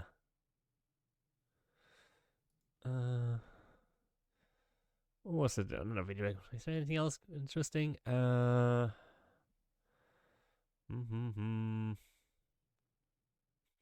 been searching some weird stuff.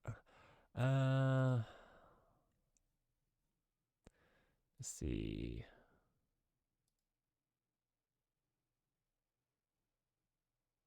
Oh, Carl Jobs has something new.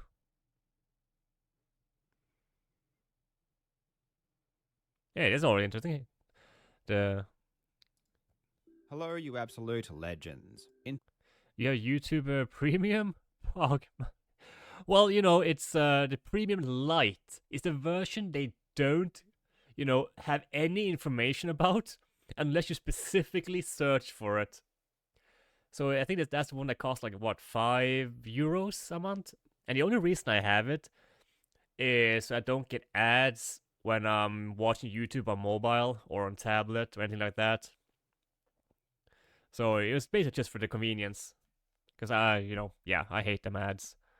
So yeah, I got Premium.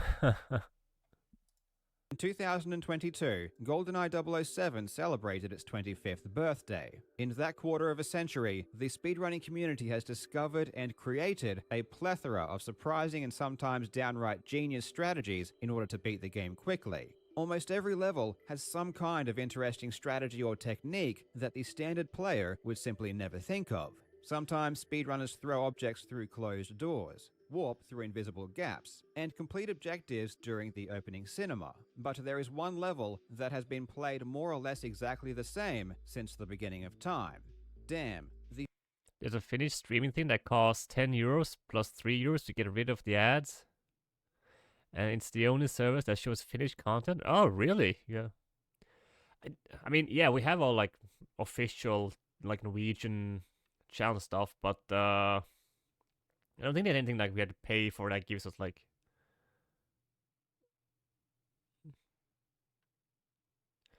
So is it like TV channels or something you get, or is it like what is it like? Shows, movies, TV shows? You're mentioning sport. Boat. Ah, okay. Yeah, we have something like that here in Norway. I think it used to be called TV2 Sumo something or something similar. You could subscribe and you could watch Norwegian TV shows and content without ads. The first level of the game on the Secret Agent difficulty has 2 objectives: destroy 4 alarms and bungee jump off the dam.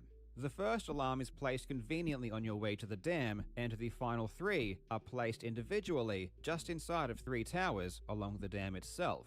The world record strategy for destroying the final 3 alarms has been the same for 25 years. Run to a tower, open the door.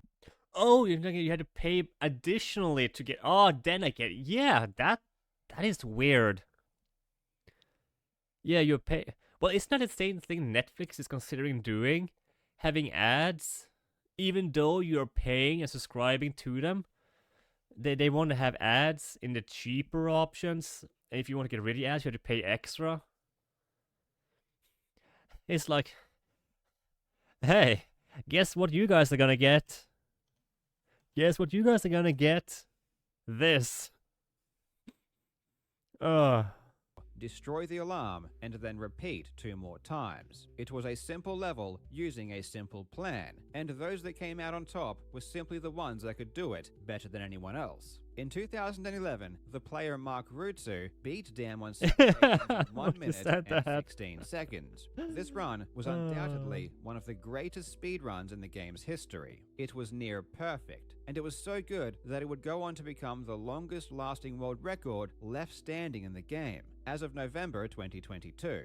But in the back of everyone's minds was a different strategy that was both known to be possible and known to be faster. It's called the window strat. The principle is simple, and the name kind of gives it away. But the idea is to shoot the alarms through a window and blow them up from further away. This means you don't have to stop moving or open the door. The strategy has been known about since at least the mid-2000s, but interestingly, only a few people have even attempted it. The window strat is simple in principle, but exceedingly difficult.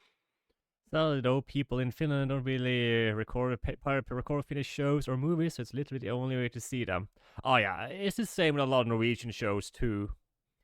But luckily there seems to be a very active community in Norway that ensures that, yeah, it's out there. It's out there. Or to get lucky and find a physical fucking VHS. Oh, yeah.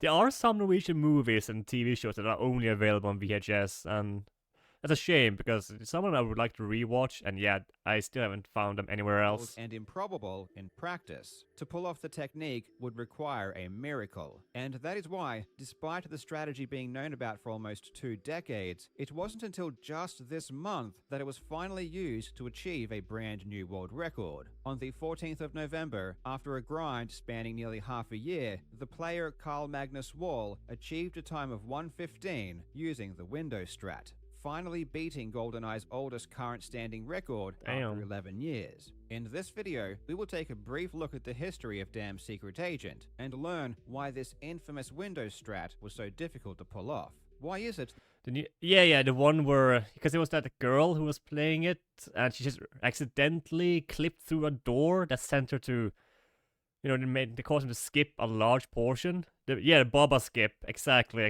Yeah, I've seen that video. That's pretty amazing, you know, just someone casually playing the game and then discovering a skip that is used in all the categories.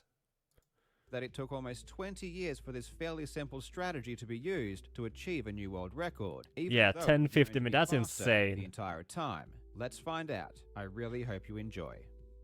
Because normally it's like, yeah, you can say, when a new skip is discovered, it's like, yeah, this says, you know, this many seconds, or, you know, sometimes maybe a couple of minutes.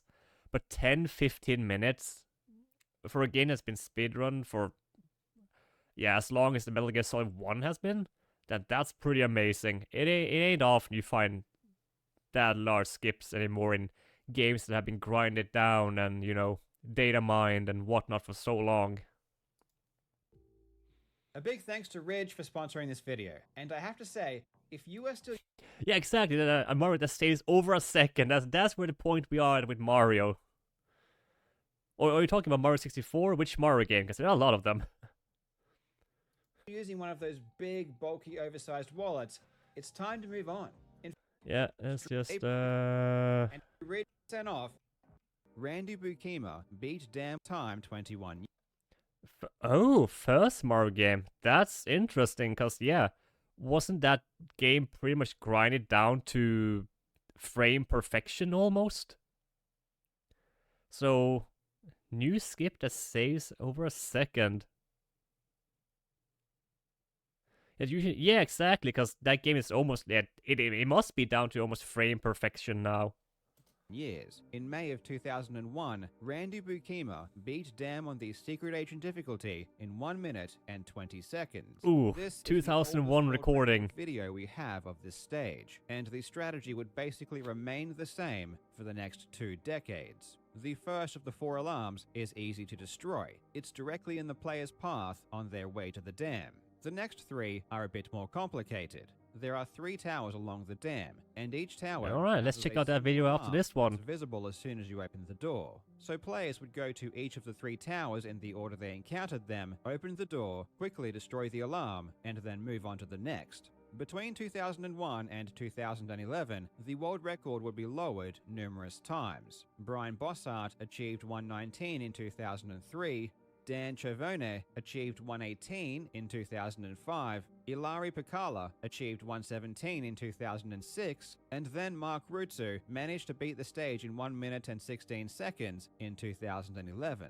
The record wasn't lowered due to a new strategy or new technique, it was purely from an increase in skill. Players learned to play the level far better and started to pay attention to the finer details. For example, previously, players would break strafe to shoot the lock off the gate before the dam, but then players started doing it in full strafe, which is slightly faster.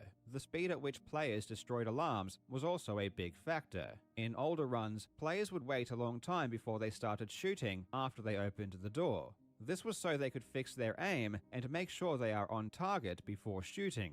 But as time went on, people started shooting the moment the alarm became visible. Every single frame that the alarm is visible that you're not shooting is lost potential. Alarms take 5 bullets to destroy, and the speed at which you shoot your gun also plays a large part. One of the things that makes shooting speed a bit more complicated in GoldenEye is the inconsistent frame rate. And because the game can randomly slow down sometimes, the game will eat your inputs if you press the trigger too fast before the weapon has a chance to reset. Nothing like having your Shooting input at the eaten. optimal speed on Damn Secret Agent is incredibly difficult, and when I was playing it, it was by far the hardest thing about the run. You could never tell just by looking at it, it's really something that can only be understood when you play it for yourself. You would be pressing the trigger button at the speed of light, and the bullets will slowly trickle out at a snail's pace. Mark Rutsu's 116 is undoubtedly one of the greatest world records in the game's history. The way he lined himself up when opening each of the tower doors allowed him to start shooting immediately, and his shots were incredibly fast. It would take 5 years before anyone would match it, with Rayan Isran getting 116 in 2016. Since then, only 2 more players tied 116, but by this time, it was slightly easier because we... It's amazing that we have learned to actually look how games work. You don't feel like a crazy person, you feel like games eat input. Yeah, they absolutely did. had found out Even in like modern games too, it still happens. how to get consistently fast double gates earlier in the level. If you watched my earlier video on Damn for the Agent difficulty, you'll know what I mean. In any case, it seemed like 116 was probably as low as a human could feasibly go. As far as I know, no one has achieved a fully legit 115 fail, and the 116s that exist were likely very high. Without something new, the record would probably remain 116 for a very long time. But there was in fact something new, or rather, something old. An ancient, theoretical strategy that appeared to be the only way to lower this time. All it needed was a hero, a champion that would take on the task of completing the long-fabled window strat. Beside the door on each of the 3 towers is a window. At a tight enough angle, it's possible to shoot through these windows to destroy the alarms inside, without having to open the door. So why then do players open the door instead of just going up to the window? In theory, this might be faster because you don't have to wait for the door to open. Well, in practice, it ends up being slightly slower for a couple of reasons. First, it's a bit more out of the way, and it's much harder to get into position. And second, you have to stay in that spot until the alarm is destroyed, while with the door strategy, you can back up as you shoot it. So it turns out that just running up to the window and destroying the alarm would be slower than simply using the door. But there is another way we can utilize the window that does end up being faster. The angle of the alarm through the window is such that it's possible to see it and shoot it from fairly far down the dam. One of the biggest time losses in the original strategy is that we have to stop to wait for the door to open and also to destroy the alarm. But if we destroyed the alarm while we ran towards the tower, we could avoid stopping entirely. This would be faster, and if done well, it should save around 1 second for each alarm. This isn't news to anyone who plays the game. This strategy has been known about for a long time. All the way back in 2007, there was even a tool-assisted speedrun created using this strategy, which achieved a 112. The obvious question becomes, why wasn't this used to Oh, get a new the world glitchy record, stuff on given top that's there. been known about for Oh my at god, least it's glitching 15 out. years? For the window strat, we need to aim at a small target 50 meters away. At this distance, the subtle sway and inconsistency of Bond's aim will make you miss most of the time, even if you are aiming directly at the alarm. Thus, as is the case with many strategies in speedrunning, we must rely on the dreaded variable known as luck. Aiming at small, faraway objects has always been a frustrating challenge in GoldenEye. From shooting faraway cameras on Surface 2 or trying to hit Baron Samedi on Egypt. However, with these examples, you only need one shot to be on target. You can destroy a camera with one bullet, and you can kill Baron with one headshot. On Dam, you needed 5 bullets to destroy an alarm, which made the strategy exponentially more difficult. But then it gets even worse, because when you are further away from the tower, your bullets won't go through the window and hit the alarm inside. This is because, until you get right up to the tower, the inside isn't loaded. The only way to load the inside of the tower early is by destroying the window, which takes 4 bullets. So in total, at minimum, you need 9 bullets to destroy the alarm. And to make matters even worse, the PP7 only holds 7 rounds per clip, so you need to reload. You might ask if you can use the KF7, but unfortunately, it is far too inaccurate to be of any use. This is why no one even tried to use it in a run, but it was used in other ways for fun. For example, in 2011, David Clemens used the strategy to get a time of 1:14. This was using the gold PP7 cheat, however, which lets you destroy alarms with 1 bullet. It did show, though, at the very least, people were aware of the strategy and knew how it worked in theory. David Clemens would go on to test the strategy for real in 2018.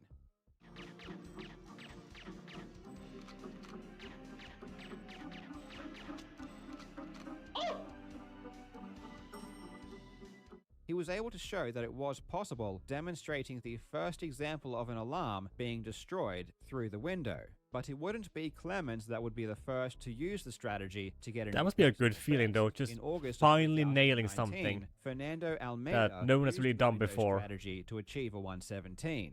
This is the first time someone successfully used the strategy. Fernando's run was still slower than Mark's world record of 1:16 though, and one of the reasons for this is that Fernando used what's called the single window strat. Based on the layout of the towers, there are 2 windows that can be used. These are located on the first and second towers of the dam. The layout of the final tower is reversed, so the strategy can't be used there. As mentioned before, the strategy is about 1 second faster for each alarm, which means you can save up to 2 seconds. But you can also just choose to only use the strategy for a single alarm, and not both. This is far more consistent, allowing you to get the 1 second time save, but it's still very difficult and it's not optimal. In November of 2022, David Clemens would become the second person to successfully use the strategy, achieving a 1:16. This tied Mark's record, but again, he used the single window strat. David's 1:16 with the single window was an extremely good run, and while it may have been theoretically possible to get 1:15 with that strategy, it would likely require both windows to beat Mark's classic record. And if there was one person who was going to do it, it had to be the damn master himself,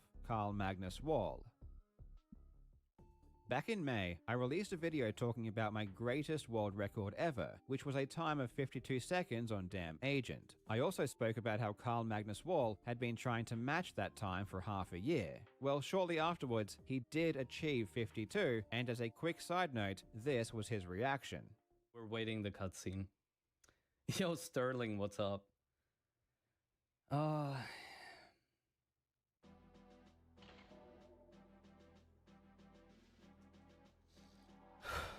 Dude! What? No fucking way, dude!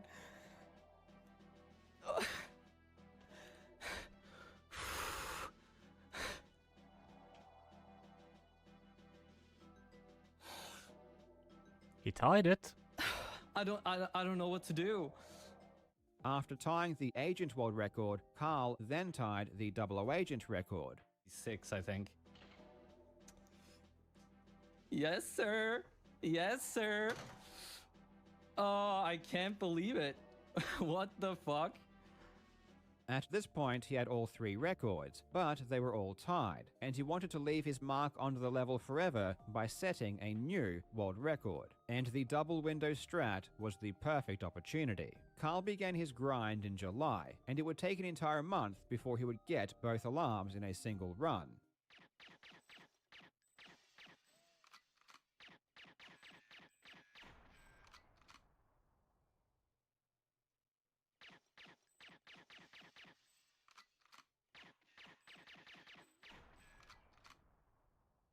You can see by his tally that he had destroyed the first alarm 47 times and the second alarm 30 times before he was able to destroy them both in a single run. But even if you do destroy both alarms, the run is far from over. You still need to destroy the final alarm, which is extremely difficult to do fast. In the ancient strategy, the final alarm was by far the hardest. The alarm is just hard in general, but to do it on a run like this makes it 100 times harder. It took Carl 1 month to get his first chance. The pressure would have been crazy, which made his inevitable choke understandable.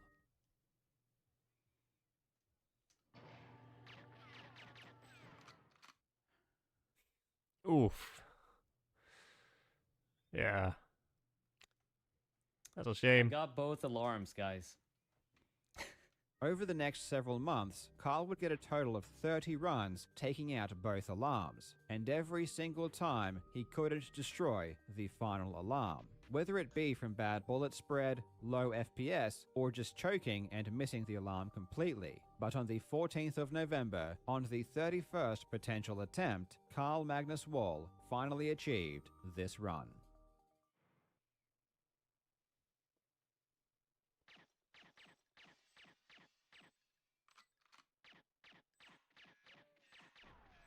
Come on, that was slow, but...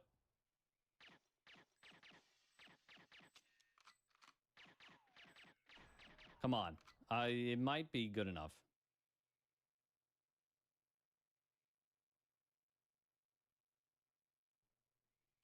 My God, watching his chat move Nope, on the it's not. video, it's kind of distracting. so far It's like, away from oh wait, the door. no, it's not my chat. Imagine my chat was that active. Yeah, I know. Cool last alarm, though. I missed the B press. Never mind. Boom. There we go. No fucking way. Holy shit, I missed the B press. Oh, thank you. Thank you, GoldenEye. Thank you. His reaction done is, with them, you know, for now. slightly less excited than I that expected him was to be. it. Oh, thank you. 52% accuracy. Thank you. Thank you.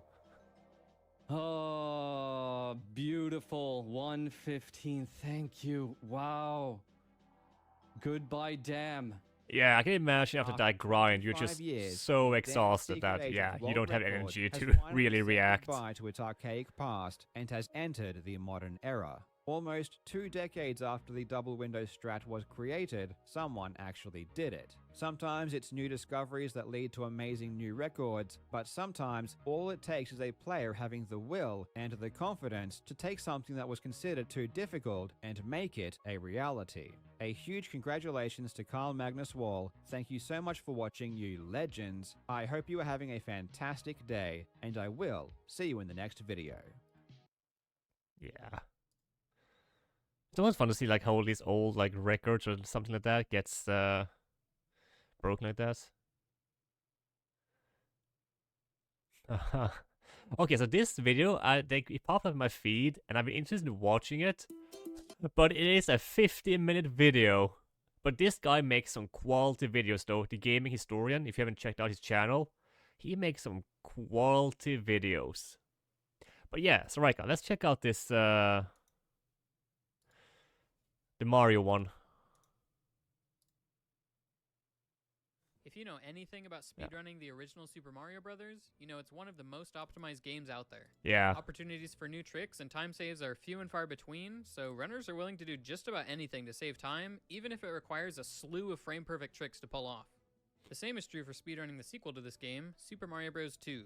And a quick side note, I am of course referring to the Japanese Mario 2, also known as The Lost Levels, which is a direct sequel to the first game with very similar gameplay. If you didn't know that Mario 2 was a different game in Japan than the rest of the world, or even if you did, you probably have all sorts of misconceptions about both of these games. I can't get into it right now because that would require its own separate video, and I will in fact make a video about that in the future, so make sure you subscribe and look forward to that. Anyway, this game is highly optimized like its predecessor, and has the same frame rule system between levels. Runners do a bunch of crazy tricks to squeeze out whatever time is possible to save. Often this means several frame-perfect inputs just to save a third of a second. So, in a game where saving a third of a second is a big deal, what if I told you the newest trick in this game saves 1.75 seconds? Whoa, In a lot of almost games, that's 2 not a huge seconds? amount of time, but in a lot Damn. of games it is. Even Mario 64 120-star runners lose their minds over new tricks that save this much time. So in a game like Super Mario Bros. The Lost Levels, this is a huge deal. Let's take a look at the newest skip in Retro Mario speedrunning. This video is sponsored by BuildBox, which is software for developing games, and it requires no previous coding or experience to get started. In fact, BuildBox was used to make several of the top 100 games on the App Store. With it, you can make games from all different genres and in 2D and 3D. There's 3 main tools BuildBox offers you to make it easy to make games. First, there's the Game Wizard, which gets you on board and teaches you how to create your first game. It also comes with and UIs. BuildBox, and there's BuildBox Plus and ProBox, and start to explain the link in the video description. There we go. Alright, to explain the new time save, we need to talk about fire bars. For the majority of enemies in these games, even if they have random patterns, you can usually react to them and get past without losing any time. Fire bars are a different story though. Sometimes they're totally in the way and you can't do anything about it. Or can you? NES games are, you know, a little quirky sometimes, and the original Mario is no exception. When enemies load in this game, they can inherit some attributes from enemies that were previously on screen. Let me show you some examples so you can see what I mean. Here in 6-1 of the Lost Levels, there's a Hammer Brother followed by 2 Paracoopas. This second Koopa gets influenced by the Hammer Bro. Wait, so is this like the... Wait. Is this Super Mario Bros. 1 or Lost Levels? Yeah, he's kind of confused me now because he keeps mentioning that game.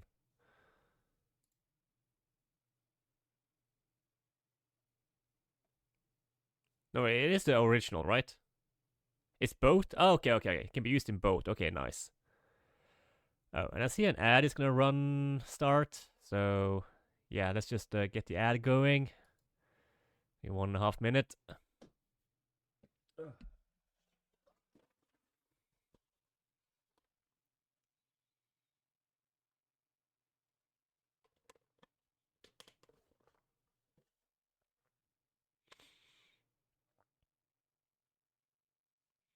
Okay, let me just quickly check something though while the ad is going.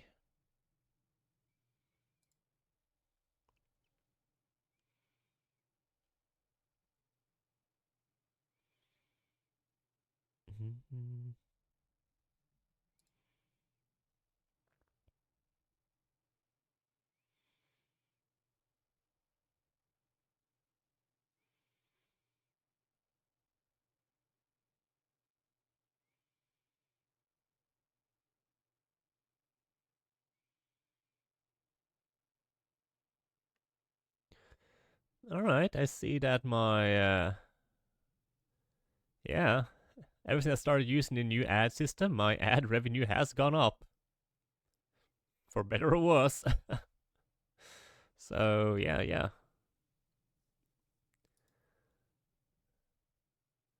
Can't complain about that.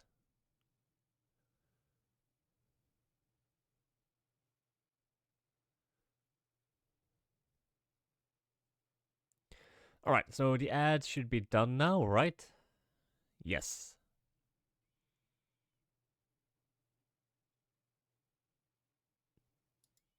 So, let's get back to it. That's just before them. If we don't do anything special and just leave the Hammer Bro alone, this Koopa will be in kind of an annoying spot to get past. It's doable, it's nothing crazy, but it can easily trip you up. The amount of ads he wants to... Yeah, it is. But, you know, if we can get rid of pre-rolls and mid-rolls, so that people who come into the stream don't see ads and stuff, I think that's a good, fair trade-off. And it's only 1.5 minute ads every 30 minutes. And I remember I used to try and run an ad every hour just to at least get rid of some of the pre-rolls. But now it just kind of does it automatically. I just need to keep an eye on it to see when they happen. If we go ahead and kill this Hammer Bro on our way in, you'll see that the Koopa is lower and a lot easier to jump past. Taking it even further, if we break this block so the hammer bro falls down through the gap, you can see the Koopa goes a different direction entirely, and we can just run right under it. That's one good example of how enemies or objects in levels can be affected by what comes earlier in the level. There's all sorts of other examples, but let's focus on fire bars before I go off on any other tangents.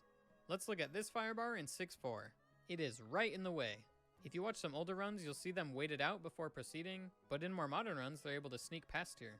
What's the difference? Fire bars are no exception to this weird inheritance phenomenon we've been talking about. Sometimes their position becomes totally different, and it's based on things like the height of the potaboos that jumped earlier in the level. One example that's a lot easier to pick up on is when fire bars are affected by fire bars that came before them. Oftentimes, a fire bar will appear in the exact spot that a previous fire bar left off. Runners took notice of this in level 5-4. They realized that if they slowed down a little bit in this hallway to let this fire bar turn more, then the big fire bar right afterwards would be easier to get past. Then one day it dawned on us to try the same thing out in 6-4. And sure enough, if you let this fire bar rotate more before it goes off screen, then you'll be able to avoid waiting on the big one. I love situations like these where you really don't have any idea what a runner is truly doing just by watching the run. It can seem like they're slowing down for no reason or going out of their way to do something that makes no sense or seems like it wastes time, but really it's all calculated to save time in the end. Alright, now that I spent all that time talking about how you can manipulate fire bars, let's talk about a fire bar that you can't manipulate. This one right here at the very beginning of 6-4. This level has 2 big bars causing us trouble. This one is totally in the way, and there's actually nothing we can do about that.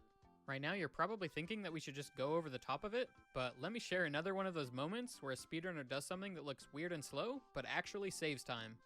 The speedrun strat here isn't to take the top path or the bottom path, it's both? This stage is one of those maze castles where you have to take certain paths, or else it'll just loop infinitely. These pop up here and there throughout the Mario series. Here at the start of 6-4, the correct path to go is the bottom path. But it turns out it's slightly faster to go halfway through the bottom path, trigger the checkpoint so the game thinks you went through there, and then double back and go over the top so you get past the fire bar sooner. All of that work and precision saves a whopping 0.35 seconds. Oh baby. If only we didn't have to go up top at all though, and we could just somehow go straight through the bottom path. That would be 1.75 seconds faster. Seems like a familiar number. Let's go take a look at what the task does here. Well, it's apparently possible to go straight through the fire bar, but how? Just like a lot of wall clips, the goal is to be on one side of it on one frame and on the other side on the next frame. If we let the fire bar make a full rotation, we can see some gaps. The positioning is very precise and it will require frame perfect inputs, but it's possible to fit Mario precisely into some of those gaps. I'll tell you what, Nintendo tried their darndest to prevent this from happening though, and made it extra hard on us. Every other enemy in the game can only damage Mario every 2 frames. Because of this, it's possible to constantly enter and exit an enemy's hitbox and never even take damage. Even Mario's fireballs that he shoots can only hit enemies every 2 frames. Firebars though, they're just built different. To my knowledge, firebars are the only thing in the game that can damage you every frame. It's possible this was because it was way too easy to go through them otherwise. Yeah, 2-frame thing, yeah. But just barely. This is every single frame. The first time this sort of thing started to be done in real-time runs. A setup was found to go through this one in level D-4. You're small Mario in that category though, which does make things a bit easier. The D-4 firebar skip didn't instantly make people think you could do it in 6-4, because as Big Mario, you have to, like, push down and stuff. But last month, a discussion about 6-4 firebar skip kicked up. Could we find a setup to get past the bar? Would there be a good way to do it as Big Mario? Would it be viable for runs? Well, just a few hours later...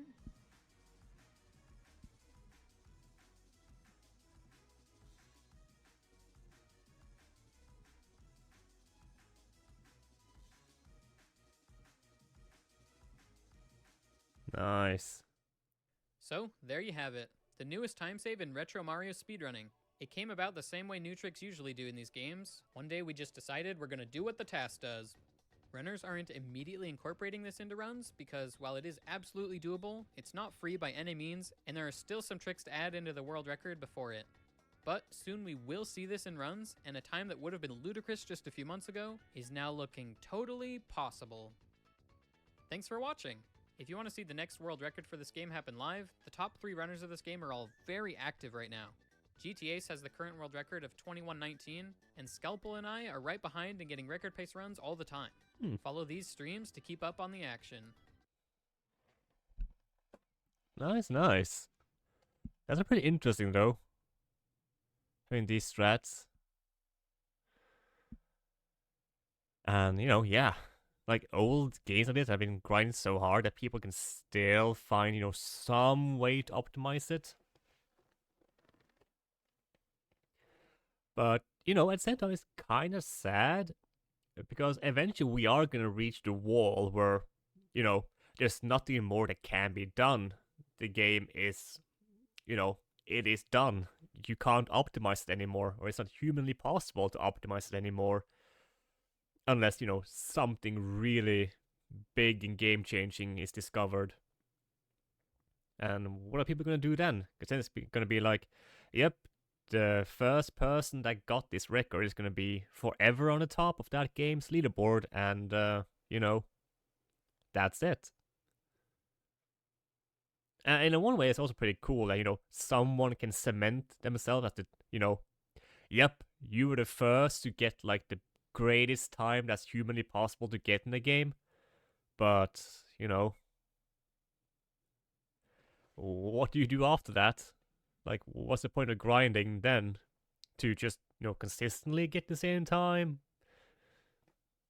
It must be a weird feeling to be in that position where, you're getting close to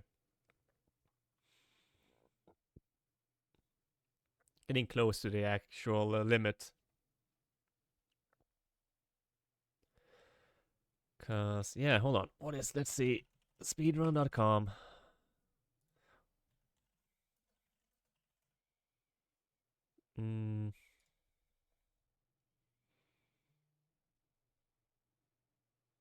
Yeah, this is the 54, right?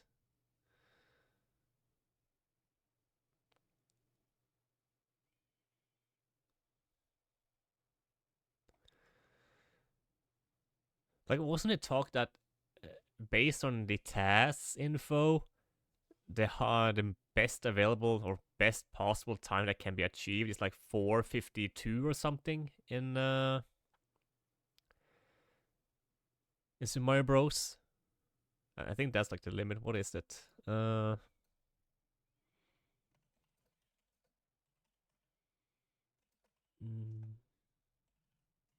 Speed run. What we can call it? Best time possible.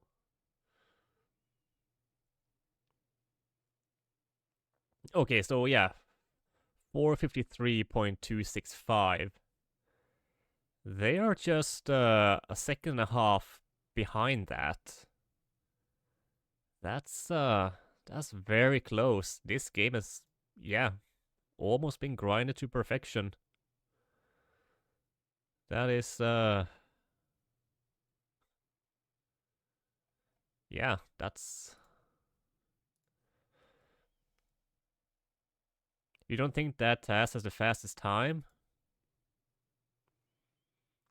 I mean, yeah, I mean, they probably could find ways to optimize it even further, but this is like, well, when is this from?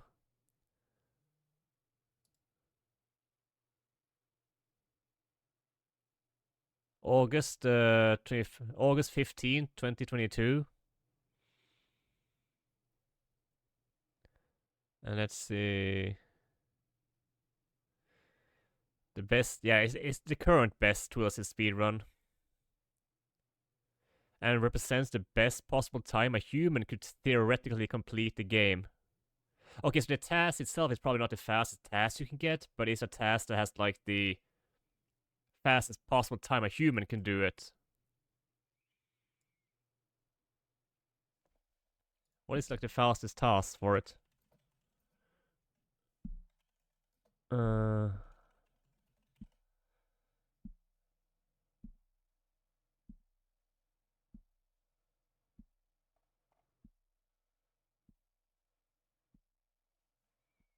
It's still theoretical. Yeah, because, no one has actually done it yet. So yeah, until someone actually does it, then yeah.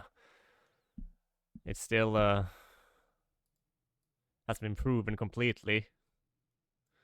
But,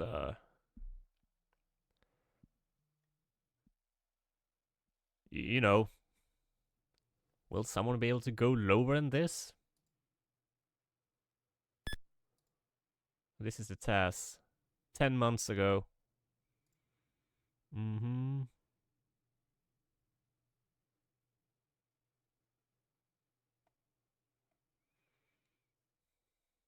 That's it. Still though. It'll be interesting to see how far they can push it down. And if they actually can, break it. But, yeah. Let's look at these times. They aren't.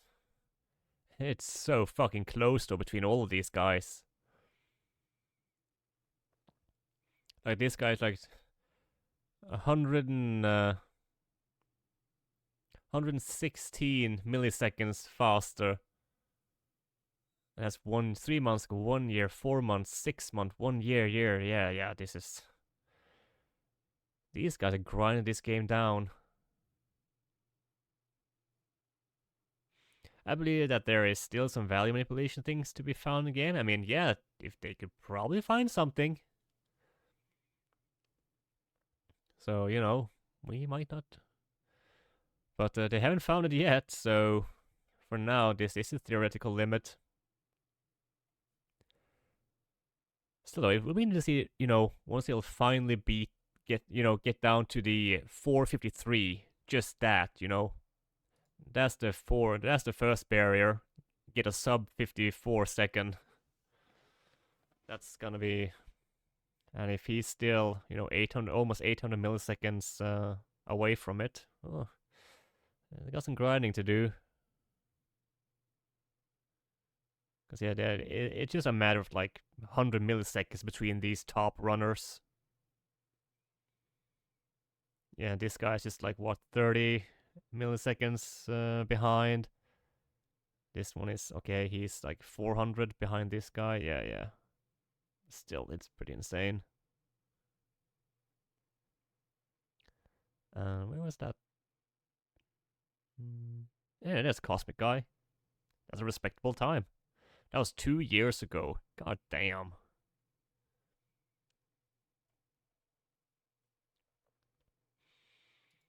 But yeah, no, that's an interesting find. It's, Whew. But interesting to see where they can go with it.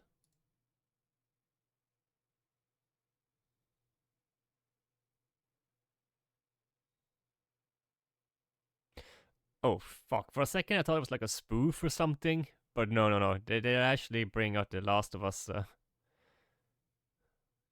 TV show. Right. HBO Max. Ah, that's going to be interesting to see how it turns out.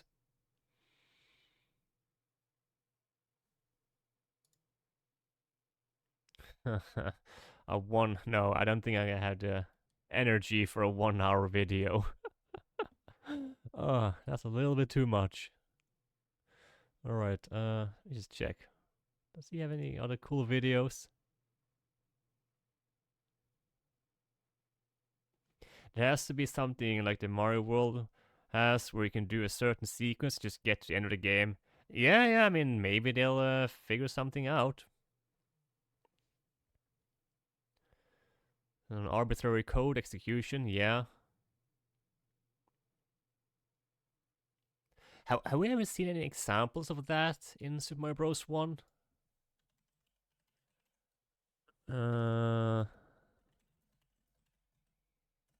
Was it only...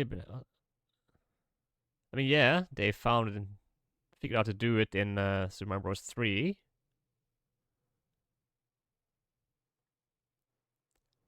I know there's one in Super Mario World. But have they actually managed to get one in the original Super Mario Bros? Not seeing the videos there about it. Oh, there's your video.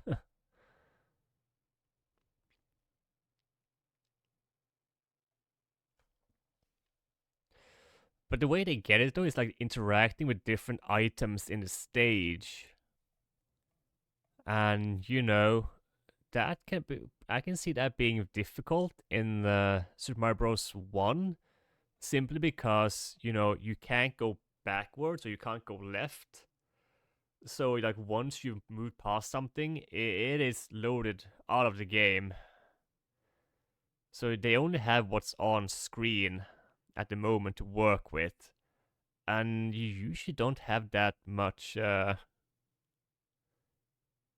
that's what they're going to extreme lengths to solve this. But you know, I'm just trying to think here. Like, you in Super Mario Bros. 1, you really don't have that many objects to interact with on screen at once. Like, yeah, there can be some Goombas, maybe some, you know, those Koopa Troopers. But overall, it's just not much to interact with in Super Mario Bros. 1 compared to like Super Mario Bros. 3, where you can run back and forth in a level. There, Mario can pick up blocks. There's just so much going on there that, you know, changes the bits and zeros in the code.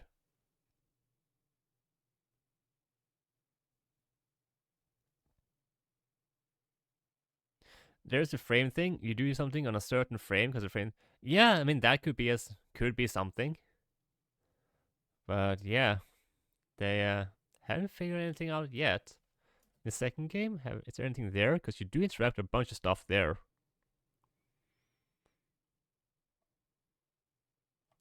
I just search wrong warp.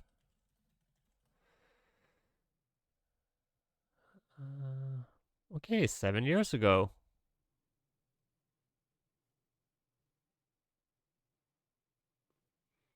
Okay, so they do have some like wrong warp things going on, but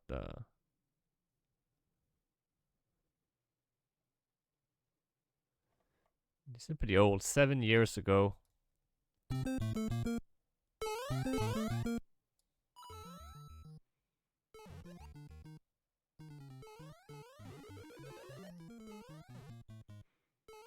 I think I've seen this one. Yeah.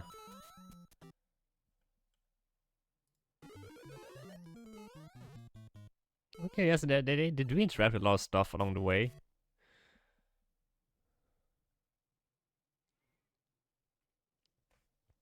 So maybe there's potential, but...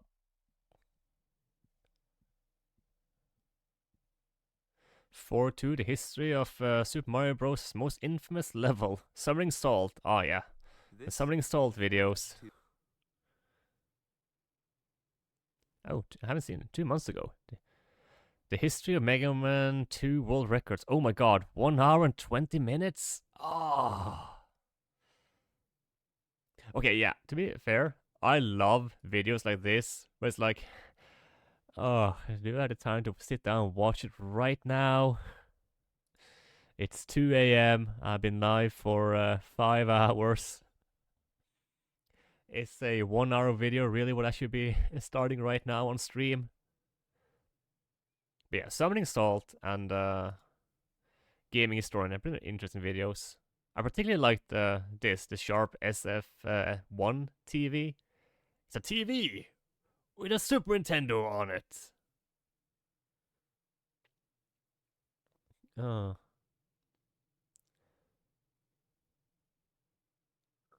Oh my god. Oh, speaking of light guns.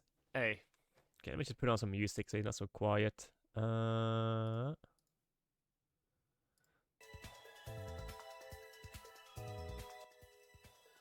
Have you seen those smart light guns you can get for LCDs? Yeah, the Sinden. My god, I actually kind of want one of these. Like...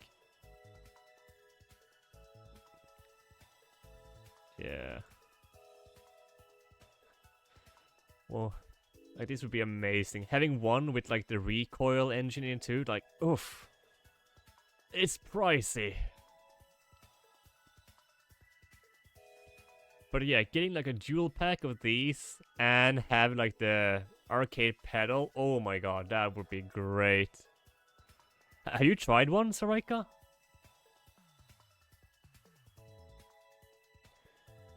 Because yeah, I would love to have one of these and, you know, play some Time Crisis 2 or even 3 with a buddy on an emulator.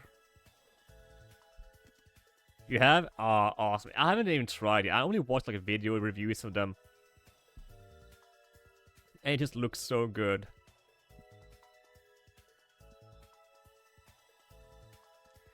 I would love to have one of these. Oh.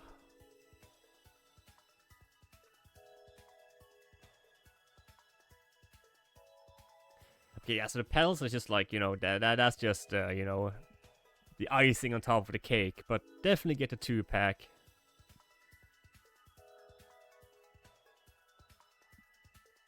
I would buy one, but I'm still waiting. Oh, the steel stick? Yeah. I still haven't gotten any news if I can buy a steel stick. I've been on that list for like almost a year now. No news. I will occasionally look in my email and just say, okay, have I gotten one? No. Probably, I could probably save up for, you know, get this light gun, and then still save up money again for the steel stick, and still not having gotten, you know, an email about being able to buy one. Like, at this point, how much does it cost to just get it on eBay?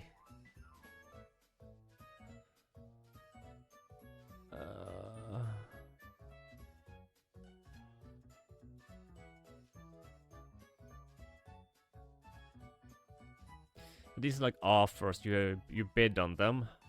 No, is it? Yeah, buy it now, 1300.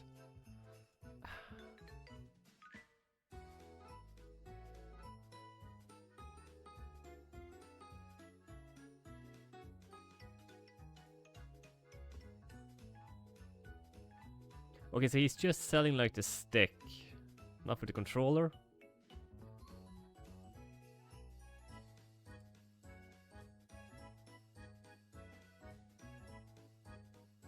Okay, he's got the testing equipment for the accuracy.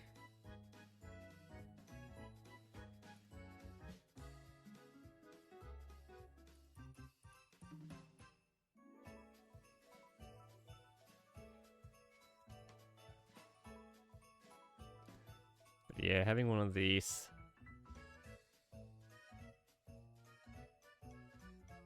No, wait. This isn't the steel one.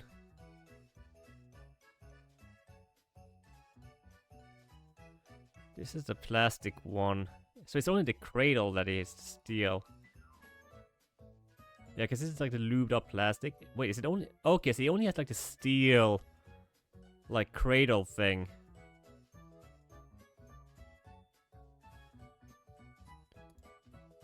The stick itself is not the steel. It isn't steel either, because you can get the one that's like both the stick and the little, like, yeah, cradle thing is also steel. But yeah, this guy definitely, you know, he has the nerd setup, you know. He's got the equipment, so, you know, yeah, probably a trustworthy guy. I would just get the cup. Yeah. I mean, I know this is enough. But, you know, because this thing is easy to replace.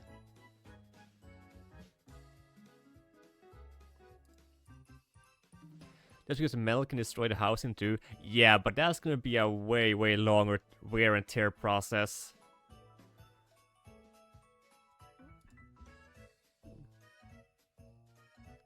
But yeah, this is like easy to replace.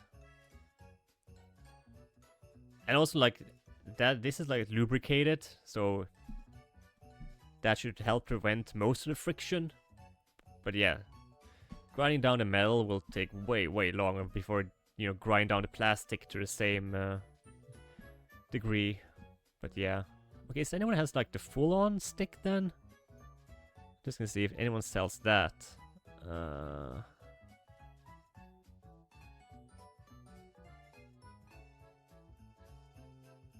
I know a lot of people buy these, the GameCube style sticks for the N64, but then you lose out on the accuracy. What Why, really? No one has... There are only 2 offers? Maybe let's try 2 words. Steel stick.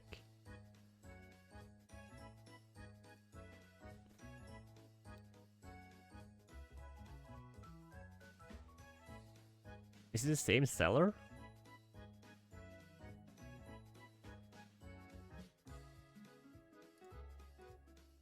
Seems like it. Ooh, this controller isn't lube your stick. Yeah. Has isn't hitting the same numbers as the other one. But again, you're like within what? 1 or 2. No, okay, this one's way. Ooh, all the way down 80. I was about to say, okay, yeah, so if it's like, you know, a couple of like 1 or 2%, that's not too bad. But again, it's still just the, yeah, little housing there, cradle. But still, the prices people are taking for this, ooh, like almost 140 euros. And if you actually get to buy the, you know, full package from the official site, it's like 120 for the complete set. Yeah. Oh my god, I really want this.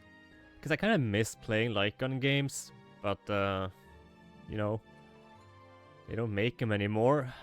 Or I guess there's still like some indie devs that make light guns that can take advantage of these. What would be really cool though if like these Sinden light guns got official console support from like Microsoft, Sony. That one might actually bring back, you know, it would still be pretty niche, but I think like we could see some official light gun, officially released light gun games on the Xbox or PS5. That would have been amazing. Buy it and stop whining. I can't afford it. I don't have 250 pounds laying around, or, you know, 130 pounds lying around at the moment. They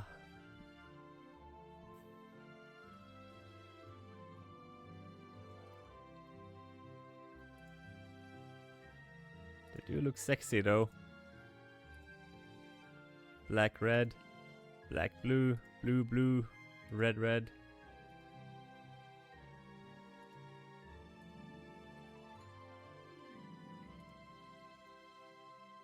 One left over for like 50 euros. Oh, yeah. You know, now it's winter, I'm wearing those thick socks, you know. I'll just pull it off and you get that extra lint on there. You know, a nice black line of lint. That's an extra 20 bucks right there. Bruh. Oh my god.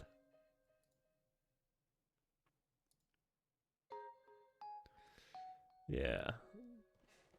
Oh, I'm not sure how that would turn out, really. Oh.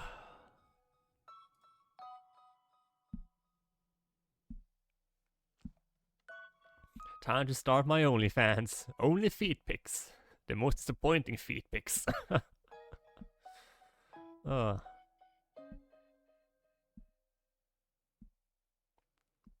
I guess I'll just add this to my throne wish list, you know.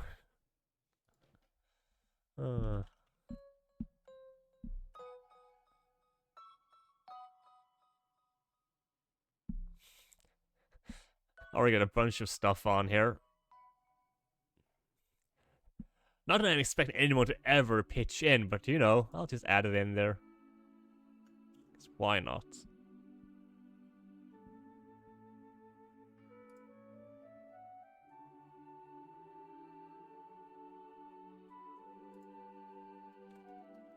Pew pew pew.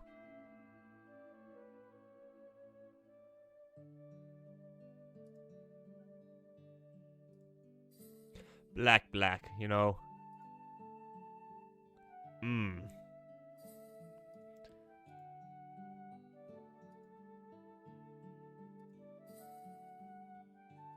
You know, having red and blue would be kind of cool. But yeah, black, black. There we go.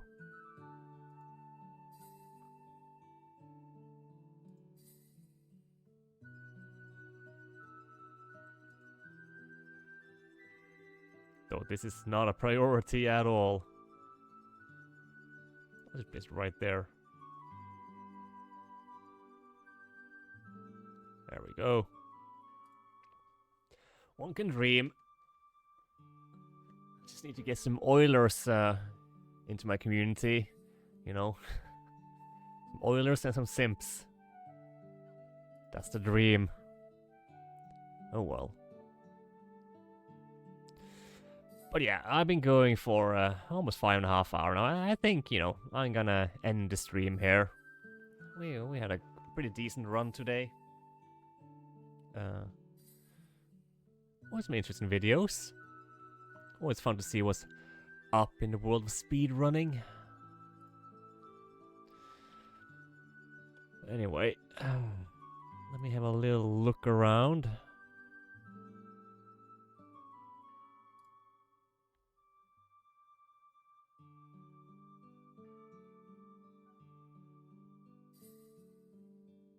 Working at persons whose tactical measurements are 190 and 40. What? Tactical. What do you mean?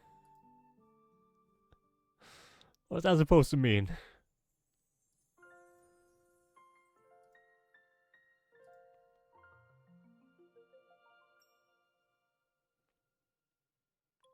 $100K on their bank account, 98 age, and body temperature is 40. Oh yeah. Hey, let's just go down and sign that marriage. Oh, by the way, let's eat some, you know, real fatty food and, you know, pump that cholesterol up a little bit, eh? What do you say? Let's rock that heart a little bit. Oh god.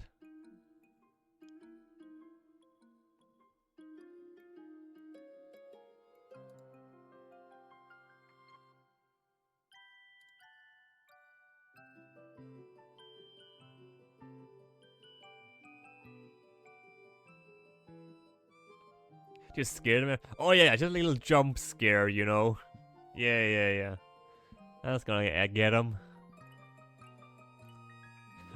What am I talking about? It's flu season. All I need to do is just, you know, breathe on them. A little cough.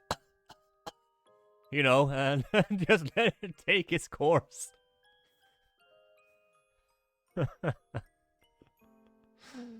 Oh.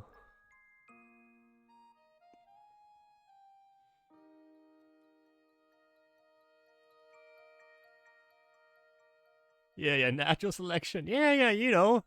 Can't blame me for anything at that point, eh? Spoken like a true billionaire. Yeah. Hey, there's like this new variant of Rona out and about. Would be a shame if something were to happen to you, honey. Oh, sorry, you're a little close there. Let me just wipe that off, yeah. Oh, no.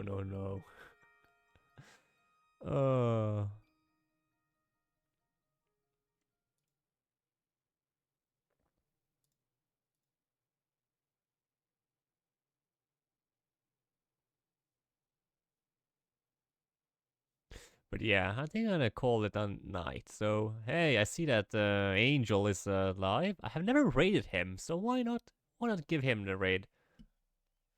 And, you know, I'll call it a night for today. It's been a good stream. I'm satisfied. What is this? Ah, Nintendo DSi shop theme. Yeah, I'll send you guys over to Angel. Never had a chance to raid him. You know, can prepare a raid message, copy and paste that. He's playing some Donkey Kong Country. And yeah, he's playing the first game. Nice. I played that last year on stream.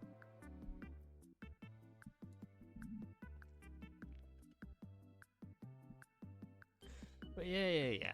Well, yeah, Sarika, thank you for hanging out and for the, lovely and interesting chat. It's always nice having someone to have some discussions with. I appreciate that. Even though it might not seem like it. So, yeah, to everyone who's been in here, thank you so much for your support. I'll be back again tomorrow, and I'll continue with some Pokemon. Hopefully make some more progress, beat up more gyms, so we can actually wrap the game up. And yeah, I'm still optimistic about Saturday, being able to do a retro game market stream. I don't know if you were here when I mentioned that, Sarika, but there's gonna be like a retro game market right outside town here, so I do hope to go there and be able to do an IRL stream and just walk around, see if there are any good retro games. They're probably gonna be expensive as shit, but it's still gonna be fun to just have a look and have a proper field test for my IRL setup. So that's gonna happen, and it is from 12 to 6 p.m. I had to come to know. Yeah. Anyway, thank you guys so much for hanging out. I'm gonna send you all over to Angel now, so you all have a lovely rest of your evening, day, whatever it is, and I'll see you soon. Cheers.